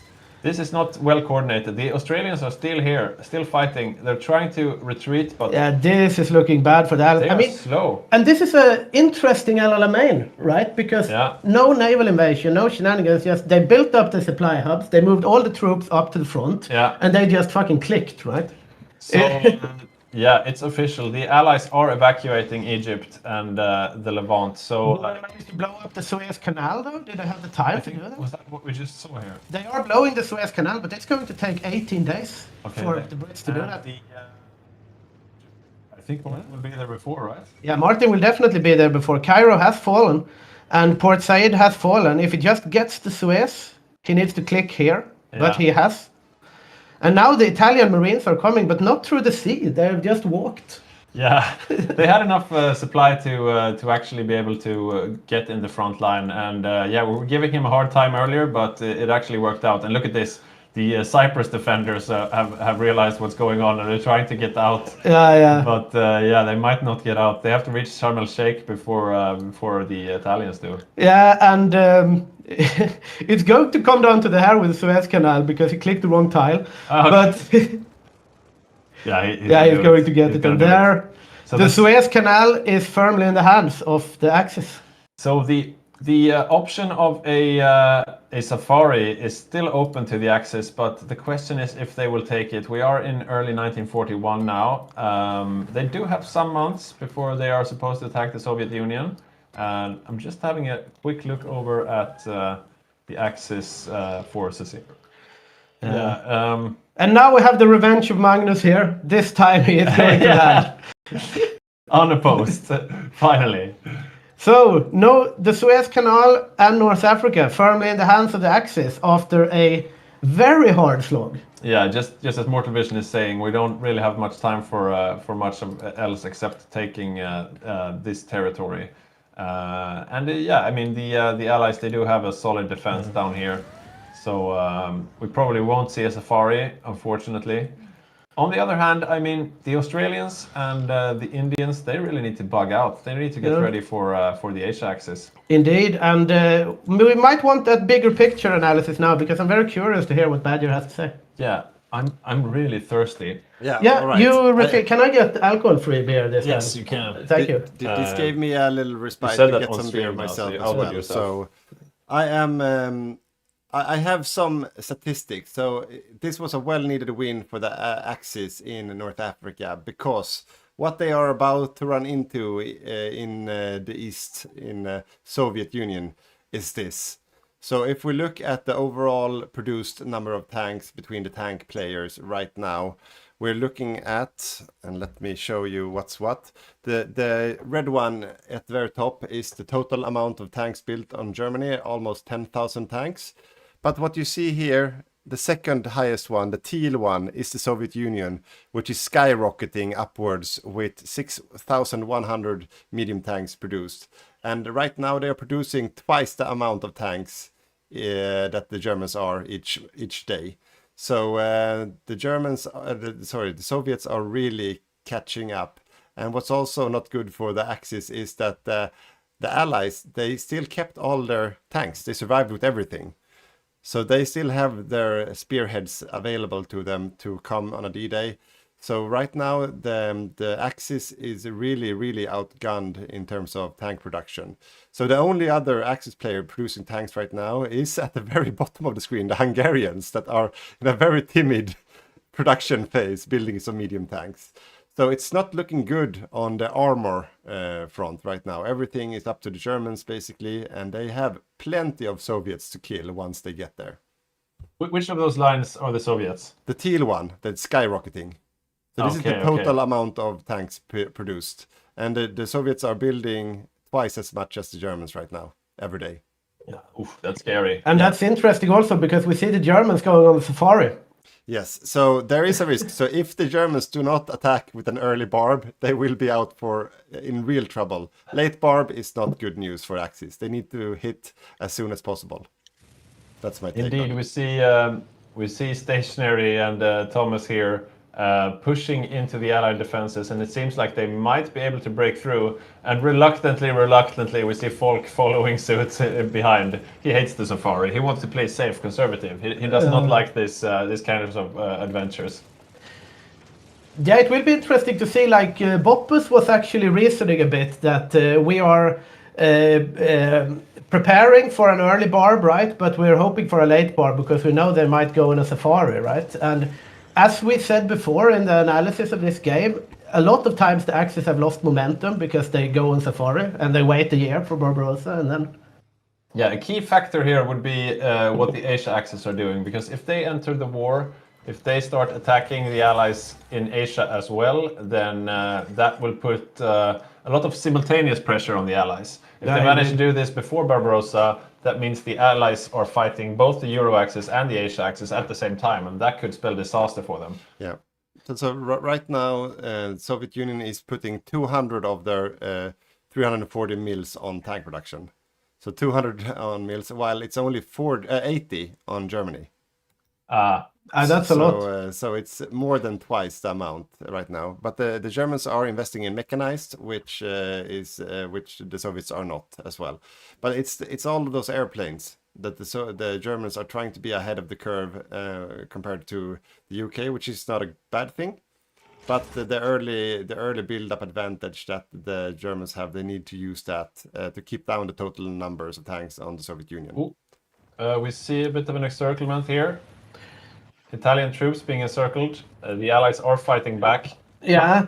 Oh, it's because the Germans have retreated the tanks. Yeah, the Canadian armor is back here. They're making a push. They're making a counter safari basically up towards Alexandria and Cairo. Falk is getting slaughtered here, and he's all alone.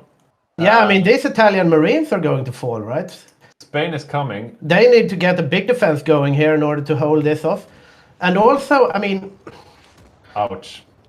This is a big move from Seth on Canada.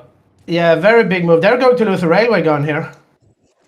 Italy lost the railway gun, but what was the railway gun doing here in the first place? That's the thing.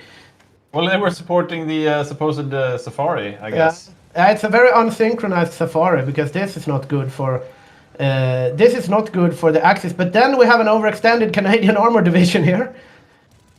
We have. He got out just in the nick of time there, but the Canadians needs to be really careful as well, right? Because the Italians can move around quite a bit.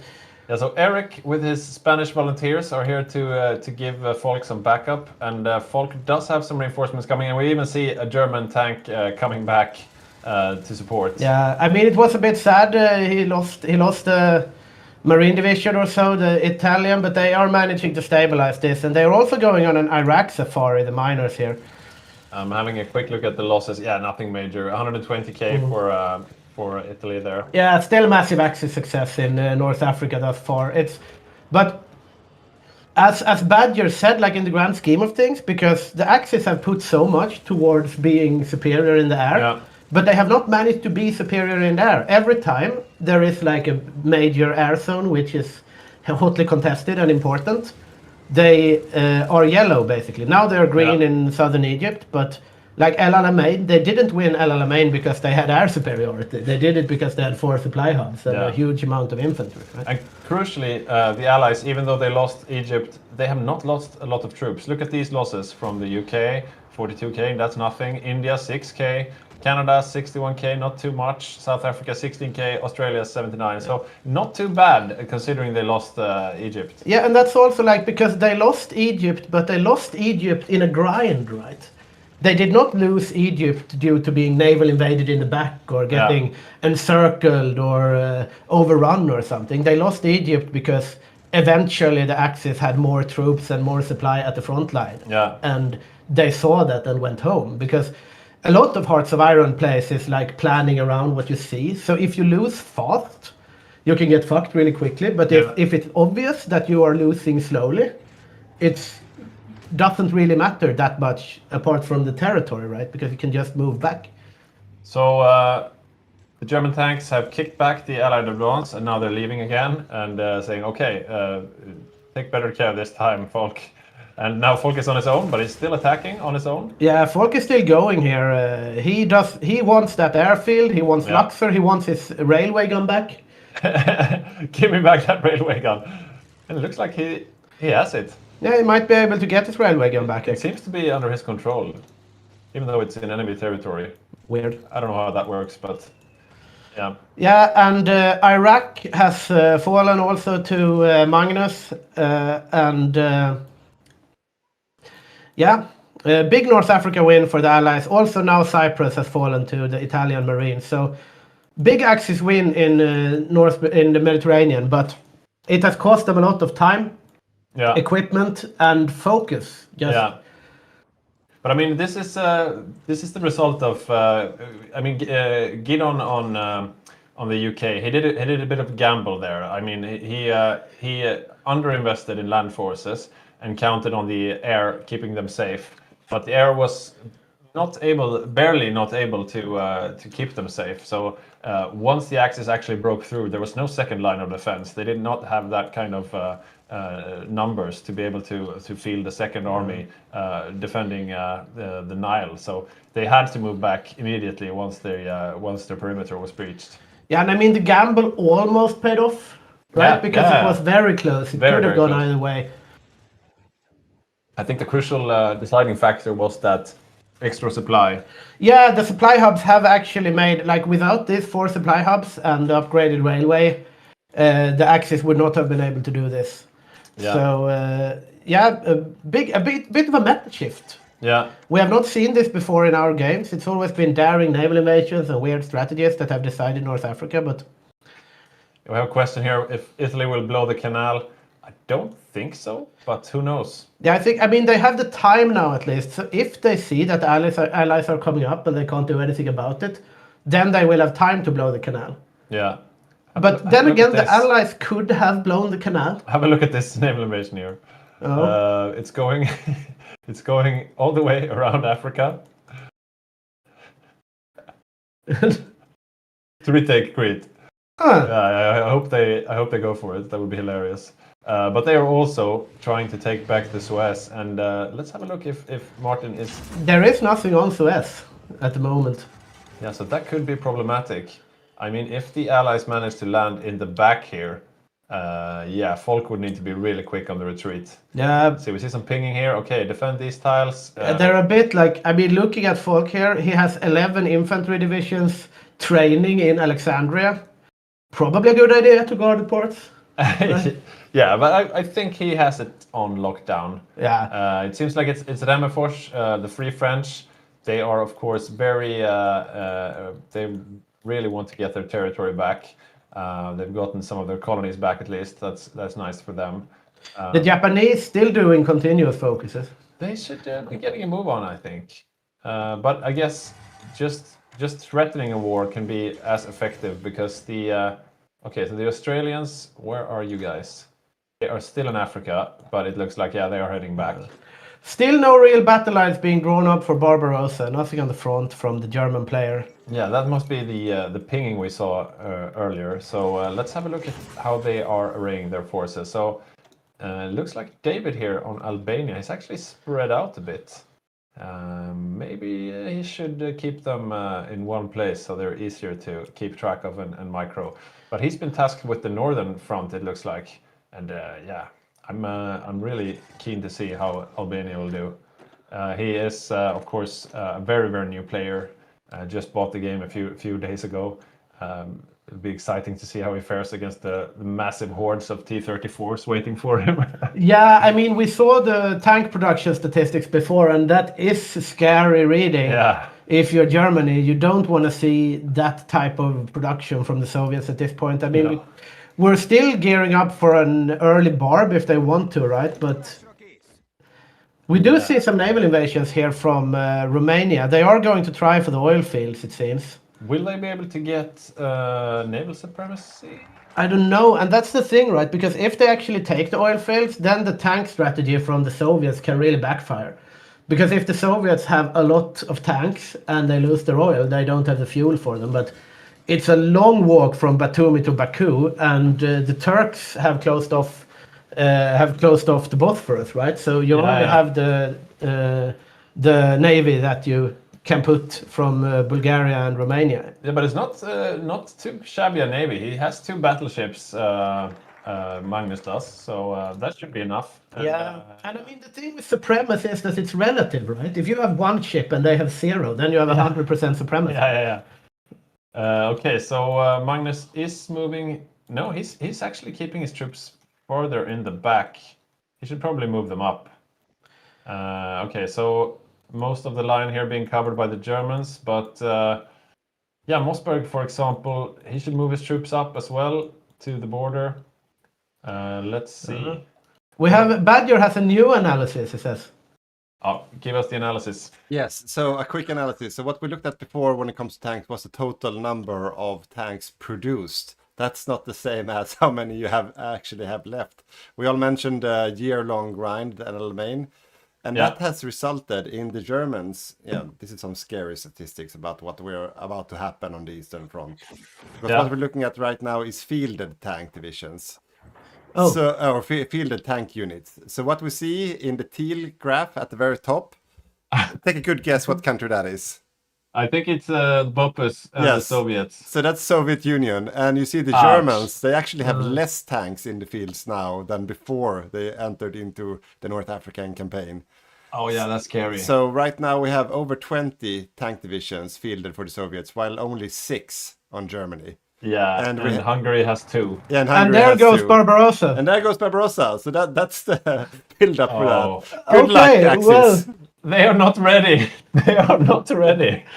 Okay. Oh, wow, this will be scary.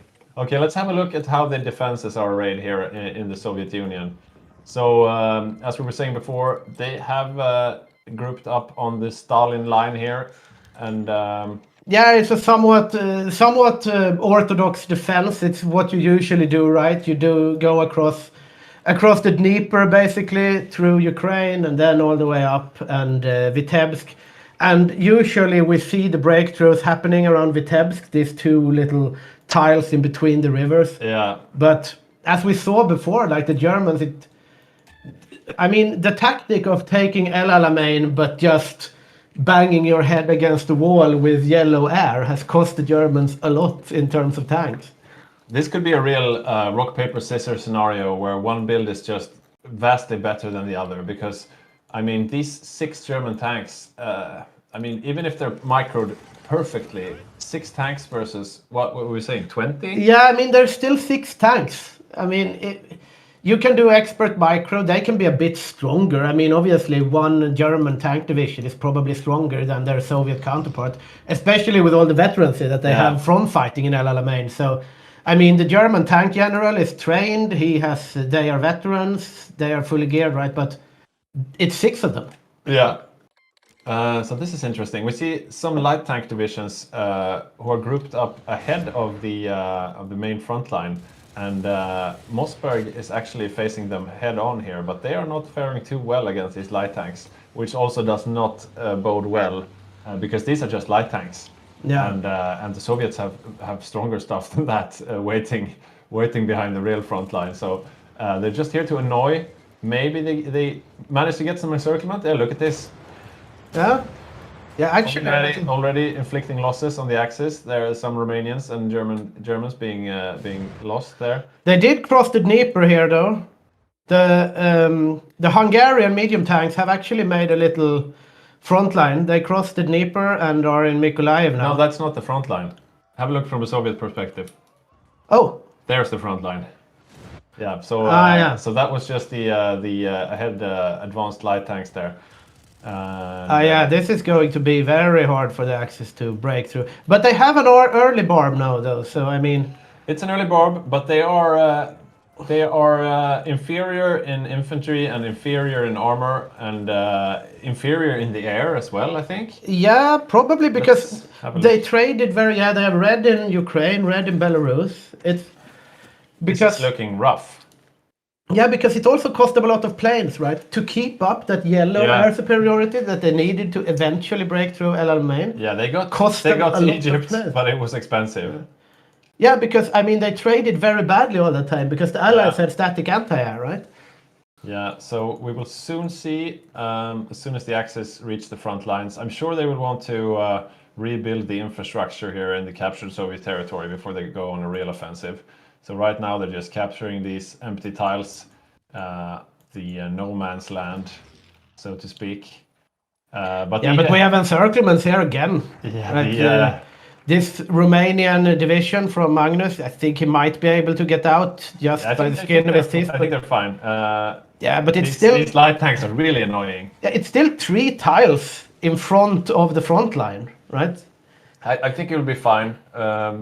We might actually see a counter encirclement here. Yeah. Of some Soviet light tanks. Yeah. That. There we go. 6 light Oh tanks. yeah. That's actually a light win tanks. for the Axis. They're evening out the odds a little bit here. I mean, but they need to micro their hearts out in order to even the score here. Yeah, they are lost for sure. So that's a bit of a gamble from the Soviets to put these light tanks in front of the front lines. Yeah. They just lost 6 out of 8 of them. I mean, the Soviets, I don't know how much they spy on each other, but the Soviets should know that it cost the Axis a lot to get El Alamein. Because the Soviets can see that they have so many tanks, and they can see that it costs the Axis a lot in El Alamein. Yeah. So they should just play more carefully at this point, I feel. They got a bit cocky. Yeah. Looks like the sea zone in the Black Sea is yellow. Will we see... And that's from a Soviet perspective as well. Yeah, but that means both of the fleets are probably out there maneuvering. No, okay, so the... Oh, Finland is going in straight yeah, away as well. He was just practicing on the... training his troops on the border, but now he is in the war. I'm not sure if I like this. Only 41% Sisu, and he's fielding 21 regular infantry divisions. But he will tie up some Soviet troops, though. Yeah, he's got quite a defensive setup, I would say. He's not really going in swinging, and there are 6 medium armor division here waiting for him. I wonder if those could actually push into Finland and end him. Yeah. Let's see if we can. We'll see. We see the Soviet light tanks are trying to push out a bit. Oh, so the Germans are actually pushing through in Kherson. So no, wait, okay, so that was not the real real front line. No, this was not the real front line either. It's the Dnieper that they're going to kill. Yeah.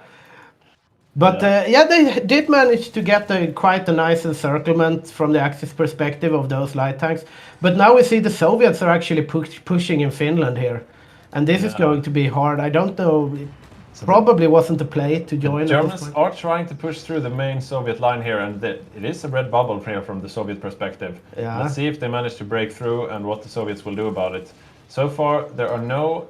Okay, now they're pinging. Oh, guys, this tile here. And the Soviet medium tanks seem to be quite busy. Okay, so here they are moving back right now to defend this gap. It's like they said in the chat, Saxel, if you know it's bad when the cast is surprised that Germany is pushing at the start of the So, yeah, they are not able to throw the Germans out immediately. So it looks like the German tanks are actually faring quite well against these Russians, even though they are heavily outnumbered, and they keep pushing. The Finns actually managed to hold outside Viipuri as well, but it's by the skin of their teeth. This is going to be hard for them. Yeah. Okay, so we have a potential here for an encirclement or a counter-encirclement for that matter. Yeah, we will see. It's a daring move from the Axis. Because if the Axis get counter-encircled, it's very, very sad times for them. Yeah. But they cannot lose these tanks. Yeah. Okay, so that's a fair number of Soviets. I don't think they will lose these tanks, though. That's a fair number of Soviet tanks here. And they are, it's mostly the Germans. They are supported by a bit of Hungarian infantry, but that's nothing to speak about. And down here in the south, we see some moves, but it's just the light tanks being annoying. Okay, so this is the main action right now, this encirclement right here. It is red for the Axis at this point, though. I don't think... because if they don't close this pocket, because you're Soviet... No, they're not able to close it. Yeah, and you're Soviet perspective, right? So yeah, but it's still not a pocket even. No, but it might become a pocket for the Germans.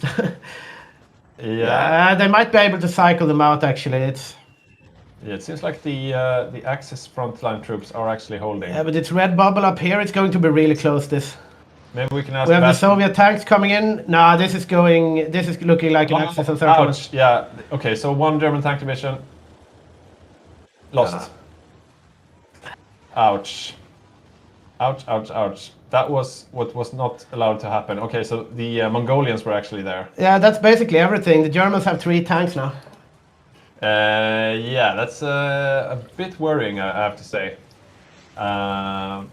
But Yeah, I think this is- it looked like Lövgren's Mongolia there was actually the deciding factor because the T-34s themselves were not able to close save that pocket, but as soon as the Mongolians showed up, they were able to.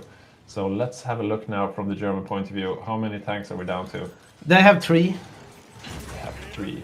3 medium tanks, 3 cavalry divisions. So they've already lost three tank divisions. This is worrying. And Yeah, that was the main thrust. They have nothing else going for them. We do see Magnus have managed to invade Baku though, Yeah. around Baku. I don't know. But he's immediately faced with a huge number of German Soviet tanks, both light and medium. Yeah, the Soviets really don't want to lose this fuel supply. They might give the yeah. Axis a little bit of respite in southern Ukraine here, but They're going to be thrown out immediately. Yeah, this is looking grim for the Germans and their entire. and the Japanese are still not looking to join the war anytime soon, it seems. What about down in Africa? They are Nothing building much happening. 1, 2, 3. They have 5 Waffen-SS Panzer divisions coming out. So there's some heavy fighting down in North Africa. Martin and his Italian infantry versus the Allies. Still somewhat stable front lines though. A bit back and forth, but nothing too major. But this is the big story of the game right here. Okay, so we see another attempt to cross the river here by the Germans. They are pushing it somewhat. And they are now consolidated together with the Hungarians. Yeah, we have Hungarian tanks here. They need to get the big encirclements of the Soviets, otherwise this is basically done. But they might be able to get it here, to be honest. But yeah, they have to be quick about it too, because if they're not, the Soviets are able to consolidate. yeah, we have the Soviet medium tanks coming in here now for a counter-encirclement. The Germans should be very careful here. Yeah, they must be scared. Yeah, they should take this back. Yeah.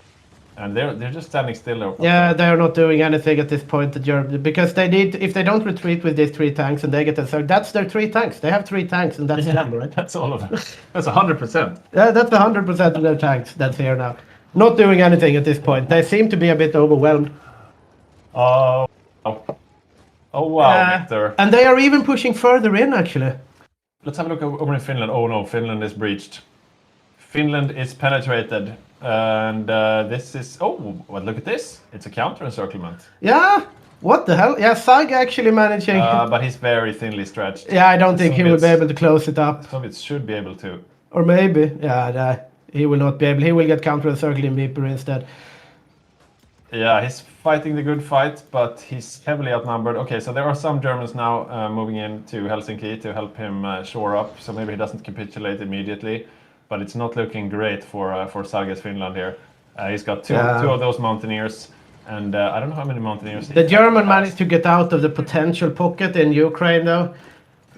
It seems like the Germans will be able to save those Finns, but maybe not. Maybe not. Finland has 3 mountaineers, and 2 of them are dying right now. Yeah. Finland has 1 mountaineer.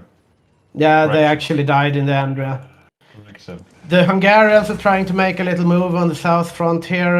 Romanian naval invasion has failed. I don't know. Okay, let's have a look at this. So there are 2 potential pockets here, but they are really stretched thin. They are really stretched thin and vulnerable to a counter-encirclement. And this is... Yeah, we have Mosbai's tank. Oh, okay, he's moving back. Yeah. They're really trying, but this is hard. Yeah, I mean, at this point, they might even get overrun. Like, it's... Yeah, they might have. Yeah, they're getting a little encirclement here, maybe 10 garrison. They're pushing further in. They keep going. Oh no, they stopped. Might be a good idea. They need some. Yeah, it seems like the Axis are getting. Finally, an encirclement. We have 11, 12 garrison divisions here, getting slowly chewed up. That is something. See a little cat here. Okay, so we have Ulla, the streamer cat. She's not on camera today, but. He's here. Yeah, actually an encirclement from the Axis there, but it's only infantry, right? Yeah. I mean, looking over at the Germans, I mean, they will field more tanks soon. They have 3 tanks now, but they have 5 quite big tank divisions coming out quite soon. The Soviet, on the other hand, have actually they have 23 medium tanks, 4 light tanks. That's a lot. And the Finns are also falling eventually, right? I mean, the Germans. They actually managed to stabilize the border somewhat. And they put the defensive front. Yeah, but they lost most of their good troops, so they won't be. But the whole point of Finland going into war this early is to surprise the Soviets and push out of Finland, right? If they just join the war and get capitulated. But they have expanded a little beachhead around Kiev here, so they have a small breakthrough in the Soviet main front. But yeah, we have a Cure saying he's never seen a match with German Barb with 6 tanks. Yeah, I'm not sure we have either. 6 tanks is, that's really not much. I don't think that's something. The Japanese still doing continuous focuses as well, but they do have some naval invasions planned now, so we are going to see some action at some point. Yeah, they need to start helping out the rest of the Axis because. Yeah, the Germans could really use those buffs that you get from the island hopping. Yeah, and I mean, the United States is going for a Lend-Lease focus, so they're beefing up the Soviets, they're beefing up Canada, South Africa. So if Japan manages to start creating some pressure onto the US, maybe that could alleviate the situation in Europe. But it still needs to be won on the Eastern Front. And yeah, they are across the river. They managed to get one encirclement. The Germans have sent an expeditionary force to Finland as well in order to try to defend that. Okay, so here we see Pontus' sneaky paratroopers preparing for an operation here in the south. So they're trying to close in the front line. They still need. And now we have Japan going to war. Okay, there we go. There we go. Oh, what's this? Yeah, we have things happening. Okay. Sad times for. They managed to get out actually, the German tanks. Yeah. Now the Soviets are retreating a bit as well. Now the Germans are trying to get up behind here because they really want to kill these 4 medium tanks, obviously, if they can, but I don't think they will be able to. Yeah, the Soviets are being pushed back locally in a small sense, but they are at the same time. Look at Finland. Finland is not doing too well. And we have encirclement here as well, German infantry falling. What was to the north. All right. They don't have too many frontline troops to lose. Yeah, I mean, if you encircle 10 Soviet garrison divisions and kill them, obviously that's good, but it's... Yeah. Yeah, but we see the paratroopers actually doing some work here. Löfgren's Mongolia again. The paratroopers are actually doing work. Are they landing though? One of them has landed, and they've done an encirclement here. Okay, I'm being blocked. I'm looking from the Soviet perspective instead. Okay, so they managed to get across the river down there. Is it that they don't have the... no, they do have air superiority, so the others should be able to land. Here we go. Another parachuted in, but already on a captured tile. Another parachuted in on top of the Soviet infantry. And here we come. One after the other. Ah, look at this. Oh, They're yeah. taking tiles. Pontus is making some moves. I like it. I really like it. Yeah, big moves from the Axis miners here, actually, saving the situation around Zaporizhia. Putting some pressure on the Soviets. All they need to do now is actually to take the front line, but the front line is beefy. These are a lot of divisions just sacked on the line. Yeah, and Finland is actually falling now. I think Helsinki is not going to be long for this world. They have a lot of Soviet tanks here, so if they can get some counter-encirclements with the German expeditionary force in Finland, that might actually be something the Axis can do, but... They don't have too much offensive capability. No, they They've lost do all of their mountaineers now. Okay, they still have one mountaineer. He's up here in the north. Okay, Finland is just... Yeah, Finland can't really do anything, but the Germans can do things in Finland. Yeah. It seems like... I'm curious... I'm going to go have a look over at the Pacific. Do that. I'm just going to have a look what David is doing. Let's see here. David, Albania, playing for the first time. Okay. So Spain joined the war proper as well. He's a bit spread out, but he's mostly helping in Finland. The Japanese taking Wake Island. Okay. Wake Island in Japanese hands. Let's have a look. They have naval invasion plans planned on Midway. And Singapore is falling. Or is it? So the Aussies are actually defending Singapore. Yeah, the elephants are coming in though. Yeah, the elephants are coming for you, Australia. Okay. Check over so I don't miss anything at the Western Front while this is going on, or the Eastern Front rather. They are taking Borneo. The Philippines is still being held by the US, though, as was their plan. And Java is still standing, of course, because they haven't even been invaded yet. But yeah, these islands are important because these islands affect the rest of the game through the island mechanic. So the more of these islands that your faction holds, the more bonuses it gives to the rest of the faction. And as you can see, he's just chaining these naval invasions on top of each other. So taking one island and heading on towards the next. He even has one planned for Pearl Harbor or for Hawaii here. Let's see, and it is defended, but it's not very heavily defended. We have 4 garrison divisions and 2 on towards the southern islands. This could get scary for the US. Quite beefy divisions. Yeah, the Germans have actually crossed the Dnieper proper now in the south. They do have a foothold across the Stalin line, but nothing that will win them the war, but at least a little victory. But they were just pushed back. They just have like one tile. Nah, further down. Oh, you mean down in the south? Yeah. They might take Crimea even. Yeah, they have a little cavalry division going around there, but it's getting beat up by a Soviet garrison. So yeah, and this is all thanks to the Balkan Bros. It's Magnus's infantry and Pontus's motorized divisions, mechanized maybe. Let's have a look. Did he actually put armored cars into the templates? Okay, those were the paratroopers. Here we are. No. Yeah. No armored cars. Maybe that's for the best. yeah, the Germans are now up to 8 medium tank divisions. The Waffen-SS divisions have hit the front line, so they have 8 medium tank divisions. The Soviets. That's more than 100%. The Soviets are actually down to 23, so they have gotten 1 encircle at some point. Okay, so it's evening out a bit. Yeah, a bit. 8 to 23 at 1941 Barb. So still, I would say not necessarily in the Axis favor, but where are they at? Okay, so they have 3 of them up in the. Okay, these are not. Are these even tank divisions? Okay, yeah, they are. So we have 3 up in the north. yeah, we have the Germans moving in a bit in Finland. They have a line here. Some Germans. I think it will be quite hard for the Soviets to actually capitulate Finland if this line manages to hold. Yeah, it looks like a beefy line. Yeah, but they need to, like the Finns, like when you play as Finland, you need to put a lot of lines between all the lakes, right? So you get like this little tile, defend this little tile. You don't want to defend like this. We're very long. Yeah. Because there is the no victory point. You like defend like here 1 tile and 2 tiles.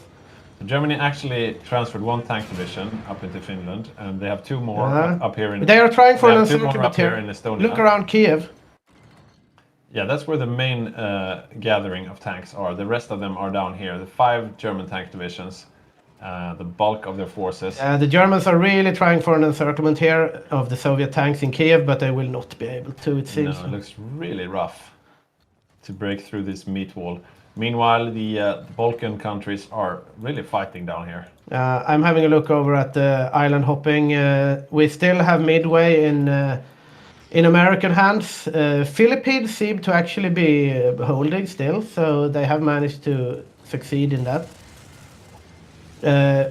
Singapore is not fallen yet.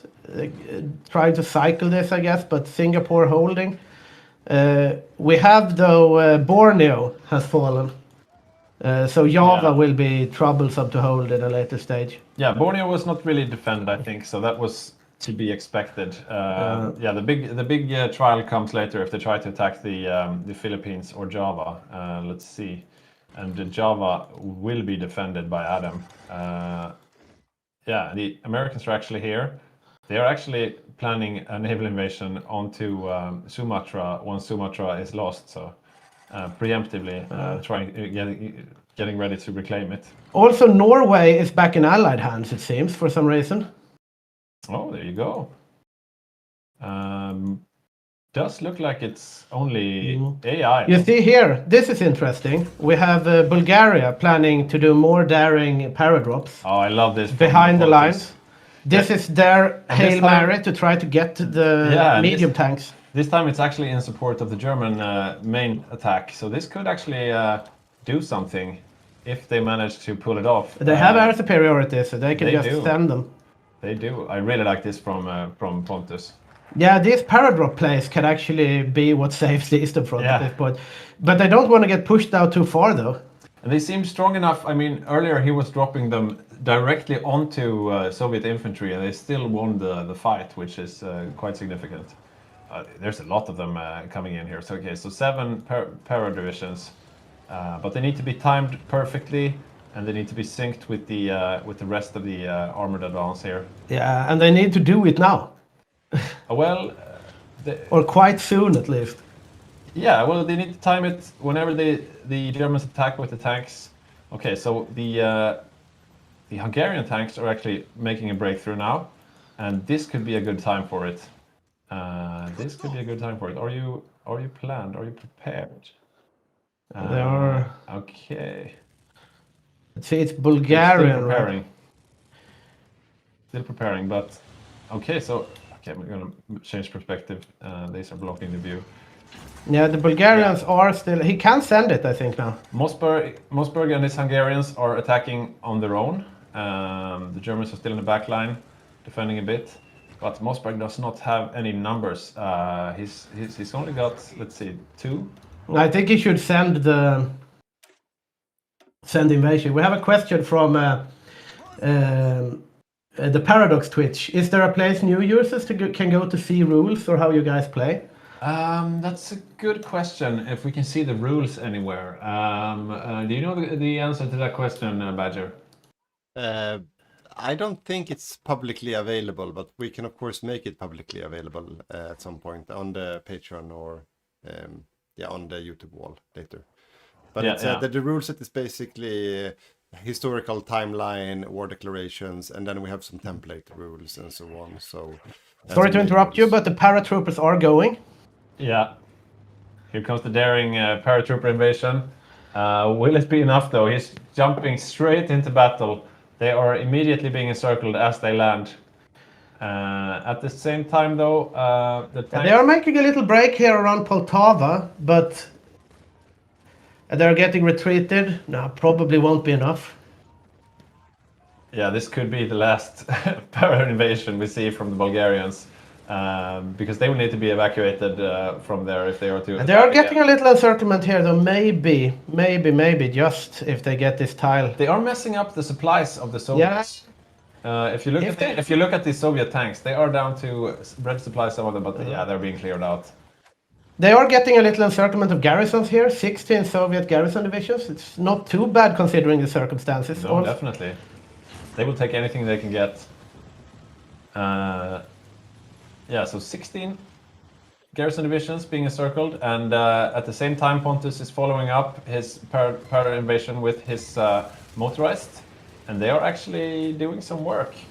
But they are not able to stand head to head with the T-34s. Where are the German tanks at this moment? I think even the Soviet tanks might be able to go in and save this pocket if the Germans don't close it quick enough.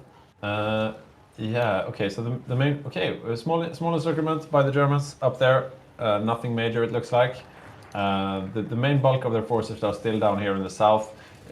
Atrocious supply. They're all down to red supply. There are some tanks up in the north, but they seem to be dithering. They're not sure where to go. Still one tank up in. I mean, the Soviets might. Yeah, I think the Soviet might actually break out this encirclement. Yeah, it's a bit hard to see. There we go. Yeah, it's anyone's game. It looks like the Germans are not really supporting the Balkan Bros here.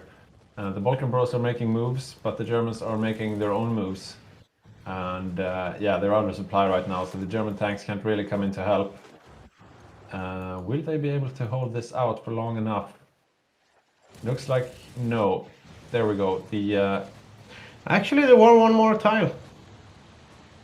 The Soviets are almost breaking them out, but they are being held up by Mossberg's medium tanks here. Yeah. Yeah, the Balkan Bros might actually have saved this little pocket here.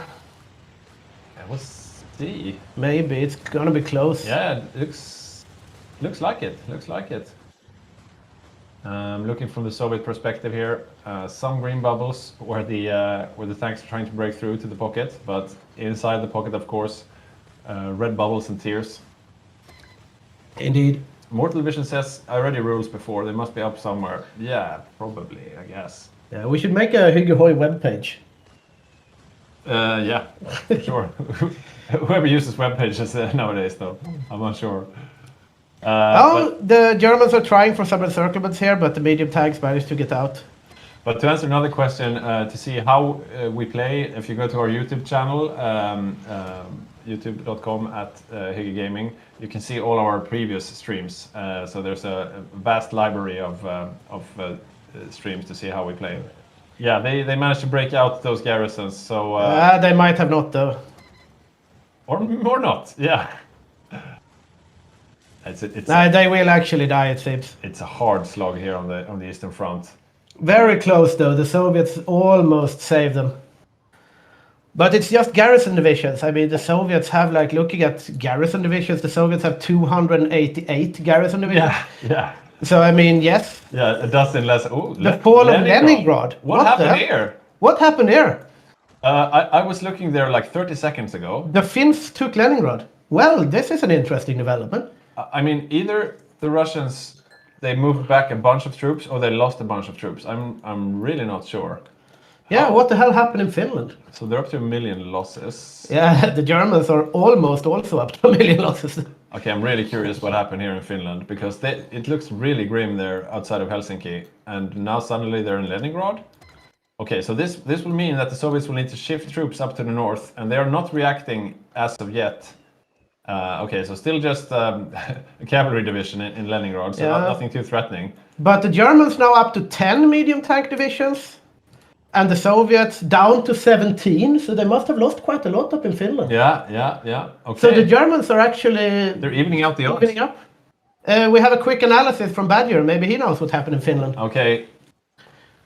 Yeah, Do have encirclement here, but let's go back. So I missed what happened in Finland, but I think it was 6 medium divisions that got encircled because they used to have 23 divisions and now they have 17, and there's no medium tanks to be seen in Finland anymore. So I think they lost. I wonder how, though. I mean, Finland had no mountaineers. Yeah. Germany had 1 tank division, and then you had David with his newbie Albanians. Yeah, but what happened, I think, is that they had airplanes in the wrong air zone for a long time, the Axis, and then they swifted to the left air zone, and then all of a sudden the Red Army ran into issues. And then wait, we have a. Oh, this is the Germany is about to lose. The Germans are losing a tank division here. Not just 1. 2 tank divisions. I think it was even 3. Yeah, they're down to 8. It's going to be 7 in a second. Yeah. Okay, so a bit of back and forth here. Sorry, Badger. Yeah, they're losing. They might lose 1 more up in Vitebsk. But so the reason I think that the Axis is doing so well, considering the uphill battle they started out with, is that they actually kept the green air for so long and so well. So the Soviets still have somewhat airplanes, but they are not good at microing it. So right now, even though they have some airplanes, they're not. They're overstacked and they're in a bad position to use them properly. So it's really like the Axis Luftwaffe is grinding down the little pathetic Soviet Air Force, and now they're finally getting the upper hand, even though they don't have the armor they need. So right now it's working, but we're waiting for that because in our rule set, when they can pull off Order 270, the Soviets, they are allowed to get Lend-Leased. And that's when the US might start pushing in airplanes into the Soviet, and then we might see that shift back to the Soviet. Leningrad is falling back into Soviet hands now, though. So right now also the Soviets are having a big deficit on tanks. Even though they have 17 fielded, they're missing 700 in their stockpiles. So they are really taking a big punch right now. But it's far from over. They can pull a lot of focuses to get more infantry in the field, and they haven't received any Lend-Lease yet. So let's see what happens. But it's more exciting. I was afraid this would be a walkover for the Soviets, but the Axis is they're punching above the weight right now, and they're biting themselves into the fight. And while we've been talking to you, the Germans lost 3 or 4 tank divisions, as we were saying. And as well, there was a pocket of troops outside of Leningrad that got killed. And now the road to Helsinki is open once more. So the Soviets are really on the offensive right now. The only place where they seem to be somewhat on the back foot is in the far south, where the Balkan Bros are doing a great job here. Yeah, they are really channeling in here. I wonder if the Soviets have any real defense in depth here. We have 3 Soviet tank divisions encircled. Yeah, indeed. 3 Soviet medium tank divisions are getting And chewed up by the Germans, and that is a big win for the Axis at this point in the game, definitely. Well Big played, punches Mossberg. back and forth. Yeah, definitely. Yeah, Mossberg is playing his little heart out with the few divisions he has. Yeah, we see big encirclements here of garrison troops as well. They might actually counter-encircle Magnus's little legion here, though, but... And now we have the Snake from Romania trying to meet up, because you see here around Crimea, they've crossed the Kerch Strait, and they are going for the fuel now. Okay, so Magnus is about to lose one of his marines. Yeah. So, as you could see on the screen earlier, British Malaya has capitulated, so that means Singapore has fallen. That's an AI country, of course, nothing too significant. And the situation in the east is... Midway has fallen as well. Midway has fallen. It's interesting also, I'm looking at Finland here, like... And here comes the invasion of Hawaii. Let's see how it goes. Okay, I'm gonna quickly look over at Rostov. Okay, I'm just gonna have to find Rostov quickly. In the south. Oh, ouch. Oh, look at all this. Oh. Okay, so they're still connected down through Crimea. Oh, look at this. It's Mongolians. The Mongolians are getting it. Yeah, the Mongolians are actually getting chewed up here. But will they get out? They might get out. They already lost 1 though, so it's a small win. And the Mongolians don't They lost 2. Ouch. 3. Yeah, the Mongolians don't have too much to take from it. That's the Mongolians. Ouch, that's not good. That's 4 divisions that they have left in the game. Yeah, 4 divisions. Okay, back to the battle for Hawaii. They are about to reach the destination, and this could, of course, be quite significant. Let's see, red bubble, and they and they went back. Not close, not even. I thought the bubble was green there for a bit. A very short bit. I guess, but I wonder if they cancelled it. But the Soviets are falling slowly but surely here. The Finns have, they lost Viipuri and Leningrad again. Order 270, which means they can now receive Lend-Lease. So we'll probably see a lot of Lend-Lease coming in from the United States. Yeah, but that means less Lend-Lease going to Hawaii. Yeah, look at this. Pontus is taking the east with his quick divisions. So the oil is in danger. Yeah, I mean, once the oil falls... Yeah. Yeah, this is still anyone's game. As Badger was saying earlier, I was afraid it would be a walkover from the Germans there. Oh, look at this, another... the Soviets are now down to 14 medium tank divisions. Yeah. And the Germans are at 8. The Germans are not training any new ones, though. And I would imagine the Soviets are. Yes, they are. So the Soviets are training 6 of them. But they're lacking... This is huge deficits. Look at this. Yeah. But they don't have a deficit of medium and light tanks anymore. So that Lend-Lease have started to kick in. This is quite the game, Victor. Oh, look here, though. Some Germans getting pocketed. They bit off a bit more than they can chew here in around Stalingrad. Yeah, very quite the historical Stalingrad looking like. Yeah. They didn't quite reach Stalingrad, but almost. I think the Germans might be able to break them out.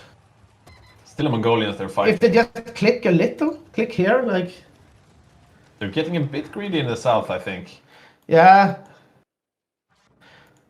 But once they get the oil fields in Baku, I wonder does that stop the Soviets dead in their tracks, or? But I don't know. They still have fuel, right? They don't have enough troops to hold it. And here we see a bunch of spawn-ins close to Stalingrad. You see this? Yeah. These are just freshly spawned-in troops. You need to be really careful when attacking the Soviets, because they just get a bunch of troops. And they should not even try to save this pocket at this point, because you get the spawn-ins from top as well. And look around here, around Crimea, and yeah. Baku has fallen though, so they have lost a lot of fuel here. Look at this, they only have fuel for 55 days. Yeah, that's significant. That is significant. Okay, so these German troops are done for. Meanwhile, up in the north, there's an encirclement of Soviet troops, and here they go. Yeah, they are. Few more garrison divisions biting the bullet.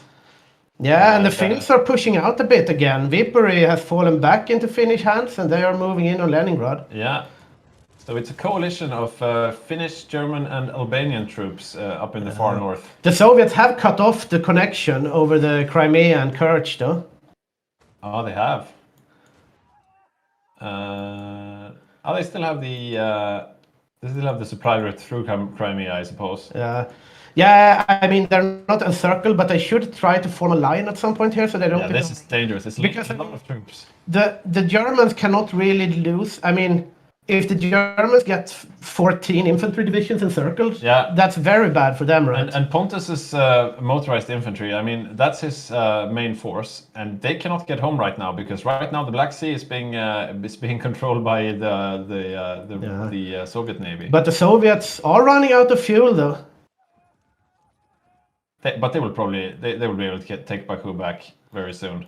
Yeah, probably, but there's not enough Axis forces yet. Look at this; they're just being swarmed. Yeah, I mean, all of this is going to be lost unless they retreat towards Crimea, like right now. And I think Pontus's troops are lost. They will never make it in time. Yeah, they probably are, right.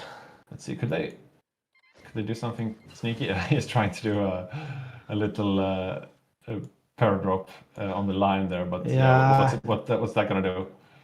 I mean, they're gonna get Baku back before they run out of fuel, at least. So another encirclement of Soviet garrisons up in the middle of the front, though. So they are losing the focus a bit, right? So it's still.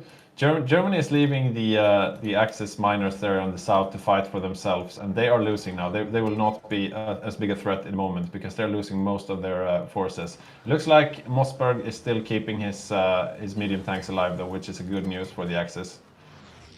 But yeah, the main German advance is in the middle, and they are chewing off pieces of the Soviet front line. I wonder if it's quick enough, though.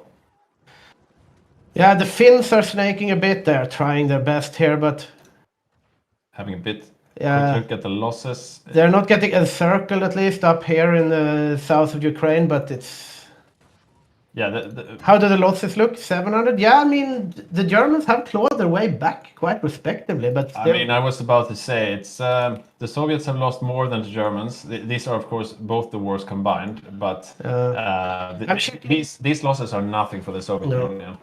The Japanese are trying again for Hawaii, so I'm having a little look here just to see how well it fares. Do they have kind of navies that they have outside? So they do have some navies on naval invasion support that could tip the scales. And what is okay? We have a bit of a battle here. Okay, so just some submarines. Yeah, we'll see. It's still going to take a while, so I'm checking over at the Eastern Front. What is actually attacking? Okay, so we have some of their marines here. Quite beefy marines. We will look back at that in a moment. Meanwhile, in the rest of the east here, it looks like the naval invasions have stalled off somewhat. The Philippines are still in American hands, and there is some fighting in the Burmese mountains here, something we often see. Rosen is there with his big Manchu, but they're all under strength. All his divisions seem to be under strength. Yeah. They won't be able to break through anytime soon, I think. And no naval invasions planned or anything. The Hawaiian invasion force is reaching their goal rather soon, I think. And meanwhile, we see the Soviets are mopping up the rest of the Axis here in the east. So Baku is retaken, and yeah, I think Pontus lost most of his army there. How much does he still have? He still has. He managed to get home somehow. Yeah, he actually managed to get across. They sent out the navy, and the navies were fighting, so we managed to get out. That's good news for him. Yeah, I mean, the fact that he has done all these paradrops and managed to get Baku and then save his troops again, it's a very, very good place for him. Yeah, there are even 3 of the paratroopers still alive. Yeah. One of them still out at sea. But And the Finns are snaking a bit as well up here. yeah, okay. So a lot of back and forth here on the Eastern Front. The Germans are still focusing on the middle, heading towards Moscow, I suppose. Let's have a look at their tank numbers now. The naval invasion bounced, so no Hawaii for the Japanese by the looks of things. All right, yeah. Singapore has fallen though, but Java still holds and Philippines still holds. Norway is free. I think the AI freed Norway, so a lack of garrison divisions there. Having a look here, there's no D-Day defense in France at all. Spain, of course, is defending its own borders. Have they even joined the war yet? We have some encirclements of Soviets here around Stalino in Crimea. Look here. So Spain has joined the war, but they are mostly defending their own. Here we have 3 Soviet light tanks and some infantry getting chewed off by the Balkan Bros. Yeah, Mossberg and Magnus and Pontus are having a really good game here down in the south. Yeah, but they forgot to reinforce this tile, so they might not get all of them. Oh, yeah, they did. Yeah, just about. Yeah, okay, so... Yeah, and we have some more encirclement moves going on here. This can be counter-encirclement. Yes, it's a counter-encirclement. Very, very bad news for the Axis here. Yeah, that looks bad. It's 2 German tank divisions. 4 Very German bad. tank divisions. Bad news for the Axis here. That's half the German tank force. They got that. And that's good news for the Axis, because now they can try to counter-encircle this, but that is an incredibly greedy move. Oh, they are getting encircled again, though. Will they be able to break out? It is anyone's game here. This is a classic look on the Eastern Front. Encirclement upon counter-encirclement upon counter-encirclement. They could be able to save. Yeah, they saved them, but they need to get the fuck out of there. They really, really need. We have a comment here from Cardinal Smith. Well-dressed chaps. Glad to see such a big event. Yeah, we're glad to have you with us. Thank you so much. Thank you so much, all of you joining us. For those of you joining now, we have been talking a lot around the Eastern Front, but this is the HyggeGaming Grand Game. Please join us on Patreon, subscribe to our YouTube channel, and also ask any questions you might have in the chat. We're happy to be with you here, and your support makes all of this possible. And I don't know if the German support will make any more encirclements possible, because this is looking grim for both sides, basically. But meanwhile, in the south, the Balkan Bros are doing a good job. They just had a small encirclement of frontline troops, and the Soviets are now having to reform their entire line. Look, the Soviets actually managed to, or they got encircled here. Yeah. And this encirclement, the Germans should be able to close, and that's one Soviet medium tank that's out of the game. Yeah, and a bunch of garrison as well. Finally, it looks like the Soviet lines are thinning out somewhat, especially in the south. They are having troubles covering every tile here, and the Axis are gaining a lot of ground for the first time. They are actually clawing their way into the game, and the Finns are... I mean, the Finnish have been... clawing back here. They did a lot of work. Yeah, we should get Sergei for an interview later on. Yeah, definitely. I'm very interested in the Finnish killing of those Soviet medium tanks. Yeah. We have new statistics from Badger, he says here. In another encirclement here. But let's watch the encirclement 20 garrison divisions. They are chewing up the Soviet front lines now. Badger, what do you have for us? Right, so I have a quick update on the situation on the tanks for each country right now. So this is the complete overview right now. The top line is the current fielded number of tanks for the Soviet Union. They have currently fielded roughly 6,000 tanks. And then you see the Germans has been stable on 3,000 for a long time now, roughly the same amount, while the Soviets have taken a big hit for the last half a year. But they are clawing their way back up a little bit right now by fielding some more produced tanks. And also big development. Hungary has their 3rd tank division in the field. so slowly increasing their numbers. And also Canada is gearing up their production as well. So, but considering what Mossberg and Hungary has been able to do with 2 tank divisions, I'm really excited to see what he does with 3. 50% more tanks from Hungary. Okay, we see another encirclement here by the Axis, and they're really chewing up the front now. No tanks in there though, but still, the Axis are commanding their way back into the game, and they have reinforced the Kerch Strait, so it's going to be very hard for the Soviets to cross into Crimea.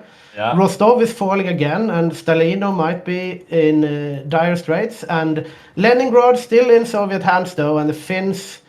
There are some Red Guard tanks to contend with for the Finns up here. The Soviets have actually moved up some of their heavier things to Finland because they can't really have Moscow threatened from the north, but... Yeah, and there's not too many troops in Finland, so they're not really threatening any major offensive. I'm a bit curious. It looked like the Germans were under strength. Are they out of infantry equipment?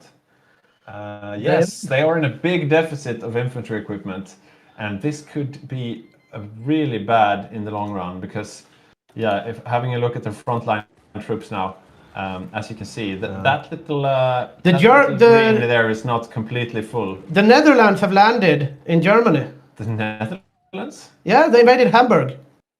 Sneaky Adam. That's really, really sneaky of Adam. So, he actually landed with some horses. Windy windmills. They're just horses, but if you have no defenders, just horses will work just fine. And they're actually... Okay, so we have Vichy France here, which is controlled by the AI. Meanwhile, though, Soviet medium tank encircled again on the eastern front. Okay, they will need to send some troops back. This is an indication, though, to the Allies that Germany is a bit of a paper tiger right now. Yeah, there is no D-Day defense. Berlin will fall to this horse. Yeah, and look at this. Even the D-Day defense that is here, they are under strength. I mean, the Germans, they can't sustain this for much longer. They have no infantry equipment. That's basically your hit points. But yeah, they are doing good work. Yeah, but we have front. Soviets getting encircled like all of this. Oh, like wow. one light tank there, one medium tank down south. The Soviets are taking a big hit, right? But yeah, I mean the axis are spread thin, but the Vichy France AI saved Berlin from the Netherlands horses. Just in the nick of time. Yeah, just in the very nick of time. It's always embarrassing to get that Berlin has fallen pop up. The French AI has saved Berlin. I think Spain should actually use their troops a bit. They are still defending like... Germany is fielding 6 medium tank divisions at this time, so they have lost, right? The Soviets are fielding 12, so the Germans have clawed their way back, but they still lose some tanks. I'm having a quick look at the Forgotten Front in North Africa. Nothing much happening there at all. If I was Falk, I would actually consider sending some troops to the Eastern Front. There are still a bunch of Balkan troops here garrisoning Greece. They could also be sent to the east because in the east the Axis are on the advance. The Axis miners are making moves around Moscow. Look around Tula, Ryazan. Yeah. Definitely. I'm looking from the Soviet perspective now, and they have a bunch of troops here in circle. Are those the rest of the Mongolians? Okay. They managed to get out. They managed to get out just about. They counter-encircled motorized from Bulgaria. But no, I think they're getting out. Okay, yeah, they actually counter-encircled one of the Mongolians, I think. Very thin fronts right now. Oh, yeah, they got some... got one Mongolian. Okay, let's see how much Mongolia has left. 3 divisions. 3 divisions left. So they are hurting. The Finns are just pushing on a broad front up here, right? Because they're tying up a lot of Soviet troops. Yeah, definitely. If they could link up these fronts, they are quite close to Moscow at this point. Yeah, and I love how spread out David's Albanians are. If you have a look, at the Albania, it's not the biggest country, to put it mildly. And you can see he's got a couple of divisions down here by Smolensk, but he's an international force. He's also here spread out on the Finnish front. He's fighting the good fight, though. Yeah, the Albanians in Finland doing work. But they are just south of Moscow now, and yeah, we do see more encirclement of Soviet infantry all the time. And I mean, we are saying that okay, the Soviets can get a lot of infantry encircled and don't die. And while that is true, it doesn't, like, they still need to fill up the front line. Yeah, right? We have another wave of spawn-ins here from the Soviets. I'm wondering about their infantry equipment. They are also in the hole, 38k minus. I wonder how much the US has. And Yeah, this is a big- what is America doing? Where is America? Yeah. America is sitting on 24K. So it's a bit like if the Soviets have a deficit of 20,000 infantry equipment and America has a surplus of 20,000 infantry equipment. We have a solution. We have a solution that could save the Soviet front line, but we'll see if they wise up to that eventually. Yeah, so far the Americans seem content on holding the Philippines, holding Hawaii. They are holding Java. More Soviet encirclements.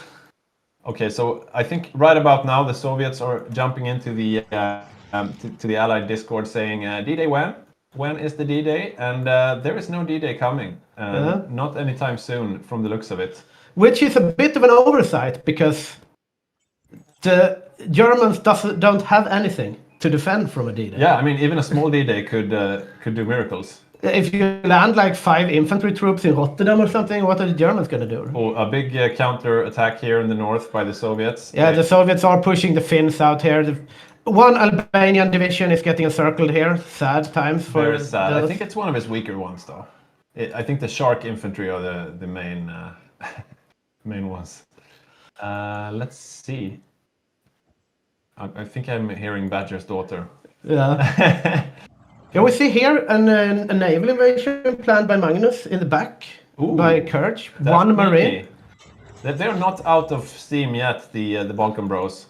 Now they are fighting their hearts out. They basically saved the entire Eastern Front. And the Netherlands have conducted a paradrop at BSR Emsel.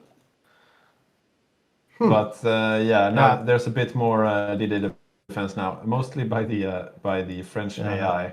But the Finns will not be able to take Moscow from the north. That's one thing that's sure, at least. Yeah, and even more Albanian troops here encircled. Oh, you see, the Balkan Bros and Germans are making moves around Sevastopol. They are trying to get this pocket here. They're trying to get up behind, hoping that the Soviets don't notice them. And the landing operation is going here towards Novorossiysk. That's sneaky. This might be very dangerous for the Soviets if they don't notice it. Yeah, this is sneaky. Sneaky moves here by Magnus. Yeah, I am very interested to see how this pans out. Magnus is going to land here. And at the same time, they are attacking in the north. They were pushed back earlier. They were almost at the gates of Stalingrad, and then they were pushed back. But now they've been chewing up Soviets rapidly. The Soviets were at about 2 million losses earlier, and now we are at 3.5. So they've lost 1 million troops in just a short while here. And I mean, 1 million is 1 million, even if you're the Soviet Union. True. I wonder. Nothing like record levels of losses yet, though. Indeed not, but this naval invasion might result in quite a lot of losses for the Soviets if Magnus is able to link up easily here, which he should be, right? Well, it's just one Marine division. But at the same time, he is coming from the north. Yeah, and also if there is nothing there, then there's nothing there. He can just move into the harbor. Yeah, they are not reacting quick enough. But he should go to the harbor, though. Yeah, he should. But I mean, if he... Yeah. They should. And now they got counter-encircled instead. No, they managed to... now he's going to the harbor. Yeah, it's... There's a Russian medium tank in here. Play, but it might actually... And these 15 infantry divisions here, they're not shit infantry either. They're fully stacked with artillery and stuff. They're pushing them out, and now they get the harbor here. Yeah, this is a hard blow for the Soviets. Let's have a look at the losses before and after. So now we're at 3.7. Yeah, we shouldn't... they haven't closed it yet.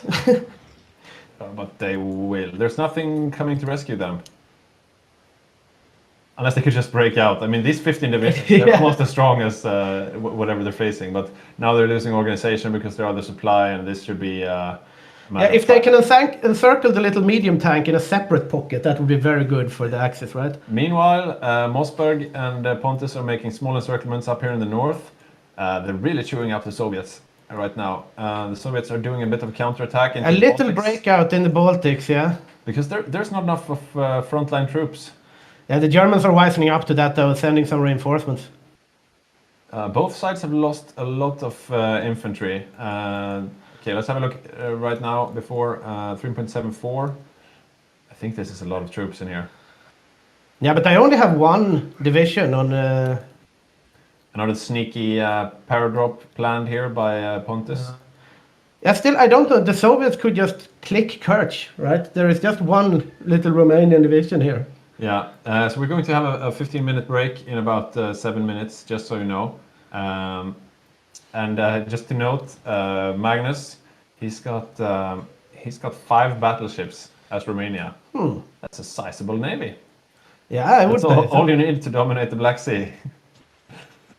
Looking at the Forgotten Front, nothing much moving here. Looks like, yeah, Martin. Italians are trying something. Yeah, he's making some moves. But I mean, to what end? I mean, he's Soviet keeping medium tanks coming in here. as long as the Dangerous for the miners east of Moscow. yeah, pushing through there. Germans still fielding 8 medium tanks. The Soviets only fielding 10 medium tanks now. They're almost even. Almost on equal footing now. And they've almost closed this pocket down south. Yeah, and they got the medium tank, so 3.86. They barely have enough to to close this pocket, but as soon as they do, that'll be even more. And now we're paused. So is this the break already? A bit early for the break. Is your mod using the DLC NCNS? No, we're not. We're not using the latest DLC just yet. So no coal, no dams, or that kind of thing. Just so you know. So we are paused. I'm not sure if this is the break. Yeah, this was not 7 minutes actually, I agree. Time flies when you're having fun, but... do I have time to go to the bathroom, or do we cast through the break? No, please go to the bathroom. I will just do that real quick. You entertain them. Yeah, I will try. I will try my damnedest. Okay, so the Soviets are pushing back in the Baltics, and as you can see, they do have some numbers here. The Germans are here with some tanks, though, but no real frontline units. So this is always a bit dangerous when your tanks are unsupported without frontline units. Meanwhile, though, the Balkan countries are having a heck of a game. All of them really are playing their hearts out. Falk is doing a good job keeping the Allies at bay, because as long as the South Africans and the Canadians are busy down here, they are not doing a D-Day with those tanks. You can see where they are. You keep track of them. We know there's no D-Day coming from the United States. Let's see what they have fielded actually.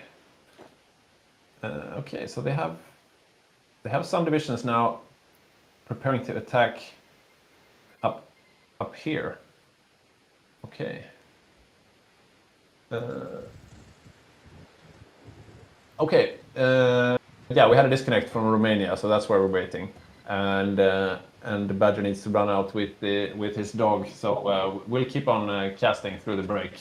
There's a lot to talk about, and it's nice to have a bit of a lull in the action, a bit of a break, so we can catch up to what's actually going on and keep track of it.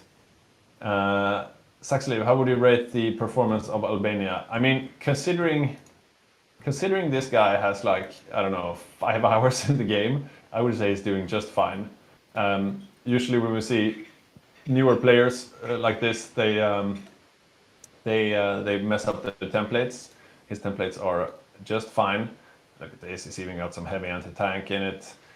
They are a bit under strength though. That's usually something you see from beginners as well, that they fight with understrength units. Not sure why though. Okay, it looks like it's squad equipment. Squad weapons, I mean. So I guess he could be doing a better job on the macro, but yeah, like I said, considering he's had like 5 hours and he's been thrown into a big multiplayer game, he's doing just fine. You can't be too harsh on a new player with that kind of experience. Mongolia is almost out of the game. He's got 3 divisions, trying to get revenge here for the ones he lost. Also fighting with understrength divisions. It's better generally to consolidate into fewer divisions that are full strength. And yeah, it looks like it's mechanized and trucks that is lacking. Soviets though. The Soviets, the main player on the common turn, they are hurting a bit at this moment. They are about to lose this little pocket down here, and I think these guys are not just. Okay, so maybe they are just they are just garrisons, but still, artillery, anti-tank. They can't really afford to keep on losing indefinitely. In the north, though, they have a clear advantage. just look at the manpower disparity here. There is nothing here on the Finnish side, basically, to stop them if they were to run in here. They definitely have the Finnish front covered as it is, and in the Baltics they are just steamrolling because there's nothing here. German tanks are up here in the north, though, most of them. So we have 4 over here, and 2 here, and 1 here. So 7 of the German tanks. And what were we saying? They have like 10? No, 8. Yeah, they have. They're fielding 8 now, Yeah. and the Soviets are down to 10. And I would like to see like how do they square up against each other? Because the German templates are usually stronger. I think the times that we've seen them actually face off, the Germans are slightly stronger. And yeah, right now though, the German tanks are up here in the north. Unless these Soviet infantry that are pushing into the Baltics, unless they get some tank support, I think they will get cleaned out because they are under strength. As we were saying before, the Soviets. I'm also looking over the Navy in the Pacific here while we're chilling out. The Japanese have sunk 16 heavy ships from America. Oh, 2 wow. super heavy battleships, 10 cruisers, Oh wow, yeah. 1 carrier they've sunk. Okay. So the Japanese are kind of dominating the Navy game. So it seems like there have been some major naval battles that we've been missing. Naval battles are always hard to catch unless you get a warning. Yeah, I mean that these they're are going like on. Battle of the Philippine Sea. I wonder if we still can see it because it might have been a while ago actually. I'm trying to look at the Japanese main stack here. Okay, so here we have Romania joining again. So this is, I think, the Japanese main stack. Not too stacked. The interesting part also though about Japan is that even though they've sunk like 1 super heavy battleship, 5 battleships, 1 carrier, they still don't have Hawaii. They still don't have the Philippines. Yeah. They still don't have Java, right? But I mean, their main job is not to win the game. They just need to make sure that the allies are busy enough that the D-Day doesn't happen, I suppose. Yeah, So which it does not look to be doing at this point, right? We're quite far off from a D-Day. Does production know that the Patreon symbol is just a black blob? That's a good question. I think it's working as intended. I'm not sure. It looks just like a black blob, to be honest. Yeah, I think it might. I'm not sure how Patreon. Oh, we lost the server. Maybe a rehost. Okay. Yeah, I guess. So since we don't have the technician right now, you will get to see my main menu. But I think you'll live. Yeah. So I think the Patreon symbol. What does the I don't Patreon know what logo? it's supposed. Do we have like a logo or something? Speaking of Patreon, though, if you become a free Patreon today, we will have a raffle later on, and one of those free Patreons will get a 1 month free on the Stug 3 tier, which will give you a bunch of guides that are Patreon exclusive, as well as access to our Discord. Indeed. So definitely go to patreon.com/HyggeGaming and become a Patreon. Or if you want to support us in a more modest way, just go to our YouTube channel and subscribe. That would be really nice as well. As actually says, Albania must have watched the Hygge guides. Yeah, probably. If he had the time, I mean, he started playing just now. Okay, so Paradox is now saying, oh, it's actually the official logo. Yeah, it says it's working as intended. So we're waiting for the server to come back up. Falchi Baldi is, of course, our Italian player, who's also serving as the host. Also a member of the Central Committee, especially tasked with updating the rules, checking the patch, deciding what kind of changes we need to make, and so on. So we are not getting a game right now. And what's going on? I mean, there is still like 10 minutes of break left if we are to... That's true, that's true. But it's sad because we don't really have anything to look at. Do you have the cat somewhere? I could look for the cat. I need to refill my drink. Yeah. Could you talk about something for a while? Yeah, sure. I'm sure you can. Yeah. Talking, Victor. Indeed.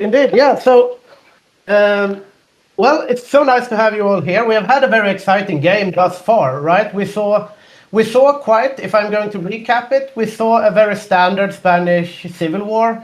The Winter War ended pretty much as expected. We did have some debates between the Axis and the Allies in regards to rules at some point, because I think it was the Allies that forgot to call Belgium into the war, so the French strategy of defending further ahead did not really work out. But in the end, they actually snaked quite a bit of German territory and actually performed rather well, I would say.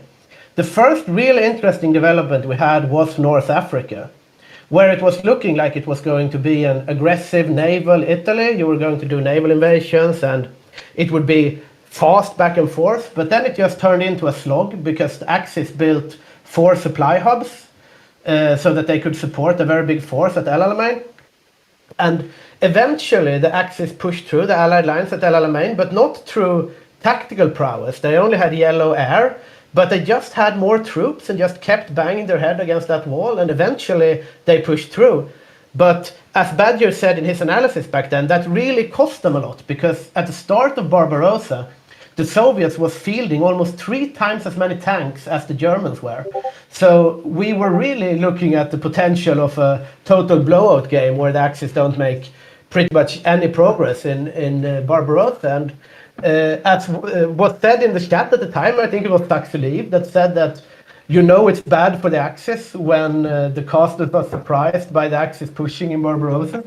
But it really looked grim for them for a while. But they have actually managed to claw their way back into the game, much due to hard work by the Axis miners. I would say big encirclements and also like daring naval invasions, and just drawing out troops, and Finland as well in the north might have been a German expeditionary force though. But I mean, still they have managed to get back into the game. Yeah.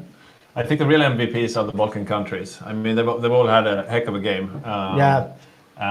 Romania played by Magnus with his Marines and infantry. Pontus with his motorized as well as his paratroopers, and Mossberg with his medium tanks, and of course our newest player, David, playing Albania. All of them have had a heck of a game, I think. Yeah, definitely. And I mean, we've seen some cool unorthodox tactics, like the paradrops behind enemy lines and the big encirclement. That was very impressive, like the one around Crimea. Yeah. Where they pushed from the top, and then Magnus did a little naval invasion behind, which resulted in the map looking like it is now, right? And it's really impressive also for Pontus, as such a small country as Bulgaria, to be able to both field these paratroopers and also his motorized divisions, and using them in tandem. Really impressive work by Pontus. I think he might win a medal for it. Yeah, definitely. Like the miners of the Axis have been very impressive.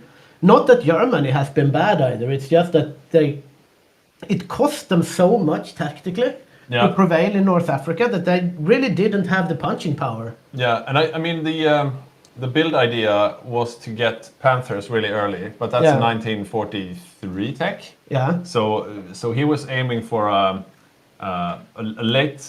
late tank model, which he means he didn't have too many tanks to begin with. Only 6 tanks in the beginning of Barbarossa, which is maybe the fewest we've ever seen. Definitely. Someone's made a crazy infantry Germany build or something. And he did a very daring, like, I like the adaptation, right? Because a lot of German players, or a lot of situations like this, they would have delayed Barb a year. Yeah. But they still did it. They say we might only have 6 tanks.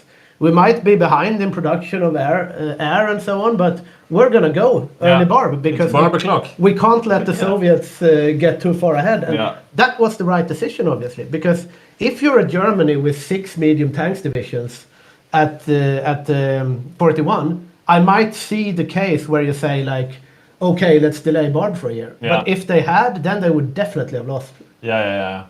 I'm still a bit curious what Spain is doing. Spain has joined the war, but still we haven't seen them doing anything. We'll have to look inside the game later to see what they're actually doing. Is that Spain? Okay, so now I know what Spain has been doing.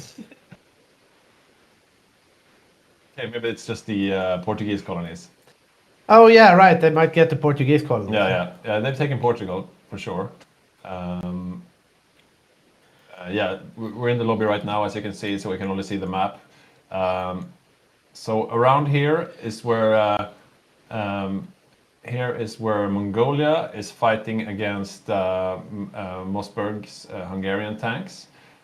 All of the German tanks right now are here to respond to the Soviet invasion of the Baltics again. I think they will get cleaned out. Unless they get support from medium tanks, they will get cleaned out. Because both Germany and the Soviet Union, they are under strength when it comes to infantry equipment. So the infantry now is really weak, and that could spell disaster for them. Because if they lose this little salient here, that means the road to Moscow is open.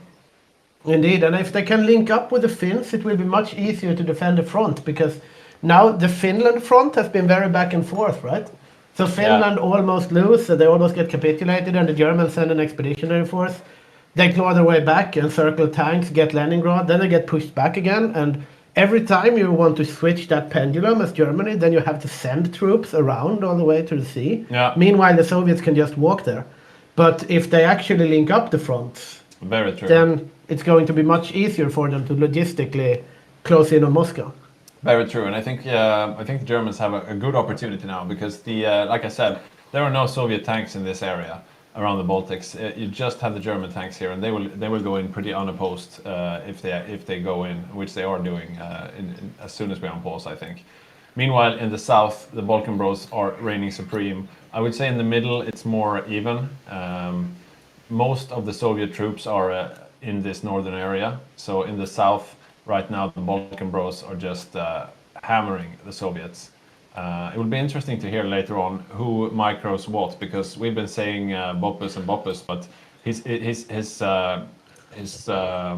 what do you say, co-op chairs are Francis and Sticky, who are no noobs by any means. But I mean, there haven't been any real failings, right? I mean, no. I wouldn't say, of course, if the Germans had not been able to push through El Alamein, and they only had 6 tanks, then we would say, like, okay, the German player has failed, right? Yeah. But they actually managed to get North Africa and did an early bomb and claw their way back. And the Soviets have not failed either. They had a shitload of tanks on the front. So good place from everyone. No, not any, like, that's a big mistake that cost them a big engagement.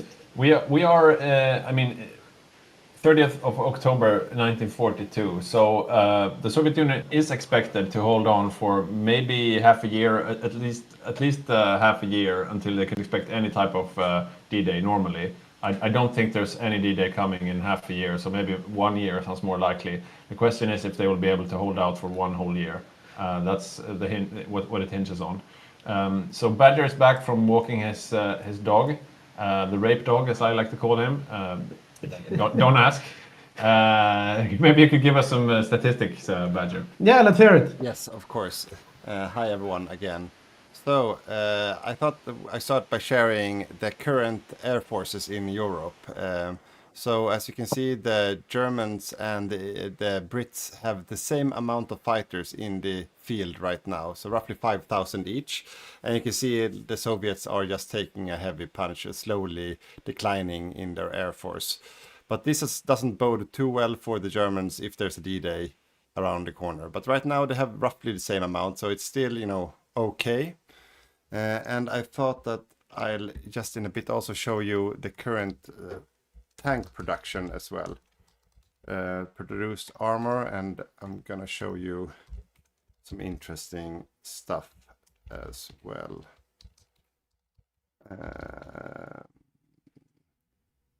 And here we go. Yes, so this is what we're looking at right now, is how much armor these countries are producing every single day per average. And the one at the very top, that's still the Soviet Union. They are outproducing everyone in terms of armor still, but they're also taking quite a lot of hits. The Germans are the yellow ones above, but what you can see here also is that the US is sneaking up as the red one in the bottom. Yes. So they are slowly starting to ramp up their production. Last time I checked, they had roughly 50 mils on tank production. The Soviets are still around 200 or so. The reason it's dropped a bit is because they lost some resources on the map. So they haven't been keeping up their output. I'm not sure why the Germans have dropped in their production though. I haven't checked, but this is like the current state of like day-to-day productions as we look at it right now. We were saying earlier they are in a huge deficit of infantry equipment, so maybe they're compensating a bit, putting some more factories onto infantry equipment instead. Might be, absolutely. I'm really, I mean, right now I think it's anyone's game, to be honest. The Axis have a huge momentum on the Eastern Front, right? But at the same time, I can't see any D-Day around the corner, right? So, and unless the US really starts to pump in some equipment into the Soviet Union, I think the Axis has this game. Yeah, maybe we should let the audience vote on it in a bit. We could see if we could set that up. That would be interesting to see what you guys think. As you were saying, that was a cue to me to figure out how to get the... Oh, okay. well, I'm not gonna do it. Well, let's see if I can figure it out. Yeah. We see the banter in the chat here might be bad for them, right? Because Rosen is writing like, "I'll sell you guns if you want, Soviets," and everyone can see this chat. So then the American player is going to be like, "Oh, the Soviets need guns," and they're like, "Yes, obviously, right?" That's good banter. And the Soviets aren't responding either. I think they might be a bit stressed out. Yeah. So we should be getting into the game. Let's see, we have 20. It looks like we're missing the Mongolians. I don't know where they are or where they went. Okay, yeah, he's been taking some heavy losses. Yeah, they are. They don't have much. He's got like 2 divisions left under strength. But he did some great moves before that, though. Yeah. The first few encirclements on the Eastern Front were all due to him from the Soviet side, that is. Yeah, I mean, there were some encirclements in the beginning there. It was looking like the Axis, it was very grim for the Axis in the beginning. Then they clawed their way back little. But then they got like large amounts of troops encircled by the Mongolians, actually. Yeah. If the Germans had been able to keep those guns, they might have been able to have an even larger momentum now. Yeah. So we were saying earlier about the Americans are increasing their tank production, but I think they might just be sending them off, sending them to Canada, sending them to South Africa, sending them to the Soviets, because so far we haven't seen any American tank divisions being produced. But we usually see them try to produce some of their own for a D-Day. We'll see if that happens or if they will continue to just lend-lease. I mean, the Americans, they are holding Hawaii, they're holding the Philippines, and the Netherlands is completely unscathed except for Borneo. So, I mean, they're defending, but they will need to organize an attack pretty soon, I think. Yes, we're still missing Mongolia. Yeah, we have an interview with Magnus. It says here in our nice chat.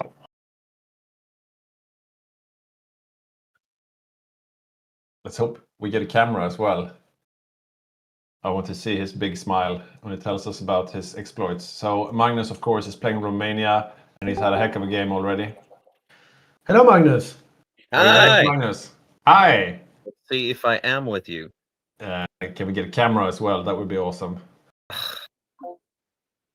You don't really prepare for someone to see you. Exactly. The players are often reluctant to show themselves on camera, but Magnus is a good sport, and here he is on screen. Look at that, and the Christmas star in the window as well. Absolutely. How are you doing? You're having a pretty good game so far. Do you think so? Yeah, for sure. Can't really evaluate it myself. It's been an Eastern Front slog, precisely what you come to the Balkans for. So for the last 2 years in game, I feel like I've been sitting like this, just hopping from one situation to the other. Every once in a while, kind of checking, am I still producing guns? Maybe. And we've been trying just to avoid the Soviet medium tanks, then getting small surrounds. But we have a really good team with Pontus and Johan also on Balkan countries. Thomas from Germany is doing a real slog on the Eastern Front. Yeah, so, we've been singing your praise here in the studio. I mean, you guys in the Balkans are doing the heavy lifting for the Axis right now. Like you were saying, all of you three are doing some really nice moves. And Yeah, I mean, you were almost at the gates of Stalingrad, and then you got pushed back. But that's the moment where mostly you lose all of your troops as the Balkan Bros, and then you get slowly pushed back, and then you die. But then you sort of managed to save most of your troops, and now you are pushing back, and you're beating the Soviets up pretty handily. Yeah, well, I think we got this game crash really at a pivotal moment, and I'm not sure that we're doing the heavy lifting from the Balkan countries, but what we have here is kind of like a group of players that played the Eastern Front a lot know that to get the ball rolling, you need to get these small surrounds and just try and surround some units. You take what you can get. If you have the opportunity to go big, well, go big. But as you say, with that Stalingrad push, that was like one German infantry division, and he said, I'm just going to see if I can go take Stalingrad. And I was like, but you'll drag the whole infantry front line with you. Right. So, yeah. Oh, nice and easy does it. Don't get too excited. But it feels like we're starting to get some results. And you can also kind of, I'm not sure how they're thinking on the Soviet side, but I get the feel now that they're starting to get a bit nervous, get a bit stressed. Their equipment is starting to run out. They can't really manage. They're awfully quiet in the chat. Have you noticed? Sorry? They're awfully quiet in the chat. There's some good banter, but the Soviets are pretty quiet. I've played the Soviets myself. I've been in this situation where you get pushed back, you start getting troops encircled, you start feeling okay. The front line isn't holding anymore, because I don't know how much you from the studio and from the stream have looked at the Eastern Front, but we started out with a really good, solid Soviet defensive line. I mean, 8 garrison divisions deep on rivers. Yeah. So and like three times your number of tanks as well. Yeah. And it took a while for us to kind of start to get the ball rolling. But that's where the good micro shows. And I think we have really good micro from the Axis countries on the Eastern Front this game. Was it any discussion in the Axis to delay Barbarossa? Because usually you see when you have, sometimes we've seen you have a successful Axis North Africa, and you go on a bit of a safari, and then you say like, okay, let's delay Barbarossa for a year. And then you go in with lost momentum and you lose. Did you ever think about that? I don't think anyone mentioned it because we said before the game, let's not postpone Barbarossa, and especially from us playing countries that will be playing the Eastern Front, saying please not a 1942 Barbarossa, because you want to start pushing the Soviets. If Don would have gotten another year just to sit and build this up, I'm not sure we could have broken that line. So you need to get the ball rolling. We did at one point say, or I think that Ivan on Germany said, okay, we're calling it, let's abandon North Africa. But we had a bit of time, and Falk on Italy's a really calm player. It's like, yeah, no, we have time to try again. And then they managed to get through El Alamein, really well played. A really good team play between Germany and Italy there. All of a sudden we had... I want you to comment the first, second, and third naval invasion on Cyprus, and also the first and second and third naval invasion of Tel Aviv. You just try to find some kind of useful thing to do. I mean, playing Romania, you don't have good divisions. You don't have many divisions. You really shouldn't be with land forces in North Africa. So you just try to do something. So the first invasion of Cyprus was just, let's see what they have here. And then that almost landed. And I was like, yeah, well, then you're in the sunk cost fallacy. You're like, yeah, just a few more divisions. I can do this. Did you notice or comment upon that Falk actually had 8 Marine divisions standing watching you from Sicily, just doing nothing? Well, Falk was like, my navy isn't there, so I can't do anything. But you can do something. I was more like, my divisions aren't worth anything, so I can do whatever. Okay. If we lose a couple of Romanian infantry divisions, what does it matter? I actually threw a couple of infantry divisions into Sinai just to screw with them. Yeah, we saw that. So all the naval heads in the chat are wondering, what's up with your battleship build? No one asked, but I. All the naval heads in the chat, Badger. Yeah, that's just to get supremacy in the Black Sea. We did a small invasion of the Caucasus, and that's where you see that we have a good Soviet player because they were there with tanks. I'm not sure they should have been there with tanks, but we probed that, and they had a good deep defense of the Caucasus. But the surround that you can see now, that's a smaller surround to the south. That's actually with Marine commandos that went in was a southern prong.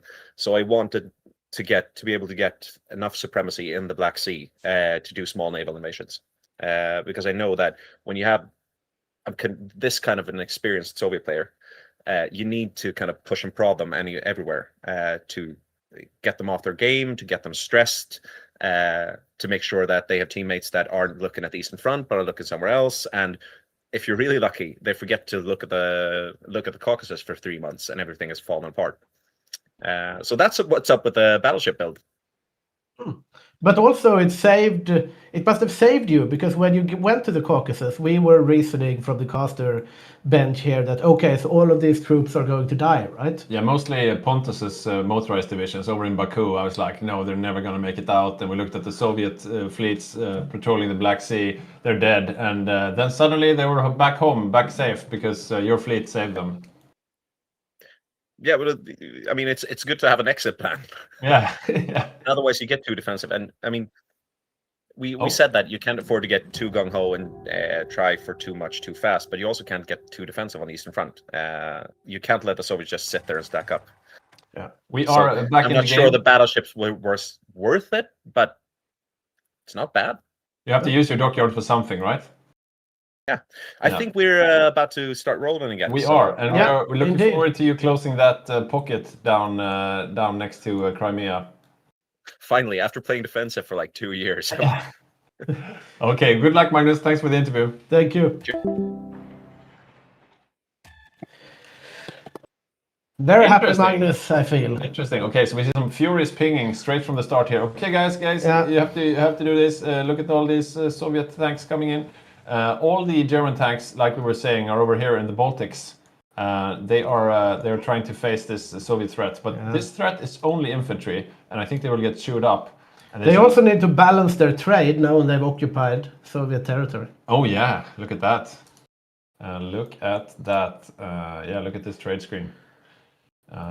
They need to get that sorted. That's it's hard to keep a lookout on everything, I guess. That's 27. That's like 35, 40 factories here.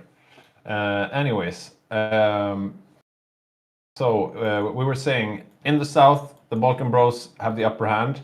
In the middle, the Soviets are concentrating most of their forces, most of their tanks that are still alive.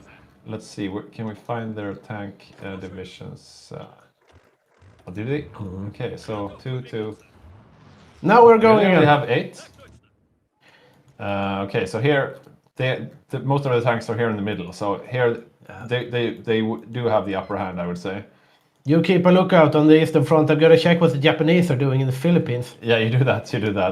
So, okay, so the last Mongolian troops are here in this little salient right here. They're trying to make some moves, but they are quite outnumbered locally, and they're just losing another division here. Yeah, this guy is not getting out. So now the Mongolians are down to 2 divisions, both under strength. I don't think we'll be mentioning Löfgren's Mongolian divisions too much more this game. One lone German division getting encircled over there. And down here in the south, of course, they're waiting to close this pocket. I guess they're waiting out, starving out these troops, because they don't have too much to close it with. Magnus, of course, that we just interviewed, playing Romania. Yeah, and he has had one hell of a game. He's a bit modest when he talks about it. Yeah. Those naval invasions have been incredible. Exactly. It's a team effort. Everyone's contributing. He's had a great game. And here, as I was saying, the German tanks are making short work of these infantry divisions sent to the northwest. But there are some German divisions being surrounded up here, though. Yeah, actually, the Soviet counteroffensive in the Baltics has been one of the few successes they've had recently. I think it's a mistake. I think they might get cut off entirely in the Baltics, but we'll see. Yeah, it might be. You never know, right? But they have a fallback line, as you can see, along Novgorod here. So they will be able to defend even if they lose all these troops over here in the Baltics. But it looks like the German tanks are out of supply at the moment, so they can't really move too quickly. They're closing this little pocket down here. And let's have a look down here in the south again. And yeah, it's finally closed now. Let's have a look at the Soviet losses after this happened. Okay, so 4.4. a lot of Soviets dying for the cause. And there are some Soviets dying here as well. We do see this pocket being closed up here. Oh, where was that? Oh, right. Yeah, up in the north. Is that... It looks like tanks, but maybe that's just No, the it's fort. not. That's the fort icon. I'm looking like tank treads there. Wonder if the Finns are going to do anything. Probably not, right? But I think you have a Finland bias. Finland does not have too many troops. They have 17 troops. They're very defensively arrayed right now. yeah, probably wise. Yeah. Yeah, Sarge has had a rough game. We have some German troops getting encircled. Oh no, nobody told David they were retreating. His lone Albanian division is going to die over here in the Finnish woods up in the north, asking themselves, what are we doing in Finland? I thought this war was about Mother Albania. Okay. Yeah, we have the Germans losing like one infantry division over here on the east, and some Vichy France AI light tank getting encircled. But Yeah. we'll see how the momentum shifts now, because now we had a little pause, a little break to talk, and so on. But I say the Axis still commands the momentum. We have green bubbles on Leningrad, for example, and that can open up a lot for this potential Baltic pocket. Yeah, there's not too much to follow through with though, since the Finns don't have too much of a numerary. They only have 17 divisions, and there's just one German tank division up here. So even if they were to break through, they can't really. Oh, look at this, the Albanian guy. He might make it out. Yeah. Save him, Sarge. Save him. It looks like the Albanian is falling, and also Leningrad is not falling by the looks of things. Yeah, so it looks like the Soviets are actually stabilizing a bit. Let's see what the German. Oh, we have some German armor that is in a bit of, but maybe now they will get these encircled instead. Yeah, they are cleaning up in the Balkans right now. They've been able to regroup and get some more fuel, and now they are starting to chew through these Soviet infantries. And indeed, the Soviets are evacuating the Baltics again, which is probably the correct move. They can get a stable front line up here in the back. Down in the south, though, is where it's been a bit tenuous. Yeah, definitely. The miners are still playing their hearts out here, and if they get Baku this time, it will be significantly harder to get it back. Yeah. They are very low on numbers, though. Just having a look here, you can see that it's very, very sparse. Just one division per tile, almost across the board. So they really need to keep killing Soviets to keep those numbers even. Yeah, but the Germans are just cleaning house in the Baltics. I think you were right. It was a mistake to consolidate so much around here. Yeah, they are moving out though. The Mongolians are there. They didn't get the memo. The Mongolians are the only ones still left fighting. They need to get out of there right now. They're in Pskov. Look at the miners in the Caucasus. Yeah, the Caucasus region is about to fall, and this means most of the Russian oil reserves will also fall. They can, of course, get some from the Allies through Lend-Lease, but that's always vulnerable for convoy raiding. Another big encirclement here in the south.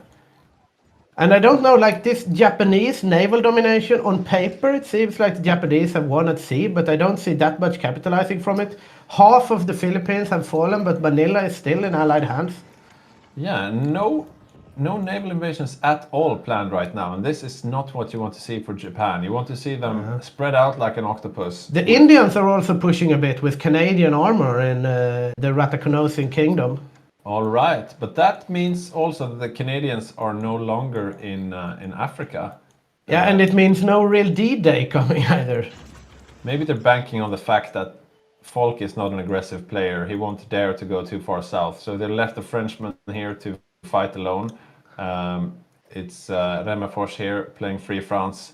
This is his task right now, and I mean, the Italians are far too many to be held back by this French line here. So it depends on what Falk. They are doing a naval invasion there as well. Where is that one going?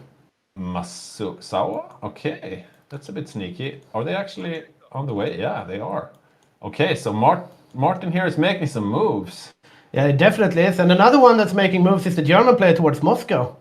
All right, let's have a look back at the Eastern Front. I'm going to get the German POV here. And yeah, so there's one thrust here, straight towards Moscow, led by Mossberg and Pontus, Hungary and Bulgaria. And then we have the northern thrust here by Germany. The Germans need to be careful in the Baltics, though. They're out of supply. Yeah, and I mean, the Soviets evacuated the Baltics, but now they repopulated the Baltics again. So they moved back. That's brave, but I guess they have to fight for every inch of territory. Yeah, there's heavy fighting going on all across the front, as you can see. This little encirclement down here being cleaned up finally. And I'm going to look from the Soviet point of view to see what's behind the scenes here. Yeah, they still have some troops heading down towards the line, but it's looking a lot thinner than it did in the beginning. Yeah, indeed it is. Look at this! Yeah, this is very bad. Big encirclement on German tanks here. They don't have too many of these to go around. Yeah, this is very bad news for the German. And it does not look like they will be able to get them out in time either. No, they are dying. Okay, that's a big move from the Soviets, and suddenly the balance of power has shifted. Yeah, it definitely has. We have the Germans now with 6 medium tanks. Yeah, they're down to 6. 2 more coming out, and we have the Soviets with their 11 medium tanks and 1, 2, 3, 4, 5, 6, 7, 8, 9, 10, 11 more coming out. Yeah, the question is though, how much do they have in the stockpile? So these German ones will definitely get built. The Soviet ones, yeah, we'll see if they get them out, or if the tanks are used for reinforcements instead. Yeah, but that's very sad news for the Axis here on the Eastern Front. Yeah. So it looks like Baku will fall eventually. They are very, very thinly spread here, though. Very vulnerable for counterattack. The Japanese are trying to break the Burma front, but I don't think, or the Manchu rather. Yeah, it's not going to be successful. No, it's been moved back.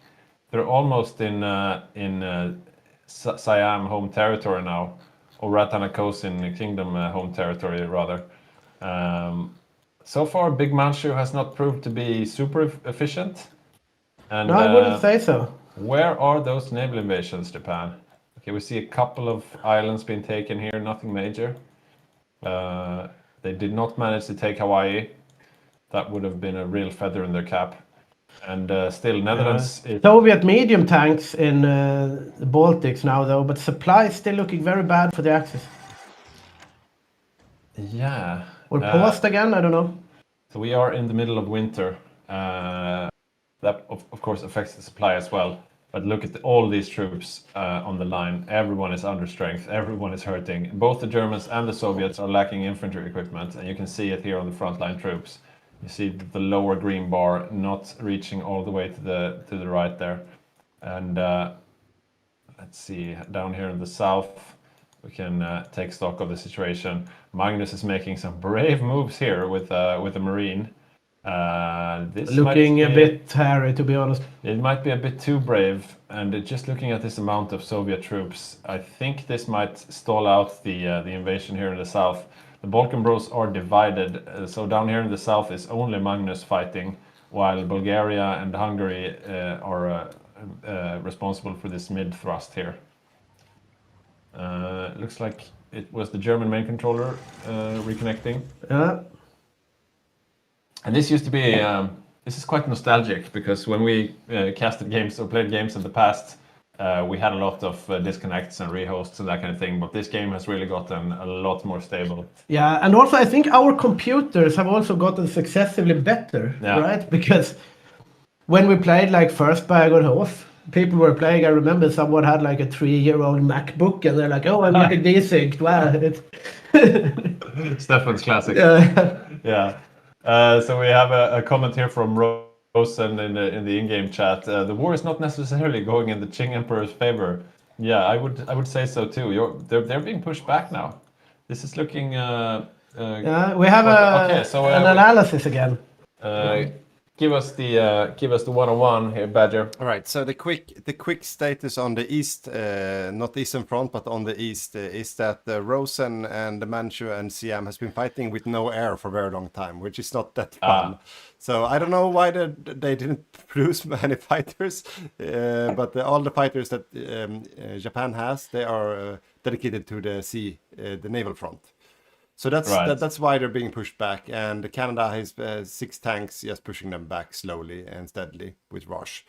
So what's happening in Europe is that right now Canada, he is, and I think I'm going to show you this a bit of statistics here. So Canada now has the most tanks together with Soviet. So Canada and Soviet both have the same number of tanks in the field, roughly 4,200 each, and then Germany on 3rd place. And 8 tank divisions Canada has placed in the UK ready for a D-Day.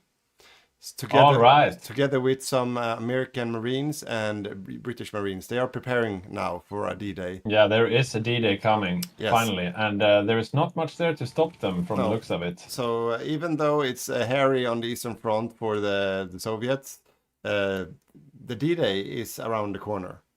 So and also you were almost about to call it. No. And also a comment on the Pacific Theater. Both sides have lost the naval game, I'd say. So both Japan and the US have both sunk both of their opposing main fleets. So so that's why we're not seeing many naval invasions from Japan. So the reserve fleets have sunk the main fleets once the main fleets have been damaged. So it's like only crap left. So everyone is racing to build a new fleet. So that's the status there. All right, over. Thank you for that. Thank you for that.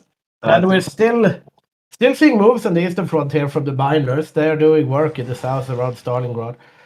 But Magnus just got started here. This might be the end of the Romanian invasion of the Caucasus.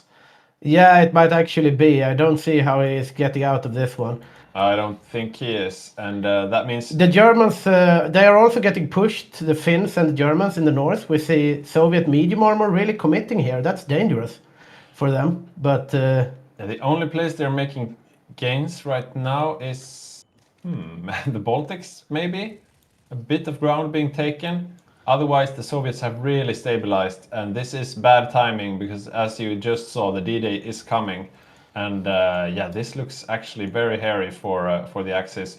The only 2 Axis players not currently very engaged is Italy, who's pushing down into Africa. He had a naval invasion here. It got bounced back. And Spain, what is Spain actually doing? I'm very curious. Okay, so he's on the Eastern Front as well, pulling his weight. Some mountaineers there on the middle, and the rest is just defensive troops. The Germans are trying to push here on the front, but they're so out of supply at this point. Okay, so the Allies are actually heralding their attack with some fighters. So there's a big air war going on right now. The Brits have 3,000 fighters, and the Germans have 1,000 fighters over northern France. And I mean, if they land, Soviets getting encircled left and right around Stalingrad, right? If they land here in northern France, there's not much to oppose them. They will have to bring troops from the Eastern Front, and the Soviets are nowhere near to falling. Even though if they lose half their army right now, they would still be able to hold out long enough, I think. So. It's looking grim for the Axis right now, I would have to say. The Germans are getting a bit desperate here. You see, very hard pushing across the entire front. The Albanians actually trying to break out a little here. Might actually succeed in encircling a few divisions. I want to see what the Albanians are doing. Okay, they have 4 divisions. Still, they're quite consolidated this time. They're moving to Riga. Maybe they want to go back to Finland. They missed the cold of the far north. I think that's what he's doing. They need to teach him how to strategically redeploy, though. He's not using the railroads. He's just walking there. The Finns are desperately trying to form a line here around Viipuri, but doing some naval invasions from Germany. But it seems to have stalled a bit in Finland for the Soviets. Yeah, there are more German troops than Finnish troops in Finland at the moment, looks like. It's looking it's looking quite rough. Oh, maybe did Magnus just save his southern troops? I think he saved some of them. Yeah, I'm not seeing those Marines that I saw earlier. He had quite a lot of troops as well. Magnus have actually been doing quite a good industry game as well. He Yeah. has both a sizable navy and some divisions. Yeah, his troops are under strength though. I wonder, he must be at a deficit. Yeah, 5.8k deficit. I'm gonna look at the German deficit. The Axis are clearing out the Baltics though. 15k deficit. And what about the Soviets? Oh, only 2.8k. So the Soviets, they used to have like a 30k deficit and it's down to 2.8. So they are actually stabilizing quite well when it comes to the infantry equipment. And the front is not moving very quickly. We saw them collapsing quite quickly earlier, but now it's more of a slow slog. And this is with the kind of losses that you're comfortable with at the Soviet, and they're even taking some German infantry here. Yeah, they are. They're not. Are they able to get those out? They should be, if they just click. So, and finally, the Panthers are being produced now for Germany. We're getting. They managed to save this little salient. They might still lose it though, but.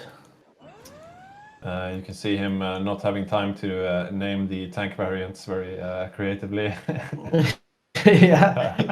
Also, the Germans are kind of running out of manpower. It's service by requirement, and they're down to 124k. Yeah. So they can't really afford this small infantry encirclements. Yeah, if only they could have connected with Manchu, and Manchu could have started sending, because Manchu I don't think are hurting for manpower at least. No, they are hurting for territory though. They're not doing too well. Yeah.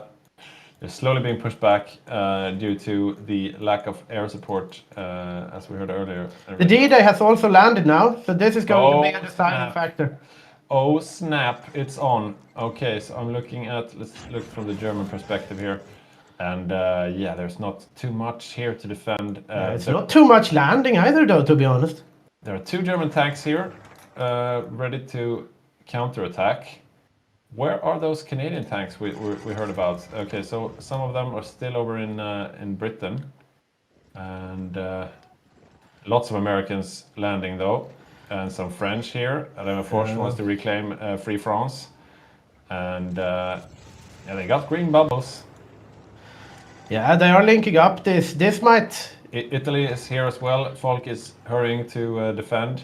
It doesn't take that long until it turns into a D-Day that is very hard to dislodge. Yeah, and they also can get counter-encircled on the eastern front. And here come the Canadian tanks. At least 4 of them. Okay, and 4 South African tanks. Okay, 8 Canadian tanks and 4 South African tanks. And yeah, this is going to be very hard to hold for that. that. Only see from the Germans. Let's see where they have the tanks. Okay, most of them over here in the east. Okay, they're moving all of the tanks from the east. They are getting green bubbles though, the German tanks here on the D-Day, so they are still punching quite hard. Yeah, I'm on the German POV right now, and they're trying to push back this invasion, trying to split it in half. Oh, they're just losing a tile though. This is dangerous for them. Yeah, if they get encircled. Canadian tanks versus German tanks here. And the Canadian tanks seem to be winning, but there are 4 of them. Yeah, the German tanks are trying to attack from the east instead, dislodging some of these American Marines there. In the west, though, the Allies are consolidating. They have a solid beachhead now. Yeah, and the Soviets are just, because they have evacuated lots from the eastern front, so the Soviets are just pushing back in the Baltics now. Yeah, this should be everything the Soviets have wanted for Christmas. Let's have a look. So in the far east, looks pretty stable. The middle also looks pretty stable, but yeah, as you said, in the Baltics, that's where you see gaps in the line on the German line, and large gaps in the line as well. And there are tanks there to take advantage of this. Yeah, and the Germans now down to 16k manpower because they got a lot encircled of the infantry once they retreated. Yeah, they have to scrape the barrel pretty soon, I think. It looks like the Baku has fallen though to the Axis, so the Soviets are going to run out of fuel eventually, but I don't know if it matters that much at this point. Will the Germans be able to throw this D-Day out? They're throwing everything they have at it. All of the German tanks are now here or on the way. But all of the Canadian tanks are there as well, so yeah, I wonder. Yeah, this is looking quite grim. Let's see. for the Axis. I How mean, much does Martin have? Is he sending anything more up there? He still has a lot down in Africa, but he needs to defend there, of course. Trying to look here over in the Axis home territory, seeing what could they send? What do they still have? The Spaniards have some, but they still need to defend for secondary invasions, of course. Yeah, this is looking rough. yeah, I mean, I don't see they don't have any real defense in depth. Even if they throw the D-Day out, where do they go from there? Yeah, Because it's just going to be another one eventually. obviously small encirclement there of defending Spaniards and Italians. The South Africans here in the south. They're getting a little encirclement here of some frontline Free French troops and Brits, maybe. But they might also get counter-encircled. South African tanks are coming in. Oh yeah, yeah, they are. Counter encirclement. Yeah, it looks pretty one-sided in the bigger battles here so far. Okay, so the Hungarians are also here. Mossberg is here with his entire tank force. But Pocket around Moscow getting closed as well. They need to retreat out of this. Oh yeah. This is getting dangerous. The Baltics are now completely falling. The only ones defending here are the paratroopers from Bulgaria. But the road to Berlin is pretty much open. They did encircle someone here. It died so fast I didn't see what division it was. Probably an infantry division from America. Heavy fighting in France right now, mostly favoring the Allies, but the Axis are throwing everything they have at it. And this is always risky when you do a D-Day like this, because if you lose those troops, that could lose you the war. Because if you lose all of the troops in a D-Day invasion, it takes a long while to get new ones. Yeah, but I don't think. I mean, they have 0 manpower now. I mean, I don't think like even if they throw the D-Day out, how do they go back on the Soviet front? Yeah, the frontline troops are not even German for the most part. It's mostly Italians and Spaniards tasked with holding the front. They are pushing back a bit up in the north. Yeah, look at this. Look at this. Who's actually doing the heavy lifting here? Looks like it's Italy, and yeah, the German tanks as well. So up in the north, they are actually making some gains here, and they are almost reached the sea. The Allies still have ports, of course. They can still get supplied. They can still have a route out if need be. But it looks like the Axis... They might be actually able to get out at least the northern part of the D-Day. And they have a lot of troops coming in here from Italy as well. Yeah, this is looking a bit better. Heavy fighting here. The Canadians are here now trying to face this German advance. And it's back and forth, really back and forth. The probing up and down. There's Mossberg now with his Hungarian tanks a bit to the south, but there on the other side are Seth's Canadian tanks as well. The problem is, meanwhile, the Eastern Front is being rolled up completely, right? And it's very hard for them to retreat out with this infantry without getting them encircled when you also have to focus on driving out the D-Day. I mean, except in the Far East, Magnus has stabilized. Stalingrad is holding in Axis hands. He could actually send some help over to the Baltic front, because the Baltic front is where it's really hurting, and it doesn't look like the Germans are there to micro in the middle either. So they are going to lose some more troops, it looks like, to the Soviet medium tanks. They are getting quite well retreated. The Soviets are not doing a very good job at micro either to get this. Oh, look at that! Even as counter encirclement by it's Pontus. Yeah, really good. If they manage to close this. Yeah, that might have saved the Axis. They might have actually have saved the Baltic front. And let's have a look back at the D-Day. They are closing in on this D-Day, and it's looking quite grim. Yeah, the top D-Day is surrounded now. I don't know, do they retreat at this point or do they commit? Yeah, it's always a hard call. They are attritioning.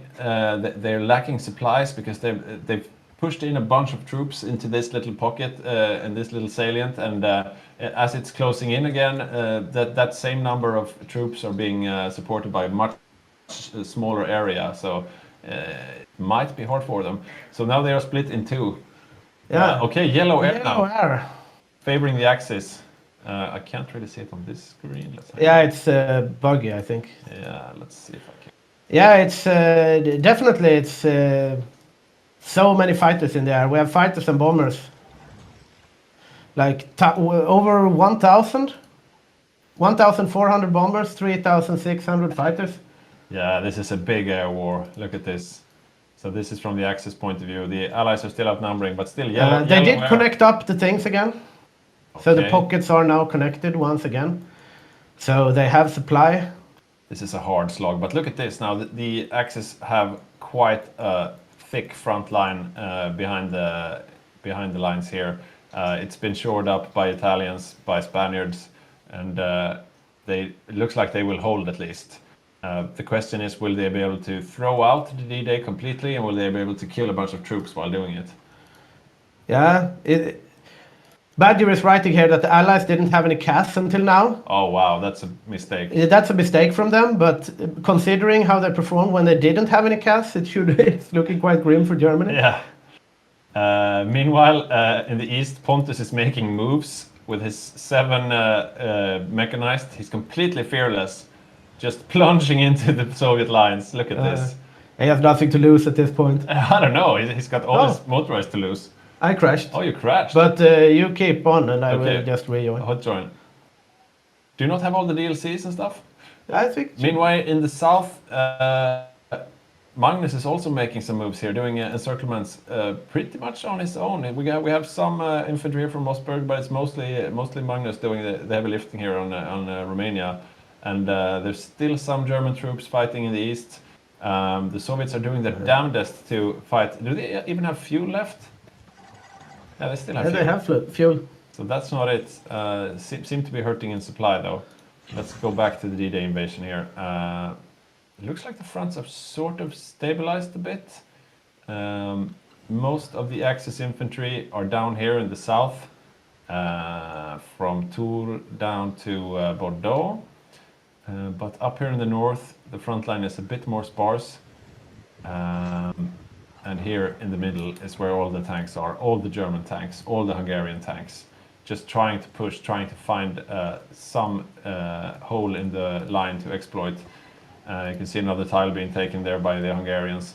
They are very low on supplies though, under strength, almost all of them. Let's have a look at the Germans here. Where are the... Gonna rejoin here. These are not tank divisions. So I'm coming in on the hot join here. These are just cat head divisions. Where are the actual... here we go. Okay. Oh, connection timed up. So these are the German tanks that are left, and as you can see, all of them are under strength right now. They won't be punching very hard at the moment. I'm back. Yes, so Victor is rejoining, giving us a breather. Okay, let's see here. We have some comments that we've been missing. There are a few old ones. 4.4 German, 4.4K anti-air in German stocks. Yeah, that's definite overproduction. Did the Germans again forget to reinforce trains and supply hubs in Eastern Europe? Good question. We could have a look at that. Right now, though, it looks more like the Soviets are hurting for supplies. It would be nice to get Badger in. How many tanks did the Allies kill in the West? Yeah, that's a good question.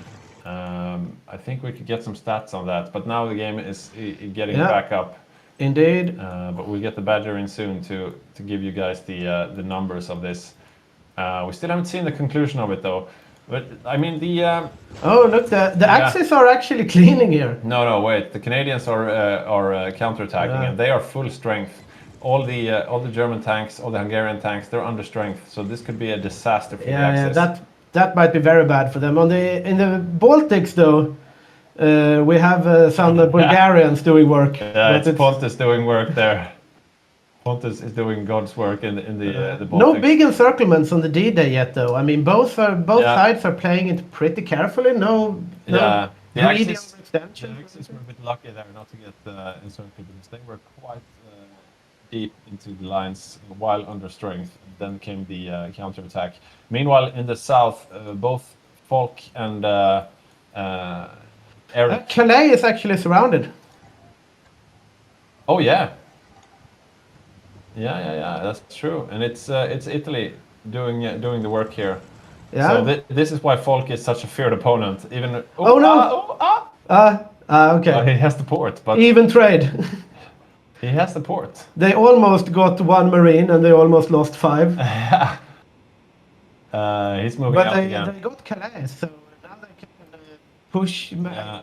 Maybe they will try to push along the coast. The axis here are looking Yeah, open. one less port means less supply coming into this D-Day invasion, and they've also taken La Rochelle down here in the south. It's also Folk and Eric in the south doing most of the work here.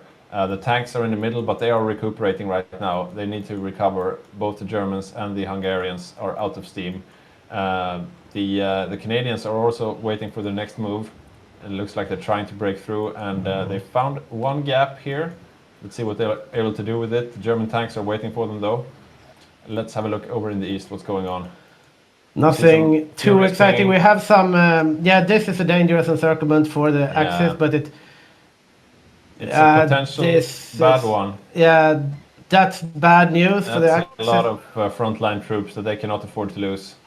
They have recovered some manpower now. I suppose that they are scraping the barrel. No, sorry. They have some focus, like spawn-in focuses for frontline troops if things get really panicky, but it's looking they need these troops.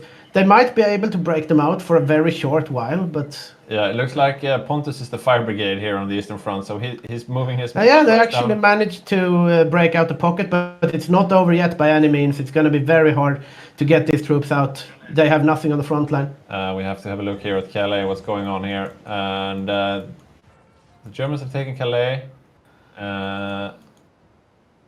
Yeah, nothing much going on here. Oh, the Hungarians are making their move now. They are pushing through almost. The Canadians are there on the other side, though. But at the same time, the German tanks are down here in the south. All of the Axis armor in the same place. They are trying to cut this D-Day in half. Yeah, this could be a really nice move. I think those discords are going crazy. The air is yellow, but slightly favoring the Allies. It's just yellow. The Allies almost have air superiority. Now the Allies have air superiority. And that, now they don't. 4 German tanks encircled and dead. Okay, yeah, that's probably it. They have 4 tanks left in the stockpile now.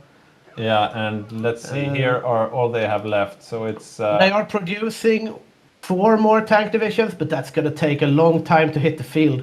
Yeah, the Germans only have 4 out in the field right now. That was a big loss for them. Yeah, that little moment of lost air superiority was not good for them. Yeah, definitely. Definitely. Red air and yellow air are very different beasts. We see, though, Hungarian tanks making moves along the northern coast. The United States have tanks here now as well. So the tank advantage is firmly on the side of the Allies now in the west. And they are starting to break through. With those 4 German tanks being lost, the Axis are at a marked disadvantage. The infantry in the south are doing good work, but they are unable to decide this on their own. Where are Mossberg's tanks? Did they also die? No, they're up here in the north. Yeah, they have been able to hold off the D-Day quite a bit, though. There haven't been any very major breakthroughs. And also an impressive retreat from the Eastern Front by the Axis. No big encirclements. Yeah, we've seen a lot worse in our days. The front is a bit sparse. We have a naval invasion on Hamburg. We have Netherlands horses coming in again, but they're going to be killed off quite quickly. Still, I mean, it's a distraction. It's a distraction. Adam is making some moves with the Netherlands. Bulgaria. Okay, so now they're sending, even the fire brigade is going west now. They're focusing everything they have to try to throw out this Allied D-Day, and this means that the Soviets will have a field day, an encirclement happening immediately as the Bulgaria leaves the front. Let's see what happens.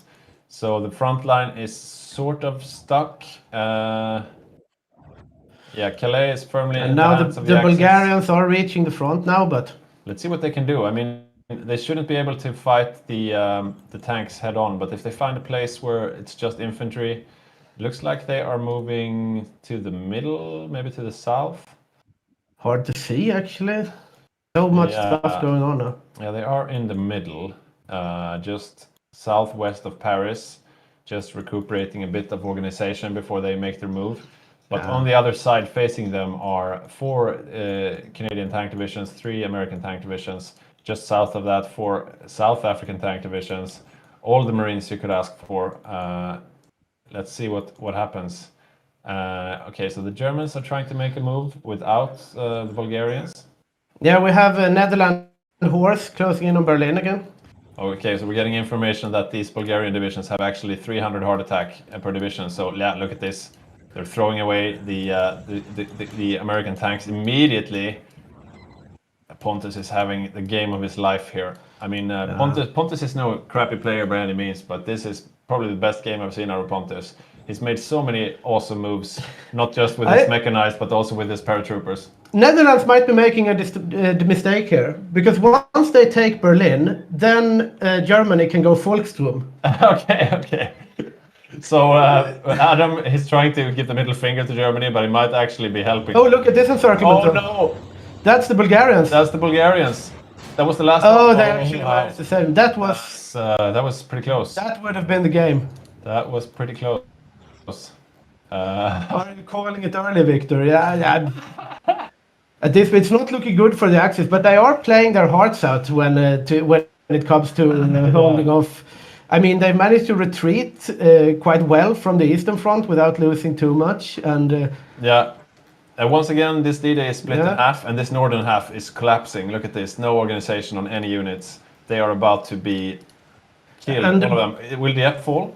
Yeah, the F has fallen. Look at this. Canadian tanks. Oof. Yeah, and also, now they can go the Volkssturm.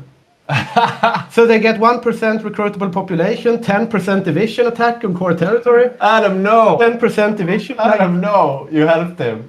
Yeah. When Netherlands took Berlin, they could get so much. I mean, if the Axis paid a spy in the Allies, there's no better thing he could have done for them. So now, with this decisive move, taking Dieppe and all of those northern tanks there, this southern part will fall as well. Look at this, they're taking the port after port. Lucky I didn't call it early. Leningrad seems to be falling as well. Oh, really? Oh, wait, they have to get out of here. Cherbourg is falling. They have to get to the steps quickly. Are there even any tanks left here? I don't see the Canadian tanks anymore. Let's have a look at Canada. How many tanks do you even have left, Canada? 5. 5 tanks, and they are they're over at the port. They're ready to get out, and here comes the American tanks. Okay, they are getting out. The D-Day is officially defended, and that was costly for the Allies. Not free for the Germans or the Axis by any means, but Axis victory. Yeah, and the Axis also. I mean, look at the Eastern Front, though, right? Oh yeah, they're chopped up. They got quite unraveled, but oh shit. I mean, the Soviets—they're not in Berlin by any means, right? No, but there's no front line here. All the front line has been eaten up. And also, Germany didn't click the Volkssturm. Yeah, why would they know about that? That's like... okay, so the north has a front line, and the south has a front line, but the middle is complete. Yeah, France is... the D-Day is dead. Everyone died. Yeah, the D-Day is really dead. They're cleaning out everything except the tanks. North Africa firmly back in Allied hands, though. The Italians did evacuate everything. Look at that number go up. But now they have to get back east, and they have to do it quickly. Yeah. And it's always... And they are already going back east. And they have to decide now, how much do we leave in the west for when the Allies come back? And how much can we... And we have Magnus and Hungary completely stuck in the Caucasus. Yeah. But he can escape with his little fleet, though, right? It looks like Magnus is trying to retreat, but he needs to get to the ports. Leningrad in Finnish hands, though. Sage finds his time to shine. Okay, Magnus is trying to get back to the coast, and he still has the Black Sea in his pocket, so he should be able to save most of his troops, but there's a lot of territory lost here. Vichy France took over the entire north, also France. Yeah, actually, Vichy France AI has been supplementing with quite a lot of frontline troops. Yeah, Vichy France AI saved Berlin last time as well. Yeah. Yeah, if only Ivan knew that he could do the Volkssturm right now. Okay, so we see most of the Axis forces, at least the mobile forces, going back east. Some Spaniards, Bulgarians, what tanks Germany has left. But still a sizable contingent left in the west. I would actually send some more back east. I mean, why not? Yeah, I mean, they need to win in the East, otherwise there will be another D-Day. Yeah, I mean, there will be another D-Day, and they still have, what is it here? 9 tanks in the UK. Okay, so maybe we can't send it all. And as time goes on, it will be a shorter time between the D-Day. Okay, so Folk was saving France, but he left Egypt undefended. So the Allies are advancing here as well. Yeah, that's reasonable, I guess. Just form a backline at Tobruk. At this point, you will have to give that up. Yeah. We need to check the Pacific, but it does mean, though, that the entire soft underbelly is suddenly up for grabs. So suddenly Italy is threatened, and Greece and the Balkans is threatened. So they need to be careful. And also the calm. The Japanese have sunk 2 more carriers. Oh, wow. But what are they doing with it, though? It seems like they managed to stabilize the front line, though. So Siam is not getting capitulated. I guess Roche is not getting any armored support anymore. I mean, Germany at this point would like a stronger Asia axis, though. Yeah, Suk seems to be a pretty solid player. He's got quite a sizable army in the field, 1.36 million. And let's have a look here at his divisions real quick. He's got 3 tank divisions of his own right now, so he doesn't need the help. Oh, they're actually 2 of them are up here in Egypt helping out. And they are standing on their old supply line. Yeah. Yeah, and we have the Eastern Front. The Germans are coming back. They now have 6 medium tank divisions again, so they've got like 1 or 2 out. They have 4, 5, 6. They have 6 more in production, but I don't think they have the equipment to field them. Yeah, so this is the dangerous moment for the Soviets. When the Axis forces come back now from the D-Day, will they be able to hold this, or will they lose a bunch of troops? And also we have 13 medium tanks on the Soviet side, but these are going to be produced, right? Luke is queuing up. Okay, let's have a look at this. 1, 2, 3, 4, 27 medium tank divisions.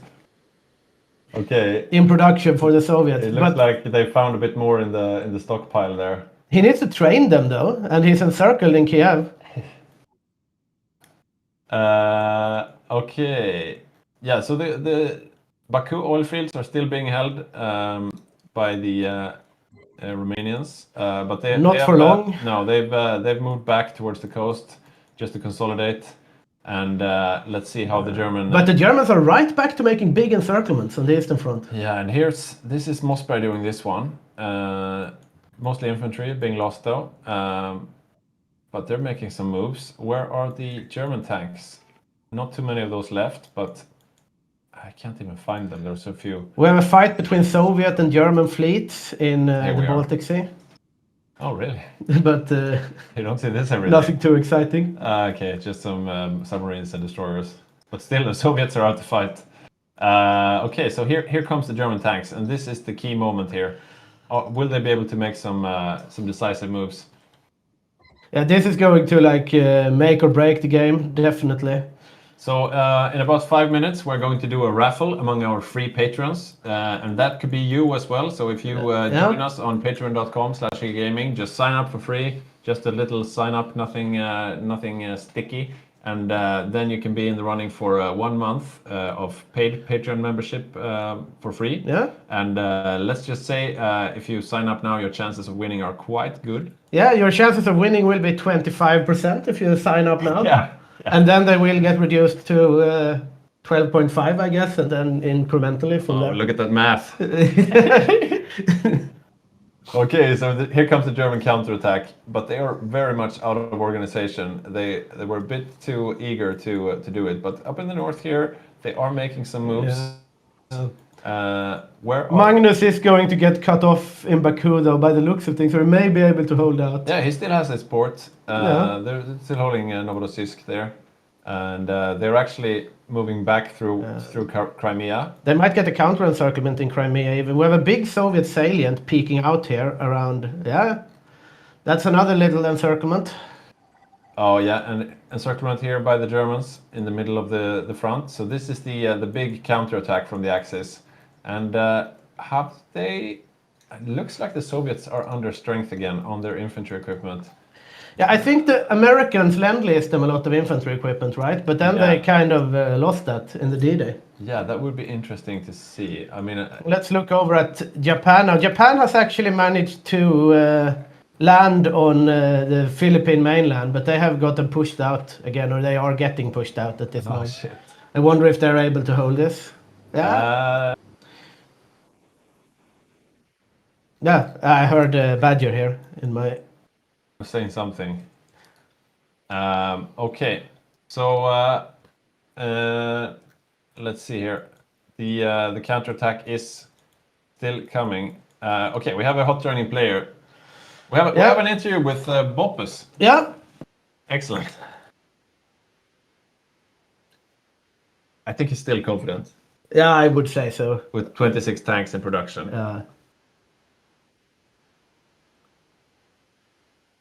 Yeah, I mean, that production line is quite I crashed. Yeah, you hot joined and we conduct the interview as usual. I crash. A lot of crashes happening at once now. Hello. Hello, Boppus. Great Commissar. As before, it looks a little bit different right now. Yeah, how do you feel? It must have been an exciting time for you on the Eastern Front, right? First complete domination. Yeah, very exciting. We have killed a lot of troops, Germans. The Imperial pigs retreated from France, which was very cowardly. Yeah, your honeymoon period is over now, and they are returning to the Eastern Front. I guess you already noticed. And how do you feel about it? You've been counterattacking for a while now, but here comes the Axis counterattack. We're kind of fine. We have pushed the lines quite a bit forward. We know there's a new invasion coming in Italy, so they need to react again.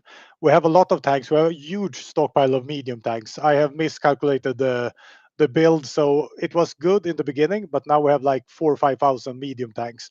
So we just need some other equipment, and we will push out a ton of tanks. So nice. I'm not confident that's overstating it. We wouldn't win alone, but with another Italy invasion, yeah, we took out so much infantry and took back so much land. So yeah. We were seeing earlier you had a deficit of infantry equipment of like 35k or something. That looks to be sorted now. You're almost at zero again. How much Lend-Lease have you been receiving from the US? Quite a lot, not tanks, but mechanized infantry divisions, not divisions, infantry equipment, stuff we lacked, but it's not a huge Lend-Lease as of now. We got 700 heavy fighters. That was a huge deal. Okay. We're coming back into the game now, so we should let you go. I believe you have things to do on the front. Yeah, good luck. Thank you. Amazing that you changed the background pictures and bombed out buildings. As soon as we get in, we see an assortment of 4 German tanks. That's like all of the German tanks. Yeah, definitely. Like this is. They'll get out. They should get out. Yeah, they should be able to get out, but just by the skin of their teeth, like they need to be careful about these things. We have a counter encirclement then of 3 Soviet infantry divisions now, but they are going to get out as well. We might have a counter encirclement of 2 medium tanks. Maybe 3. No, they look fine. They will stabilize this problem. What about in the south? Mossberg was doing some moves, but now he's been a bit passive for a while. Yeah. He's trying his best. Yeah, he just. Right. Oh yeah, right. You have to reshare your screen after you got disconnected. But you will view this from my perspective for a little while then. And looking over here at the Eastern Front, you see the bubbles moving. I am now at the German perspective here. So we see they are trying to link up to save the Romanian very, very long front down to the oil fields here. And I feel that it's going to have to be abandoned at some point. But we do see an encirclement of like 1, 2, 3, 4, 5, 6. So that's 9 Soviet infantry divisions. So the Axis are like chewing up a bit, and they're getting the manpower back. I guess at this point, it's still service by requirement. They never clicked the Volkssturm. That was a little mistake of them, but they obviously wouldn't know. Yeah, they are fully on the offensive. They know the clock is ticking. Yeah. In the far north, we see Pontus doing some encirclements with his mechanized. If they can link up with the Finns, again, that would be huge for the supply and the ease of coordinating. But Yeah. we do see the Soviets also making moves around the Dnieper here. Another encirclement a bit further south, and third encirclement even further south, and in the far south, it's a bit more of a stalemate. Let's see, is that Mongolia? Mongolia is back. Indeed, they are. Yeah. Some more Soviet troops falling up here a bit north. Oh, and a couple of Magnus's infantry divisions getting encircled, but getting saved by Mossberg immediately. And out here in Baku, it looks like the Balkan Bros have retreated to the coast in a defensive stance. Probably right a now. wise move from them. I don't see myself anymore on the screen now, but I am fine without. But we see more Soviets getting encircled. They're just shooing up Soviet infantry left and right here. I'm just gonna make sure we see ourselves again. Yeah, and I mean the Leningrad, looking over at the current wars, the USSR is up to 8.2 million casualties. So I mean, this is the Axis are punching back hard. The Soviets have like Don said, I wouldn't panic too much because look at this 26 tank divisions in production. Yeah, they have the tanks, but they need to train them. And they need the other stuff as well. 7th of February in 1944, so that's 3 months away. They need the support equipment and so on as well. So it's not enough to just. Yeah, look at this encirclement, Leningrad. The fronts are getting linked up. The Soviets are just falling apart up here. Yeah, I'm looking from the Soviet perspective right now, and yeah, this looks good for the Axis right now. The clock is ticking, of course. Another big encirclement around the Dnieper here. Zaporizhia is about to be encircled by Hungarian armor. Ooh, that's a lot. That is indeed a lot. Is it any armor or no? Oh yeah, the Mongolians. Those poor Mongolians. Yeah, poor Mongolians. They have taken a lot of beating. They're losing, I think, all of their remaining divisions now.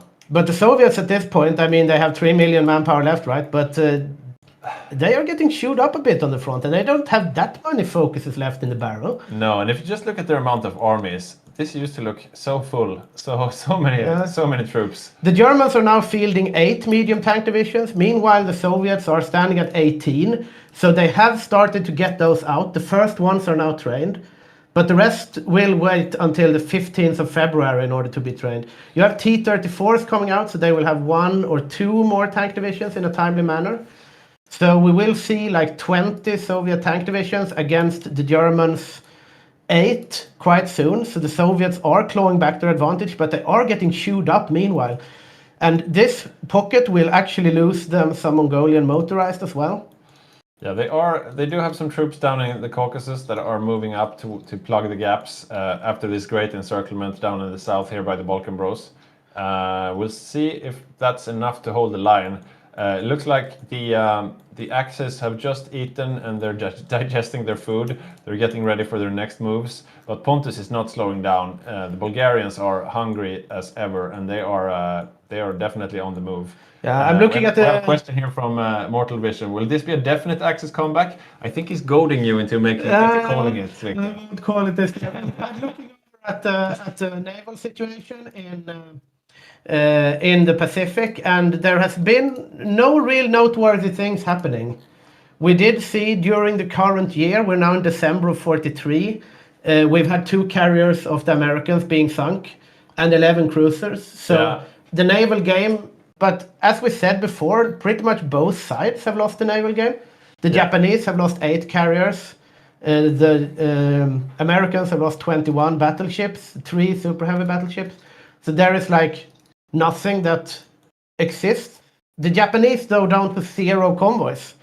And that's sad because the supply, a tactical tidbit here, is that the supply emanates from your capital, right? So if I go over to the supply mode here, you see it stretching out like an octopus, right? So since Japan has its capital of Tokyo on an island, that means the only way that they can supply all these different islands with some troops on them is by shipping off the supplies from Tokyo. But Yeah. if they have 0 convoys and getting raided, they are not going to be able to do that. So the island hopping is stopping in its tracks, right? D-Day 2 is about to kick off, and this time it will hit northern Spain. And it looks like a bit of a diversionary maneuver here. If you see, they've sent all their planes to northern France, maybe to lure the Axis attackers that this is where the attack is coming. Meanwhile, the naval invasions, as you can see here on the screen, are headed towards Spain, and Spain is... They are planning a D-Day on Spain, but that gives the Axis a bit more time also, because Spain is, as you all know, further away from Berlin. Even if you sacrifice Spain as a pawn sacrifice. Yeah, I mean, you could set up a line in Navarra, basically, along the Pyrenees, and just let Spain die, and you get some more time on the eastern front. It does look like Eric has forgotten to defend this one port here in Oviedo, because that's going to be a bit sad for him. He does have a fair amount of troops up in France and also other places in Spain, but he's not protecting this one port that is about to be attacked. And you see the British ships are moving in to bring superiority. I think it's just a matter of time before they kick off the invasion. They're still training, though, many of the troops here. So we'll see how long we have to wait. It's... Yeah. Let's see, we have Mongolia has been annexed by the USSR. So Mongolia is now part of the USSR. Oh, I guess the Mini left. Yeah, I guess he had to go, and that was the last of his troops dying, so might as well, right? So rest in peace, Mongolia. F in chat for Mongolia. He played a very good game, I feel. He did some very important moves for the Soviets. Yeah, especially early on. He was the only one making the big moves. Speaking of big moves, Pontus just closed another pocket. I'm a bit curious to how many Soviets Bulgaria has killed. Yeah, it's 2.4 million. 2.4 million, and Germany is at 2.9. That's a really good Bulgaria game. Yeah, Bulgarians have had one heck of a game, and another pocket is being closed down here south. That's mostly Romania, Germany, and Albania still, but... Yeah, and let's see, the German, the Soviet medium tanks are trying to be sort of a fire brigade, going to where they are needed the most, but looks like the front is almost collapsing up here in the north. Yeah, I mean, the Soviets, now they're up to 20 medium tanks, and they are going to get a lot of them, right? There are 20 more medium tanks coming out, so... Yeah, but still, they need more things than just tanks. They need mechanized. They're out of mechanized. They need squad weapons, these other little things that they need. But the D-Day is coming, as we were saying. Yeah. Okay, so we have a quick analysis here. Hello. So I have some fun statistics to look at. There were some questions about fielded tanks before. But before we look at the fielded tanks, I thought we would have a look at this. This is the fielded manpower of the tank nations right now. So you see Soviets are the top one, but they are quickly crashing, and the US is just below them in fielded manpower. And then we have the Germans also crashing quite a bit. So both Germany is the red one and Soviet is the teal/blue one. So they are both really low on manpower. But if we have then looking at armor instead, we see here that the Soviets, like you just said, Victor, the Soviets are back in top of the armor. So they are the same color as you just saw. And the Germans are also clinging back up towards, not towards the top, but upwards. So both Germany and Soviet have quite a few armor divisions in the field, but not that much infantry left. That's kind of a situation. So they're really like the heavyweight boxers just hitting each other in the face right now. Yeah. And this sort of is visible right now on the map because the Soviets are pushing here in the middle as they're being pushed both in the north and the south. Oh, look at this. Eight Soviet tank divisions encircled by the Bulgarians. Oh, that is a disaster for the Soviets because Will they be able to close it though? They might. Yeah, 8 divisions. 8 Soviet tank divisions. That at this point, that is very big. The Finns have also. And the rest of them are here in the middle, and they're at risk. They're also at risk. The Finns are outside Moscow as well. They are losing 2 more right now. Indeed, they are. That's they a very, very, very big play from the Axis at this point. I see 2 of them retreating here, but 2 are being lost right here, unless they could manage to get outside somehow. Perhaps they could. Yeah, they need to. They're gonna have big issues otherwise. Yeah, it's looking good for the Axis on the Eastern Front right now. When is Yeah. that D-Day coming? Not yet. Like Saxo Liv said, massive F. Yeah. Massive F. Okay, so up in the north, Pontus is making... I don't know if it will be massive F. Look at Stargate with his Finnish troops. They're just snaking. Yeah. So cocky. Together with David's Albanian troops. But they need to close the pockets, though. They need to eat up these Soviet divisions before they move on. But they are really close to Moscow now. Yeah, they They are.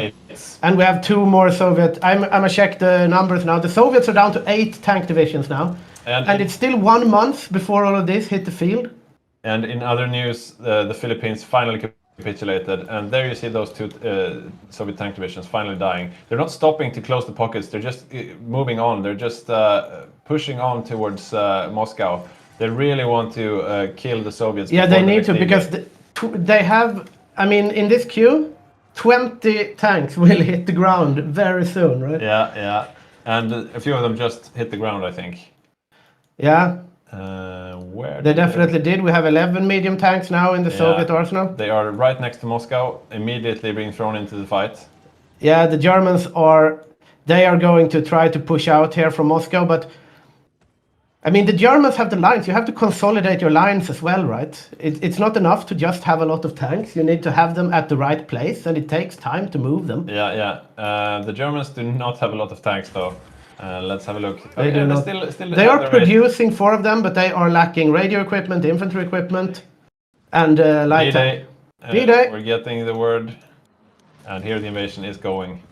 Yeah, and that's going to land pretty handily, but I don't think the Germans will retreat to defend this anytime soon. They are going all in on this front. Do you think they will sacrifice Spain? I think they will sacrifice Spain. I would sacrifice Spain at this point. So Italy with Martin is the main defender, but Martin is very tied up right now in North Africa. Almost all his troops are here fighting the good fight against the Indians and Americans, mostly in Egypt here. So Martin can't really send too much to help. He does still have these 14 Marines chilling out in Italy. They've been chilling there for some while. And the Axis are really wanting to get Moscow here also, because that fucks up the supply, right? Because you remember, as I said before, the supply emanates from the capital. Yeah. So if they take Moscow, then the supply will come from like Kazan or Gorky, or I guess Stalingrad, so that's not that bad. Yeah, and it does look likely that we will see Moscow falling. Are they moving back even?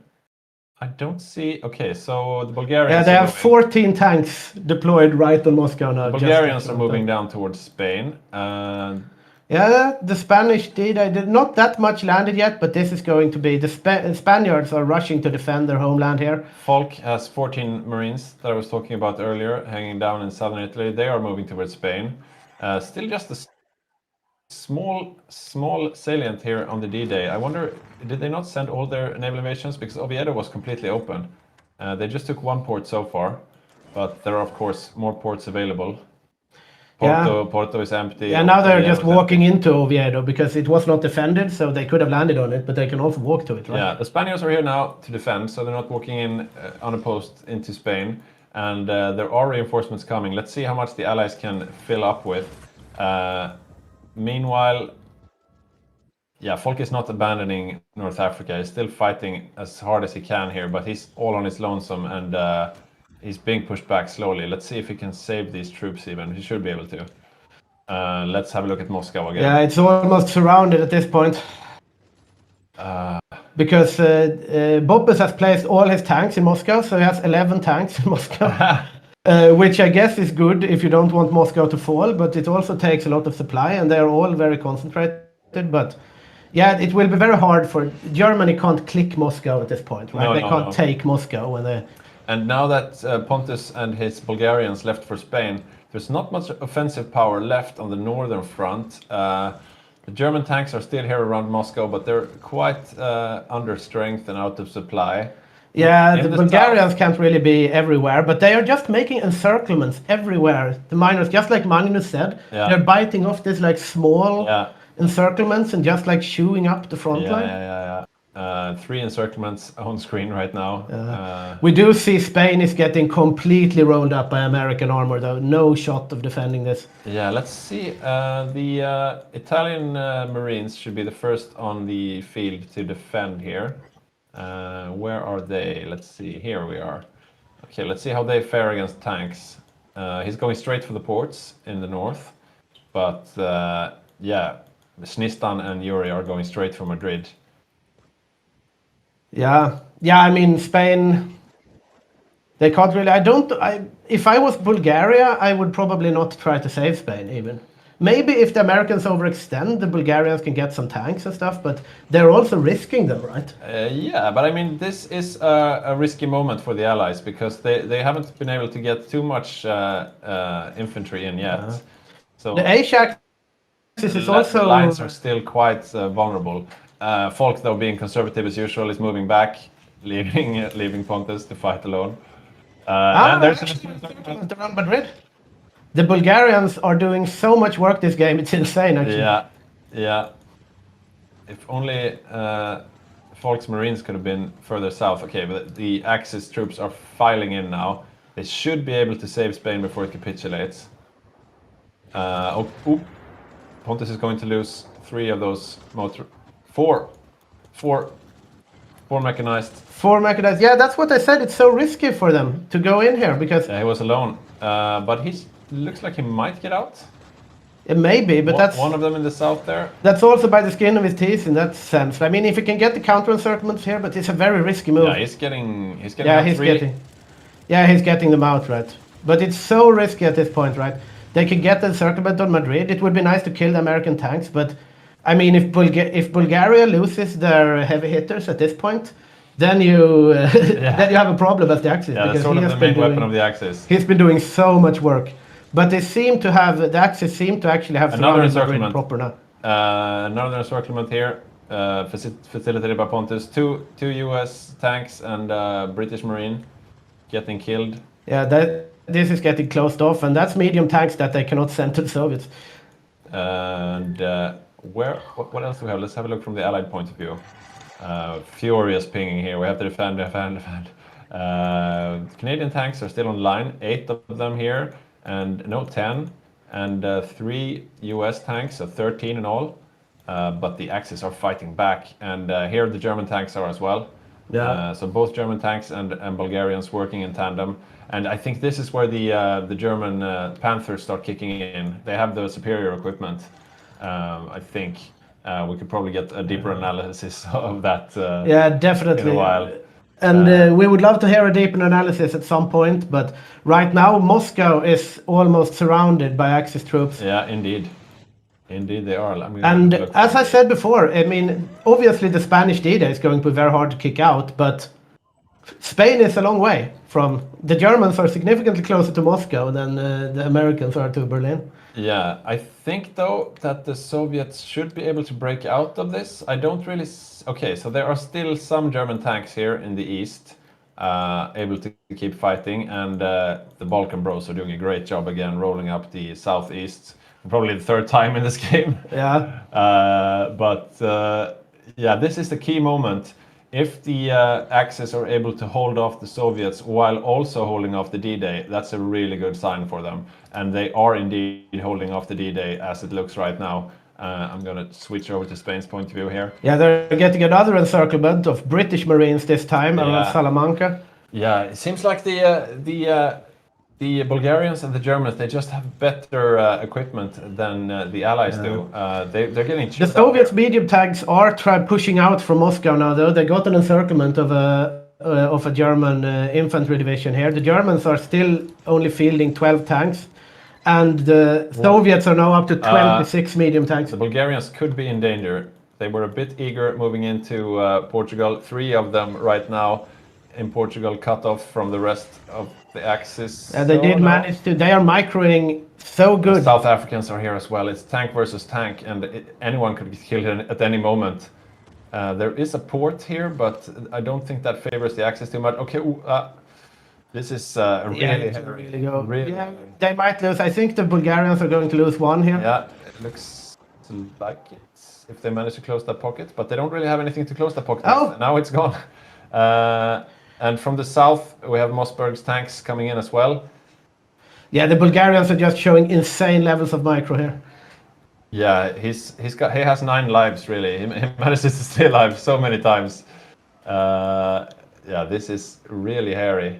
Yeah, I mean, now you see those 25 medium tanks from the Soviets on the front here, though, just pushing out from Moscow. So Okay, I'm gonna have a look in a moment. Just want to see what happens. You keep with an this eye on D-Day. that, and I will see. Yeah, they are. It looks like the Axis are able to throw out this D-Day invasion, despite all this massive number of Allied tanks.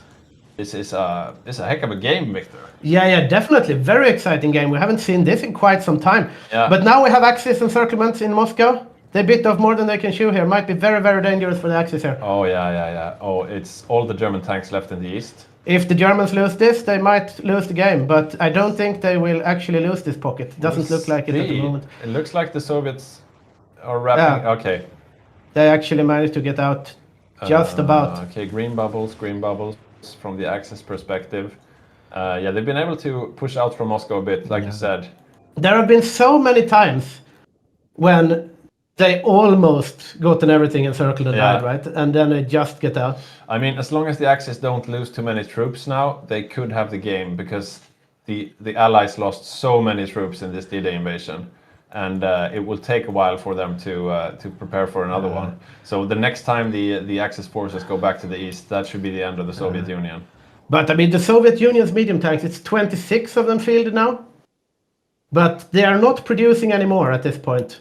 The Germans are back up to 2 million manpower. They're recruiting 4 more, and they have the equipment for it. I mean, 26, that's more than they started with. Yeah, that's true. But they're not managing to make any big encirclements. They are gaining ground, of course, with 26 medium tanks, but they are losing Baku now. Yeah, the Finns are desperately trying to defend Leningrad here with their bike infantry. Might be able to cut off a chunk here, to be honest. Sarge has also been playing very well. Bicycle battalion.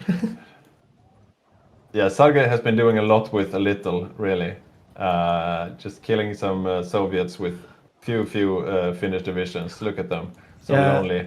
So many gaps in the line. Sarge is looking to defend Leningrad here, and he will be successful. Vichy France AI is more moving towards Baku, but Hungary is not taking any chances and also going over there.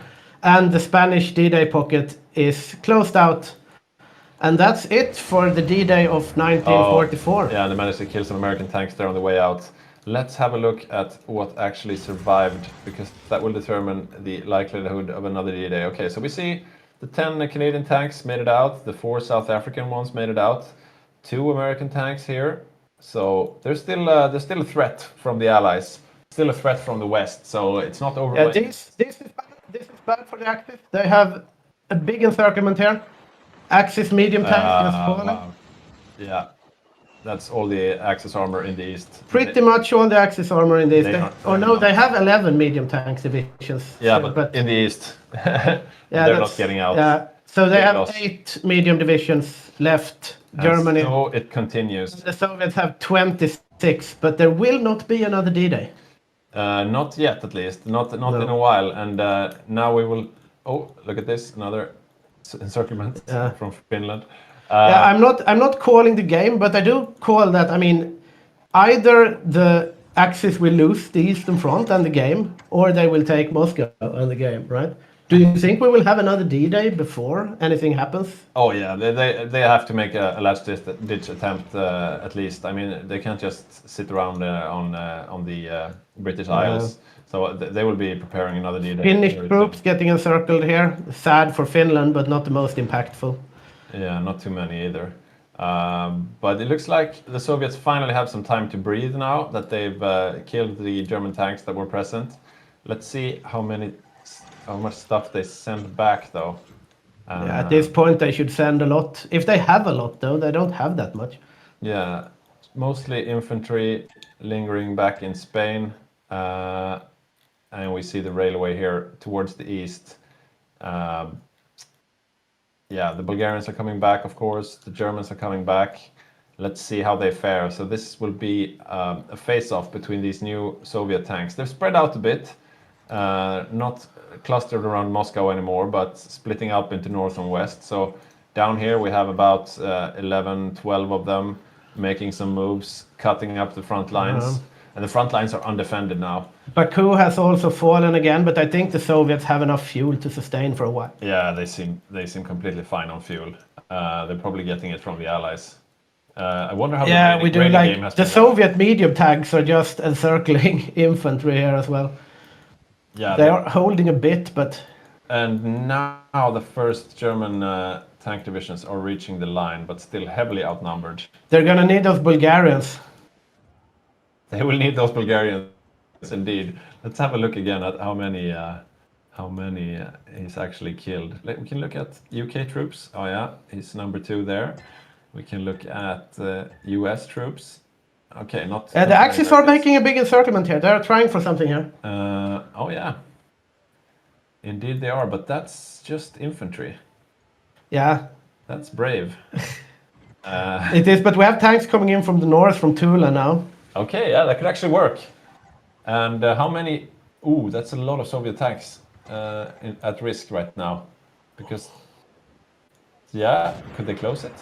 Maybe they're clicking. 3, 4, It's 5, gonna 6, be 7, close. 8, It's gonna 9, be really close. 10, 11 Soviet tanks in that pocket. It's gonna be really, But they're really losing close. Japan. But Yeah, they won't be able to hold that. It would be amazing for them, but 11 Soviet tanks should be able to get out. yeah, I think so, right? Yeah. Yeah. Yeah, they got out. Yeah. They got out. That would have been a disaster for the Soviets if the Axis managed to close. In the far north, I don't. They might get anything. they might get the consolation prize though. 3 Soviet tanks in dire straits. Look at this. There are no troops on the Axis side from Finland down to Moscow. They did get 3 Soviet medium tanks here. Okay, that's something. But it's completely empty. I mean, Finland can just be killed right now. They have definitely. they have 2 bicycle divisions to stand in the way of complete Finnish capitulation. Yeah, we have 3 Soviet medium tanks against 2 Finnish bicycle divisions, and the Finnish bicycle divisions are holding. That's Finland, right? No, they're not. Or are they? They're still Finland. Finland is best infantry. Yeah, he's bringing. But they're He's reinforcing with whatever this is. They're being circumvented too. Yeah, it's.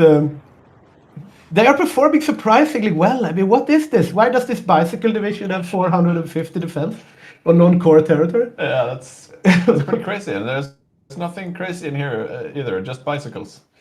Yeah, that's interesting. Yeah. But this might be the end of Finland. And it might be. Unless it's still green bubble. Yeah, they are. Someone coming to save him? It doesn't look like it. I'm incredibly impressed by this Finnish hold in Leningrad. Okay, yeah, so but that is going to fall. The south is firmly in Axis hands. One more Soviet medium tank getting encircled. I mean, the Soviets are losing tanks. They have so many though. But yeah. In the middle here is where the Axis are getting to work right now, and here we see the MVPs. Pontus is 10 now. Motorized divisions. They are fully equipped, fully organized, and they're just eating up the Soviets. Medium armor, infantry, doesn't matter. There's one going. Here's another one getting encircled. Let's have a look at those numbers because they'll probably. I'm looking going down. over. We still have the 8 medium tank divisions from Germany. The Soviets are fielding 16 medium tanks divisions. So I mean, they're down 10, right? Yeah. That's painful. Yeah, I mean it is because they produce this whole line. They get 25 medium tank divisions out, and they're like, now we're gonna push. And then they get encircled and die, and now the Axis are clawing the way back again. The brave bicycle infantry are holding out in Leningrad, and they're their last hope for Finland. There are no troops in Finland at all, apart from these bicycle troops. They are holding out in Leningrad, though. How are they holding Leningrad against the medium tank division? Yeah, that's a good question. Urban tile. This is a big one as well. Moscow has fallen. Look at this encirclement here. Yeah. That's another big one. Big encirclement and Moscow down, so the supply situation is about to be very bad for the Soviet Union. Yeah, up here in the north, looking at all the entire Russian front line, they have this red supply bubble on all of them, but they're almost capitulating Finland. I guess Finland is sacrificing themselves so that. But Finland is still holding Leningrad, right? Yeah, but that won't matter if he loses his cities. Yeah. But they've been doing so for quite some time. Yeah. Imagine if the Axis break them out in Leningrad. Yeah. If the Germans break them out in Leningrad before the Soviets can reach Helsinki, then you have another Soviet medium tank gone, right? It looks like most of the Soviet medium tanks are actually up here in the north. So we have one outside of Leningrad here, and another 4 here, and the one there. Yeah, the Axis are trying to reach Leningrad now, and the Finns are still holding out. Okay, so let's see here. Where is actually the Russian capital now? The Russian capital is, I don't know. It's in Stalingrad, and Stalingrad is surrounded almost. That's also bad. When do they cap? At this point, they've lost quite some territory. Yeah, I'm unsure. Let's see. Okay, so 44%, and they will lose when they have 28 or less. So that's not too much more. I mean, if they take Stalingrad, that's what? How many victory points is that? Yeah. And look here, the Germans are actually breaking out Leningrad. That's amazing. I wonder if they will be able to save Finland as well. Yeah, if they reach Leningrad before Helsinki, but I guess they could cut off the Soviet troops. Yeah, but I think the Soviets will reach Helsinki before they link up with Leningrad. Is that enough to capitulate, though? Maybe not. They saved the Finns in Leningrad. Okay, they have... But now the Finns are getting pushed out, though. They're not reinforcing Finland is fine for a while. Yeah, they are reinforcing it a bit, and Moscow is already... This could actually be a trap for the Soviets. Yeah, I mean, I don't think they should focus so much on Finland. Yeah, probably focus on defending your homeland instead of trying to kill Sarge. Wow. Finland still has 52% capitulation left, and now Leningrad actually fell, so now the Soviets have consolidated, so they will capitulate Finland once they reach Vasa. Yeah. But it's quite a way to drive to Vasa. I mean, Stalingrad will fall before the Soviets reach Vasa. Yeah, we have a comment from Mike. What's the point of giving away Finland for free? I mean, I think Finland did what they could. They do have some divisions down here, but yeah, 5 divisions it wouldn't have made much of a difference. I think they went too offensively up here in the north, and they got cut off, and that's the story of Finland, I think. Yeah, and I mean, eventually the Soviets are going to be stuck in Finland, right? Because meanwhile, the Allies are moving up to Leningrad, moving up to these little lakes and the rivers. Yeah. And I mean, at that point, the Soviets can have Finland. The point of taking Leningrad back is also that now the Soviets are a bit further from capitulation. That is true, however, yeah. So they're at 47% controlled and will lose at 28 or less. But I don't know. What is Leningrad and Stalingrad? Are they like 5% each? Something like that. So it's close. But also it will be quite hard for them to hold Leningrad. Do they have another D-Day plan, the Allies? They are just doing D-Days all over the place. You see, they have Denmark, France, Spain. I think this is a good idea. Spread it out a bit. Yeah. So North Africa is slowly being liberated. And I'm going to have a look from, let's see. Okay, so Denmark, it looks like the Americans are going to land in... No, Brits and Americans are going to land in Denmark. Can be a good idea sometimes to take Jutland, because you only have this narrow choke point here to hold. And here comes the naval invasion. And Brittany as well. This is a broad front attack on the Axis. They're trying to go for a killing blow here. They've already landed. And it's Adams' Dutch divisions who are leading the charge, together with the South Africans of Yugi. Stalingrad now in Axis hands. This is anyone's game, and I mean the Axis really don't want to turn back now. They've almost killed the Soviets, and now Leningrad is the capital, and that's quite close to the front. Finland will capitulate any second as well. Okay, I'm looking at the surrender limit again of the Soviets here. Okay, so we're at 43%. So yeah, 5% each for those big cities.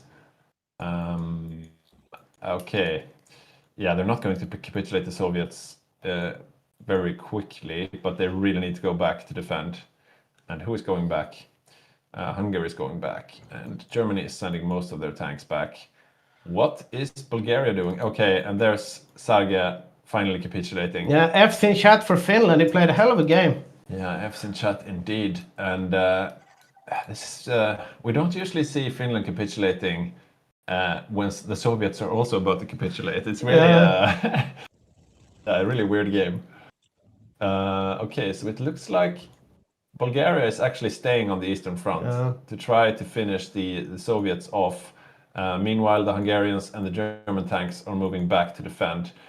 Denmark is being invaded. Northwest France is being invaded. Spain is not moving a lot. Let's see what Italy is doing. Italy is...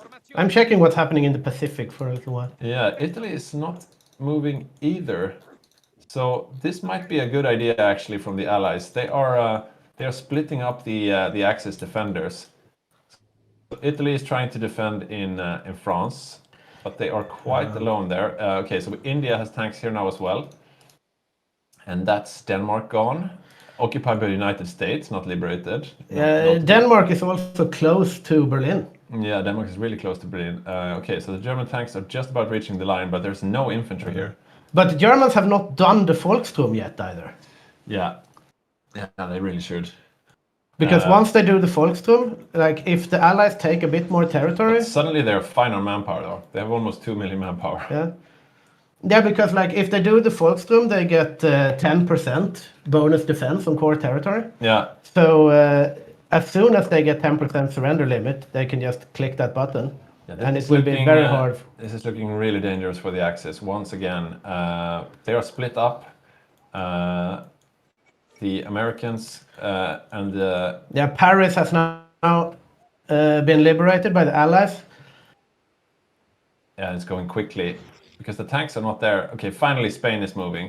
It might have been too late though. They were afraid they would get naval invaded themselves, and there are actually naval invasions planned for further south as well. The Germans are busy in Denmark. That seems to be their... Yeah, look at this. This is a really all-in attack. Gideon is sending all his garrisons. Yeah, this is a great tactic. Just naval invade everywhere. Why not? I mean, you can even send the Gibraltar garrison. Just send them out. There are empty ports everywhere. Everyone is so strapped for manpower. Looks like they're being contained. The Americans are in Denmark just about. But at the same time, this diversion has led to the almost complete liberation of France, and it's Raj, India, who's leading this charge. And the Soviets are making moves on the Eastern Front again. We are seeing some infantry having some trouble. Moscow is almost falling back in Soviet hands again with these medium tanks moving in. Oh yeah. What is Bulgaria doing? I don't see them on the front right now. Are they also moving back to defend? 3 encircled Netherlands troops. Yeah, so finally they decided to send Bulgaria back to France. There's been some indecisiveness in this last D-Day defense from the Axis. Both Spain and Italy were slow to react, and Bulgaria was left at the Eastern Front maybe a bit too long. And let's see, because now they are split up as well. So the Germans and Hungarians are up here in Denmark trying to fend off the Americans, and it looks like they're doing a good job of it. Yeah, they have been very good at defending against invasions here. They still cannot do the Volkssturm, I think, because they don't have the surrender limit needed. Could they actually kill these Americans? That would be helpful. It's almost getting... Also, the south in Ukraine, the miners are still doing encirclements pretty much all the time on small Soviet pockets. Yeah, they're having a good time. Magnus being supported by David here, down in the south. Yeah, I'm curious if we're... Denmark is not in the war. Oh, this makes it weird. Okay, so... Let's see what... What are you saying, Badger? So right now we're seeing the brave the Bulgarians might get surrounded for the very last time. Yeah, it's looking really hairy. But they might get a harbor. 8 of them. Let's see. Yeah, it's 8 of them. That's the Bulgarians. They're retreating. Yeah, that is the Bulgarians. I don't think they can retreat anywhere. No. No, they were alone. That's 8 of them. Oh, wow. That was it. So... He only has 3 of them left now. And that was the pride of the Axis armies. That was the pride of the Axis army. Yeah, so, indeed. Yeah. So I think this will be tough for the Axis to throw out this invasion, to be honest. Now, once The Bulgarians are training some new, but yeah, they're caught in a slog in Denmark, and still they don't have too many. The Germans are sending now 4 tank divisions down and back to France, and but will that be enough? France is almost completely liberated at this point. Yeah, and Moscow is back in Soviet hands again, and I mean they can't do this again, right? That's the problem. Yeah. Now they need to. Basically they're not back at square one, right? Because they're further east, but they need to encircle this D-Day, kill all these troops, get the United States out of Denmark, get back to the Eastern Front, and once again do. I mean, it's a tall order. They're just out of steam at this point, right? Yeah, and those Germans who were supposed to hold the Americans at bay are now being killed. So that means the Americans are free again to move towards Berlin. And at the same time, the Germans are now reaching the front lines, but they are out of supply. Hungary is there. So Hungary and Germany have consolidated their armored forces. One last push close to the Ardennes. Yeah, I think they might be able to, like the Axis are managing to get the Netherlands back here, but I mean, it's not even Volkssturm time yet because they don't have the surrender limit, but they're not feeling that much now. 7 medium tank divisions, 88 infantry divisions. They are producing new tank divisions and they have the equipment. So if they manage to stall this, perhaps they could do one last hurrah. But then they would have to like get Moscow back. By the time they kick this out, the Soviets will be in Smolensk again, right? The brave Bulgarian paratroopers are tasked with holding Berlin. Let's see now. Seems like the front has stalled somewhat in the southwest of France, because all the tanks are now facing off against each other here. So on the Axis side, we have the Germans and the Hungarians. We have all the Italians coming back as well. Bulgarians, and on the left side, on the Allied side, we have the Indians. Big encirclement of Soviets again, though, on the Eastern Front. The miners are still doing heavy work here. How can they do this? Heavy work, but will they be able to close it though? Maybe not, actually. It looks like the Soviets are really focused on just heading west instead of killing the Romanians in the south. Probably not a stupid decision, to be honest, because the D-Day might be kicked off. It's by no means over yet, but it's looking very grim for the Axis if they don't do any major moves here. They are doing some, though. Yeah, Look at this encirclement. Yeah, it looks like Mossberg is able to take an encirclement here of mostly British and French troops. Remefors was celebrating a bit too early, popping the champagne, saying, "Oh, vive la liberté!" But he's not free yet. He's not. No, he's not. They would like to get some core territory occupied, though. Like, they would like the Volkssturm at this point. Because those bonuses would do a lot of difference, but... And it looks like the Danish invasion is contained, but... but it's not beaten out either, right? Yeah, divisions that are much needed elsewhere are stuck there for now. And that little encirclement we were talking about is now saved. So the Axis are now split in two, with Switzerland in the middle there. They did manage to link it up again, though. Okay, can they close it, though? Let's see. Maybe, actually. Mossberg, can you do it? Mossberg is playing super well this game as well. The German tanks are now Will up it in the be north, enough? Yeah. together with the Bulgarians. They have a nice concentration of strength there, but at the same time... Yeah, look, they are killing off the pocket now. The Netherlands have fallen again, and the infantry that was taking it are now... They managed to get the pocket out again. This looks hairy for the Axis. Yeah. Yeah, no saving grace from over here. Are the Asians doing anything crazy? I mean, what could they even do at this point to save their brethren? Probably not much. But the thing is, though, right, the Eastern Front is pushed so far into Soviet territory that they have quite a ways to walk to get to Berlin. If they do a controlled retreat, make fallback lines, it's going to take the Soviets a long, long time to be able to threaten Germany proper from the east. So they have time. They still could do something, perhaps, here, but it's looking grim for them. They just have to win the battle in the west first. And they need to do it in a timely manner. Canadians are now encircling the German defenders up in Kiel and Hamburg. Yeah, if they lose this, I would say this... That's the gates to Berlin wide open. Yeah, that's probably... That's probably it, right? I don't think they can defend against this. We do have some German armor here still, and they are pushing the D-Day from the south, so we shouldn't. I just have to see. Are we getting any nukes? I would love to see nuke. Yeah, okay. They're building nuclear reactors, but that's probably too late. That would be a I lovely. wonder, could the Germans escape Kiel by sea?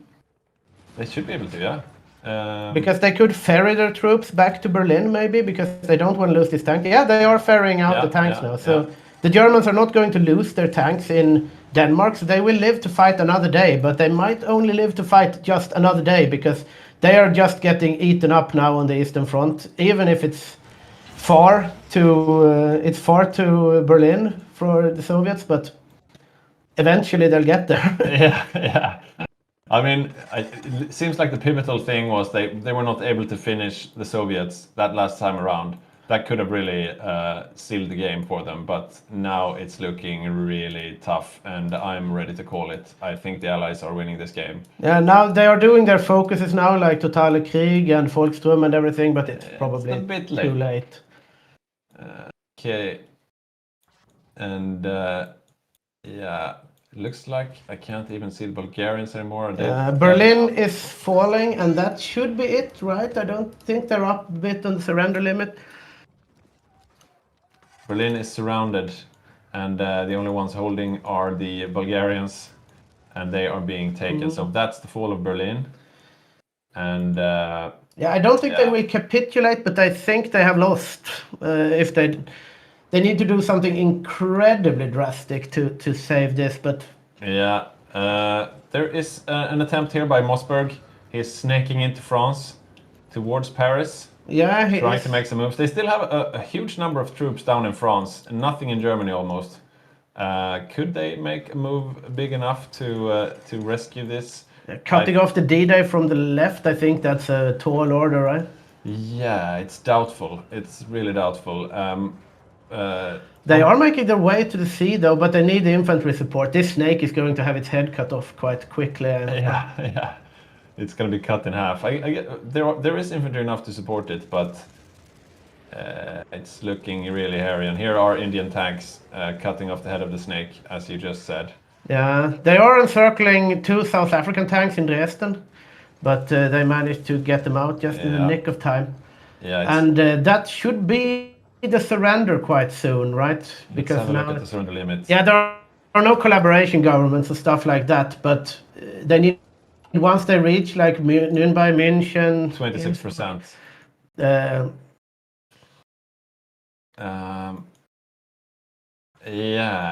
I don't know what else to say really. Yeah, I mean the Soviets are making work, but the Soviets are slow on the Eastern Front, right? They have not moved out that far from Moscow. Looks like they just spawned in a bunch of troops. No, they got 3 American tanks. If they can close this in whatever this is, Aussig. Doesn't look like they can. No.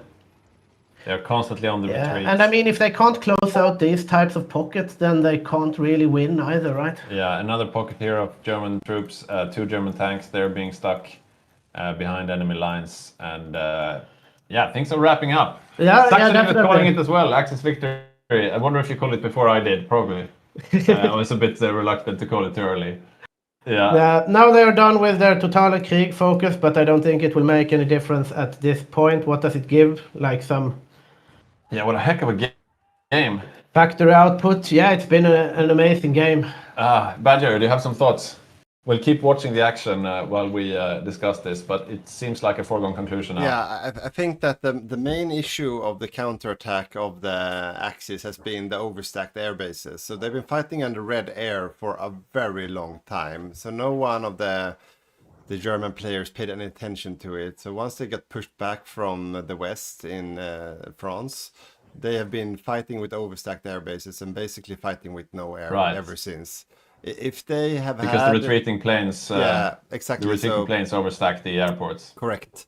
So if one of the German players just paid attention to that, I think we would have seen a different story, and I think that it would have been much more of a struggle to for this fight, because the Luftwaffe is not weak, right? So I think like the Bulgarians, they they died too quick with no support and no air cover, and after that, it just got rolled up with no, like in complete red air, basically.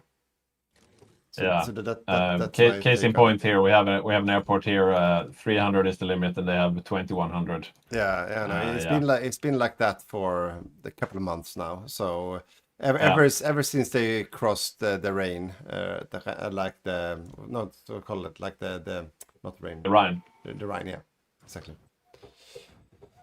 It's been like that. So it's like a small mistake with devastating consequences, I'd say. Right. Yeah, that's a detail we missed from here, but it sounds very logical. And yeah, once those Bulgarian motorized divisions were mechanized, were dying. It looked like the writing on the wall. Yeah. And here we see the Soviets slowly pushing forward. Magnus, the Romanian player, still holding out as well as he can, but yeah. Yeah, I mean, he's moved back now. If it's for we're going to see basically an entire Allied occupation of Germany, right? The Soviets hasn't moved that far. Yeah, I mean that's good for post-war Europe, I suppose. Yeah, true. But for whatever it's worth, the Manchu finally got their act together and pushed through in the Burma line a little bit. Oh yeah. Yeah. So they are making some desperate attacks because the Raj. And they're even doing a naval invasion now. So yeah. A couple of years too late. Yeah, a little bit too late. But it's been Japan finally sunk the entire U.S. fleet. There's nothing left of it, and they recovered from the convoy raiding, which was primarily from the UK actually and Australia. Oh, really? Really? But now they finally got their act together, Japan, and now they're coming back in full swing. But it's too late. Yeah, it's very much too late. Yeah. This is what you like to see in maybe 1942 or 1941. This kind of naval invasion on Calcutta here. Speaking of coming back in full swing, though, the Axis are actually making some work outside Dresden. Okay, let's have a look. The final battle. Let's see how it goes. But I'm going to turn off Allied battle plans so it gets less fluttery. Yeah, we still have 9 German tanks, right? So. Yeah, and now we have 2 less Canadian tanks. It seemed like a bit of a lack of coordination there in the defense, because looking here at the south of France, you have all the infantry you could ever need, and up towards Germany, no infantry, but a lot of tanks. Many of them have died by now, but still, a bit of a bad coordination. I think this dual-pronged attack by the Allies really caught the Axis off guard. They couldn't concentrate all the forces in one place like they did in earlier D-days. So that seemed to have been a decisive factor as well. Yeah. Reichsprotect Böhmen, Mähren. Okay, I think that means Czechoslovakia. Yeah, they are surrendering at pretty much any point now, the Germans. Yeah. There is a big salient here. They might try to get this, I guess. Okay, so I'm not going Calcutta has fallen though, so Japan is making big inroads into India, but it's too late at this point. Let's have a look.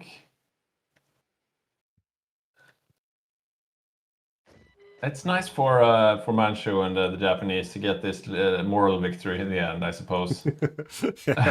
It's bittersweet, I guess. But yeah. So who would we like to interview for the end of game interview? I mean, the man of the hour would be, I think, Pontus playing Bulgaria. Yeah, he's the one. Yeah, I would. I think, he's gonna get the MVP for sure. No, he should have the MVP. And I think right behind him would probably be Hungary or Soviet Union. Yeah, but I mean, Mosper's Hungary was not bad, but we've seen scarier Hungaries. Having a look here at the Soviet losses. The Bulgarians are back. Losses, 12.4 million. Yeah. Look here. The Bulgarians are back with some motorized infantry again in Germany. Oh, the Bulgarians are back? Yeah, they have 3 divisions now. They are cleaning house again. Oh, they've had 3 for a while. No, they have 6 divisions actually. now. They have 6. Okay, so it's not over until it's over, and I like that they're not giving up. It is definitely over though. Looking at they actually encircled a Soviet medium tank on the eastern front. That's great. They're fighting until the end here. Magnus is doing a fighting retreat. Actually, it's the Germans. So Probably Thomas. I don't think you see this in many communities. A fight like an end siege like this, giving it all until the very last day of the war. No, definitely. I like this. Yeah, this has been a very exciting game. Really back and forth. Really, even if it was an Allied win again, we have seen a lot of Allied wins recently, but this was a close one. I mean, are you calling it too early? Now, maybe. Yeah, at we this point. We see Pontus has finally consolidated his 6 motorized. Yeah, Pontus and is he's back coming for back blood. now. He's back for blood now. Yeah. He's got a green bubble. He's breaking through. Yeah. How far can you go? The sky's Yeah, I the guess limit. if I call an Allied win at this point, then the Axis is probably going to claw back. Right? You are jinxing it like always, Victor, right? Oh, okay. So they're actually pushing through a bit. Okay, look from the north as well. They're pushing from Königsberg. There's a concentration. Yeah, of they Germans actually as are, well. right? But the Soviets are into the east of Germany now. So Yeah, but what I there's would still love to some see is like defenders. the allies like going on the bathroom, chilling now, thinking they won, and now look at that pincer move. So from the north, the Germans are coming down in full swing. Yeah. You think they could actually? And the Canadians. You think they could touch the tips? I don't know. Yeah, it's very at this point I know, they have 90% capitulation. They need to get victory points back if they're going to yeah, hold out for a they- little They while. took Prague. The Canadians are reacting now. The Canadians are. They got reacting. Prague if they can Oh, get. they're getting if they four can get German tanks. Stettin. Sorry, four American tanks outside of Prague. Are they? Maybe. No. They're gonna get out, right? Maybe not actually. We'll see. They are in Oh. circle. No, almost. There. There's a lot of allied material here. They're snaking back to Stettin, and they're not in their core territory anymore because they're pushed back into Poland. So they need to get like Pilsen and Dresden and stuff Okay, like that. so- It's so not the- enough to keep Poland. The issue is that the Soviets are coming, right? So Yeah. Yeah. Yeah, if we just focus here, it's one thing, but then They confiscated the Romanian oil fields. yeah, have you seen the I like movie? that. Have you seen the movie J.J. Rabbit? This feels like that. Like when they talk that to the kids at the end siege battle in the city. Like, turns out everyone hates fine. us. Yeah. It turns out It's fine now. we're pretty much at war with the entire world. Everyone is here. everyone is here. Yeah, that's how it feels like now. Oh, there was an encirclement. Yeah, that was, outside of must be- Breslau. Must suck to be the Oh, last Wrocław. division to be in a circle on the Allied side. Stettin in German hands, but they're still 7% towards capitulation now. So And the Soviets are almost at their back now. They're taking Danzig. has Prague fallen again? Yeah. Yeah, they will capitulate once Brünn gets taken, I guess. So Who is actually Brünn?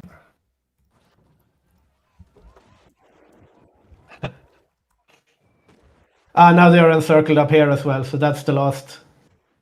The last hurrah of the Germans.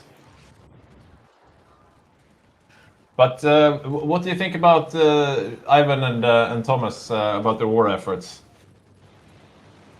Ivan and Thomas. I think they made a really good game in general. Like, I mean, you can't complain with the Germany fighting on, and like both sides have done a really good game if we're in March 45, right? Oh, look at that! South African armor just got wiped. No, so They bite back. I don't think both sides have done a very good game. You can't Yeah. complain really. I think No. the main issue for the Germans have been that they've been constantly playing catch up with their armor, right? Yeah, Having too few armor divisions constantly. yeah. But But also never a huge amount of infantry. no, and Oh. they've been short on everything constantly apart from Yeah. fighters. That's Yeah. the only thing that they've been good on, right? Oh, are they? No. They're actually. They got killing Poznan some. back, so they still have not capitulated, but now they are down to 97%. So there's a big Romanian army getting. slowly- Oh, the Romanians are getting out. No, they're not. Never mind. slowly but surely they will capitulate. Like now, I guess, or once the 97%. American tanks reach Brünn here in the south, now they will capitulate. I would love to see a declaration of war now from the Soviets on the Allies. Or maybe they will not, because Poland is core territory and they got Warsaw back. But yeah. So just so soon as this is over, we have to do the spin of the wheel. I think. All right. Yeah, we said that we would do that. Yeah, 5 minutes ago was 2 hours ago. Yeah. But yeah, let's. Let's But that means, dear watcher, dear viewers, that there's still time for you to join the raffle. So if you go to patreon.com/HyggeGaming, you will be in the running to get 1 month free paid Patreon membership, which means you get a bunch of guides and access to our Discord and that kind of nice stuff. So definitely go register at patreon.com/HyggeGaming and support the stream. Look at this. The Bulgarians are making the work now up toward in Poland. They're pushing back. Oh, yeah. Oh yeah. But we have encircled German tanks around Breslau, so that's it, right? There we go. There we go. And the Netherlands get most of the occupation. Yeah. Probably super well deserved, right? Yeah, it's a very nice post-war settlement, right? There is no risk of a communist Eastern Europe. Everything is just nice and democratic all the way. Yeah. I think. Maybe if you set up the raffle and we'll get Pontus in here for an interview. Yeah. Okay. So let's see if we can get him. Who is leading the Axis now? Because they haven't capitulated fully yet. Italy. I think Italy, and at the same time, they are finishing off the Indian army in Burma. Oh yeah, the Indians are getting rolled. Yeah. Yalta conference. Yeah, the Indians are really getting it now. Wow, what a game! Yeah, just as Badger said, if you get to 1945, you can't complain. Yeah. Spain is getting rolled up. Remefors on France finally got his revenge. He's been slugging it out with folk down here in Africa for a long time, not getting the opportunity to shine. Also, Snistan and Yuri on the United States, they've been lend-leasing so much, and it's a thankless task. I mean, you give all the equipment away for someone else to get the glory. But sorry, look at this. The pocket of the last Balkan Bros fighting in Poland together. That's where they started, and now they're there together fighting. That's what it's all about. That's what it's all about. So we have the Hungarians, we have the Bulgarians and the Romanians dying together. It's not about winning the war, it's about the friends we make on the way. Indeed. Minor Axis. Yeah, wow. So that's it. I would love to hear David later as well to see how his game was. Yeah, he's still... Look, another one. The last Balkan Bros in the east. Magnus's Romanians and the last Albanians fighting to the death. Yeah, I think they might fight until the capitulation of the entire faction at this point. We'll see. We'll continue with our thing. Let's see if we can get Bulgaria in here. He still has some... Oh, he still has 8... How is he still alive? I don't know. Yeah, Bulgaria hasn't capped yet, but and he still has his fighting 8 in troops. Poland. It's this, yeah, he's fighting in the pocket. He's trying to drive out of there. A fighting retreat. We have the Finnish bicycle battalion that held Leningrad for half a year here as well. Yeah, but it's slowly losing now. Yeah, now. Okay, now we should be able to get him for an interview. There we go. Yeah. There we go. Let's see if we can, if we can get him here now. There goes Romania. Well fought, Magnus on Romania. Did all that could be expected. The trucks are still here, still driving away. The last of the Bulgarians. I mean, I have to say, I thought that Axis had it at some point. Yeah, I mean, when they threw out the second D-Day, Yeah. it seemed like such a short way to Moscow. But they were too slow. Yeah.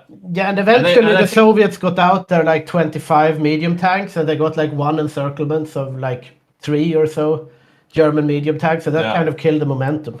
And I think they were a bit too slow to react to the third D-Day as well.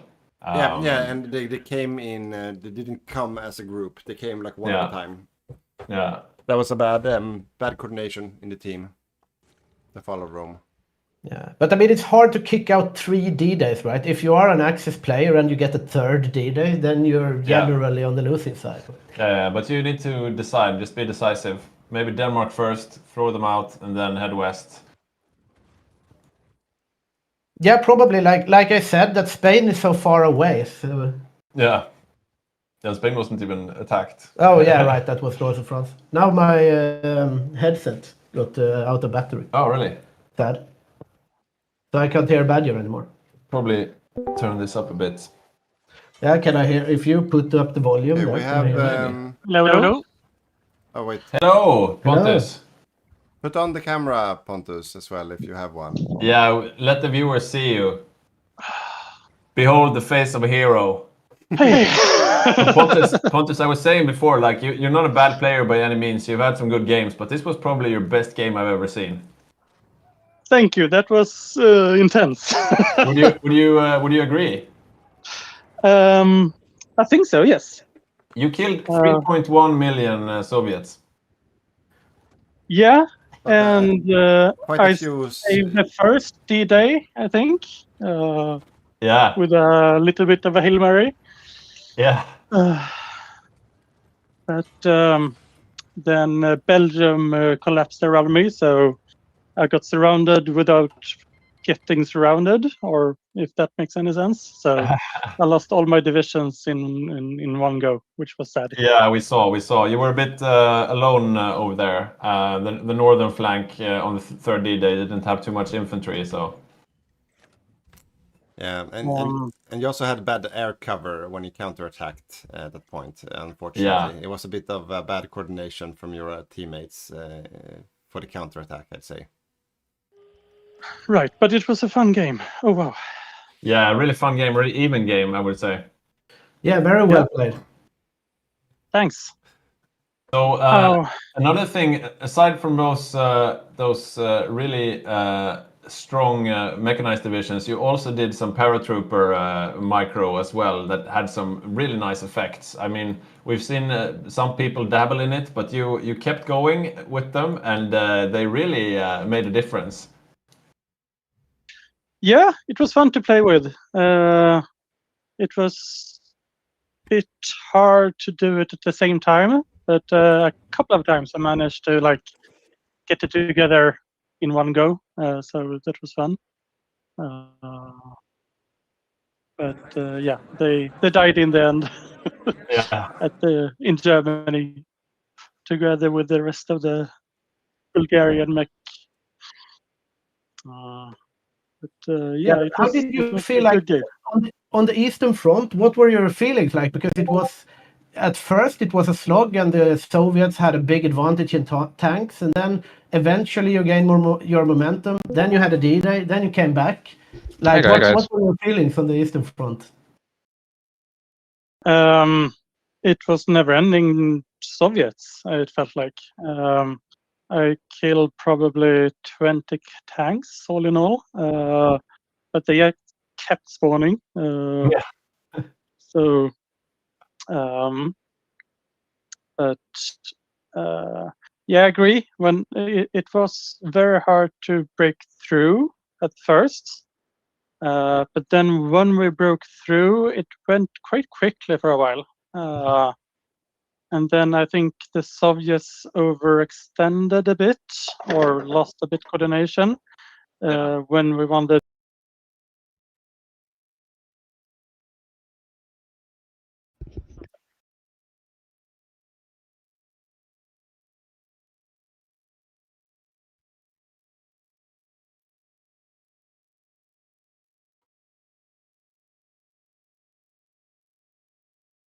Third.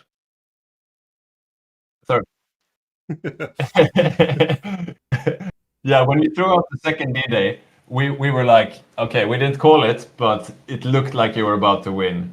It really did. And then the third D-Day, I mean, they attacked in 3 different places, and the defense was a bit scattered, uncoordinated. The airplanes weren't properly controlled, and that's when it all fell apart. It looked like.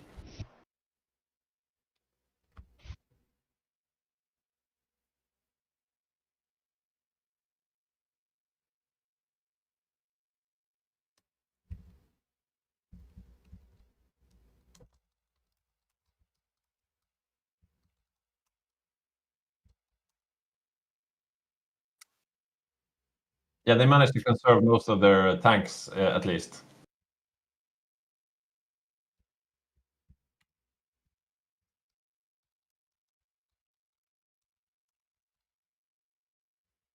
Indeed.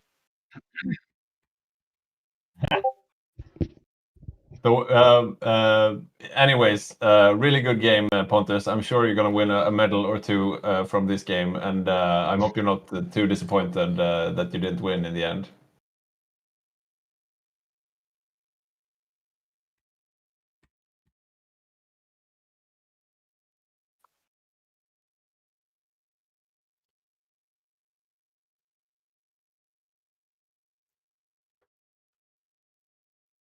You can,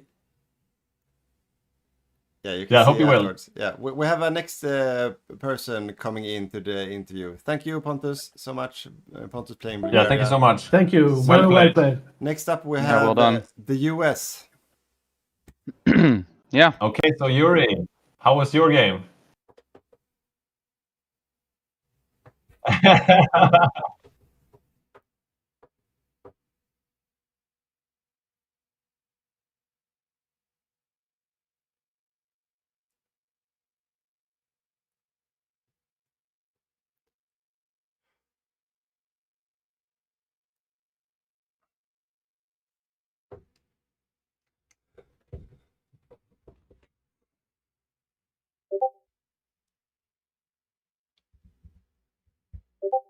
And just ignore Asia, because who cares about Asia?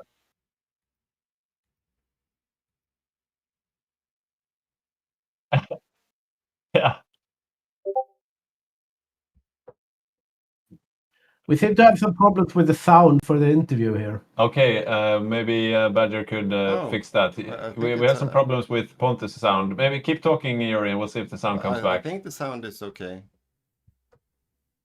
Yeah, I think so. What do you guys say in the chat? Can you hear Yuri right now? No, I'm not talking about you, Yuri. I'm talking about the viewers. Sorry, we're not hearing Yuri. The viewers can't hear you. Okay, The sorry, sound is not sorry. working, Badger. No. There we But go. you can hear us and the Badger, right? We'll just sort these technical issues sorry. out. No, You have to you take- can't hear us and Badger? You have to take it from the top again. Okay. Can you hear anyone now? Can you hear me? Hello? I can. No sound from Yuri. They say. I can hear. Yeah, Welcome, yeah. Yuri. It's fine. I can hear the whole time. Yeah. No problem. Can you hear him now? Yeah. I can still hear you. Yeah, not you, Yuri. We're asking the viewers if they can hear you. Okay, they're saying, yeah, audio is good now. Okay, thank you. Thank Okay, you. cool, Okay, cool. wonderful. So, from the beginning, Yuri. From the beginning. You said it was a bit of a back and forth. Yeah. Eventually you just decided to go all in on Europe and just gather everything. And please continue. Yeah, we had a couple of really good engagements in Japanese fleets, and so lost a couple, won a couple, and eventually, they were able to take Philippines, but we held them off. And at the same time, we were trying to push on Europe and put up a second D-Day, or a D-Day, and eventually it worked.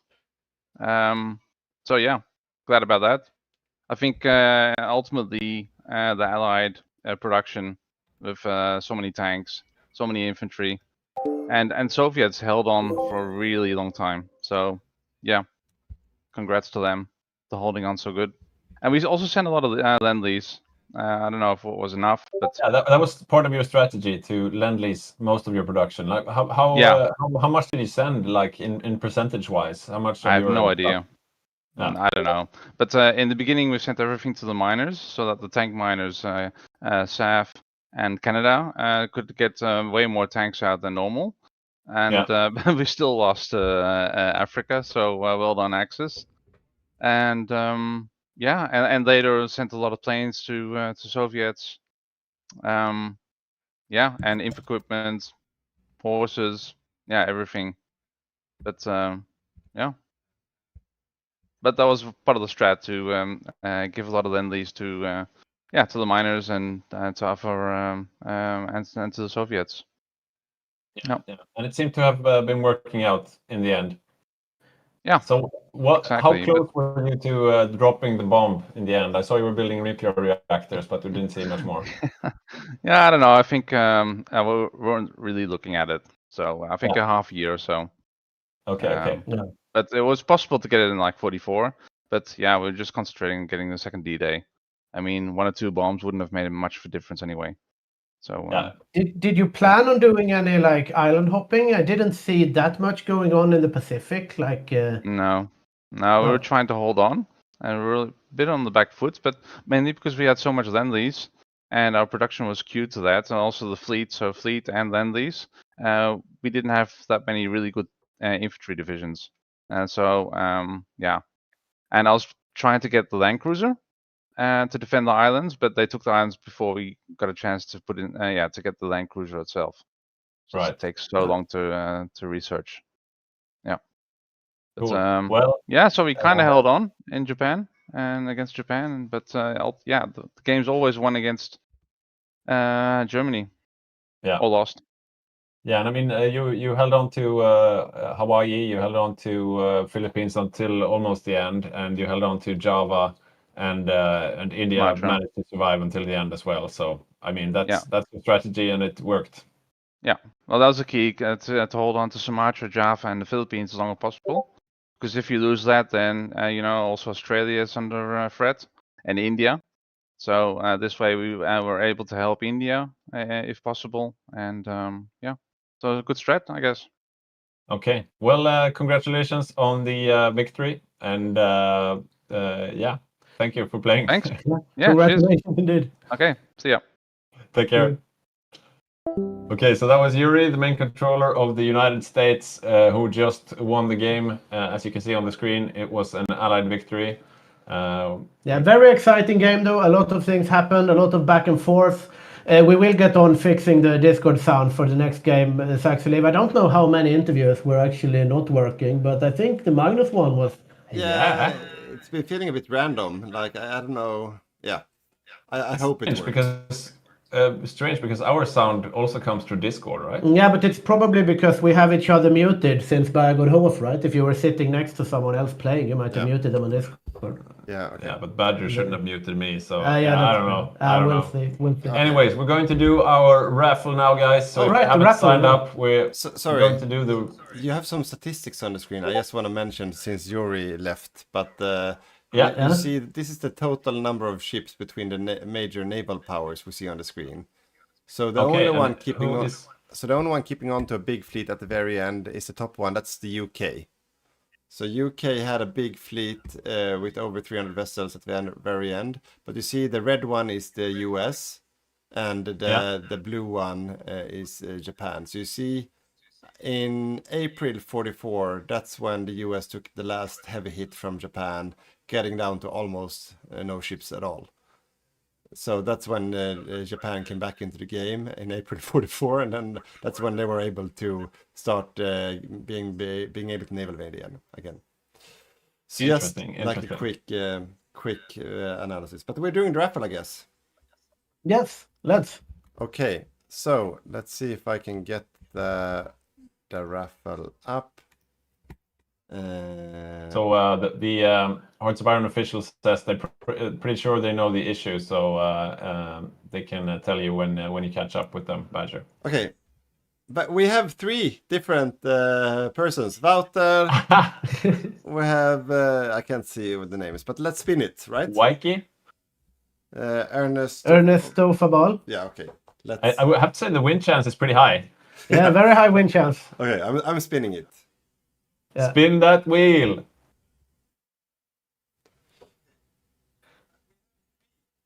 Oh, congratulations, Walter. You win 1 month of Stug 3 tier membership on our Patreon.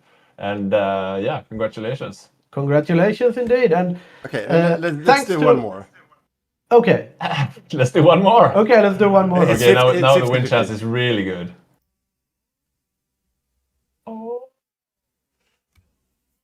I mean, we can be generous. Yeah, Walter is in the chat. Hey, congratulations, Wakey. So Wakey, congratulations. and welcome to the Patreon community. Really nice. Okay, and so that concludes our stream for today. We hope you had a good time. We sure did. It was a really even game. Very exciting game. So much happening. Like we saw a lot of new things going on. Like little bit of new LLMA meta. A lot of things happening on the Eastern Front as usual, and a lot of interesting tactical decisions all around. And incredible plays from both teams. Yeah, so definitely. Very exciting game, and so happy to have you here. And hope you all have a very happy new year. Yeah, have a really good 2026, and we'll be back for more with more streams like this. And if you want guides, we have lots of them on our YouTube channel. So, and do you want to say anything to conclude, Badger? No, it's been, it's been a fun day. Thank you. Okay. Yeah. Thank you, and goodbye. Thank you. Goodbye. I think the UK needs to do a response. 5 things you really need to know to improve your micro. Some of the 3 things you might not know about radars. overrun! Yes! No, no. No, I didn't know this. Yeah, the US Navy is moving steadily Have westwards. maybe some engagement. This is a disaster for Hungary. Hungary was the one that suffered the most. Yeah, I have a perfect overview of everything he has. Welcome to the studio. Thank you. Set up the map mode under the yeah. Maybe we before we say what the outcome was of the plan. Maybe we should 2.2 million casualties and the meat war. It has been a while, so yeah, 12 hours or so, not counting.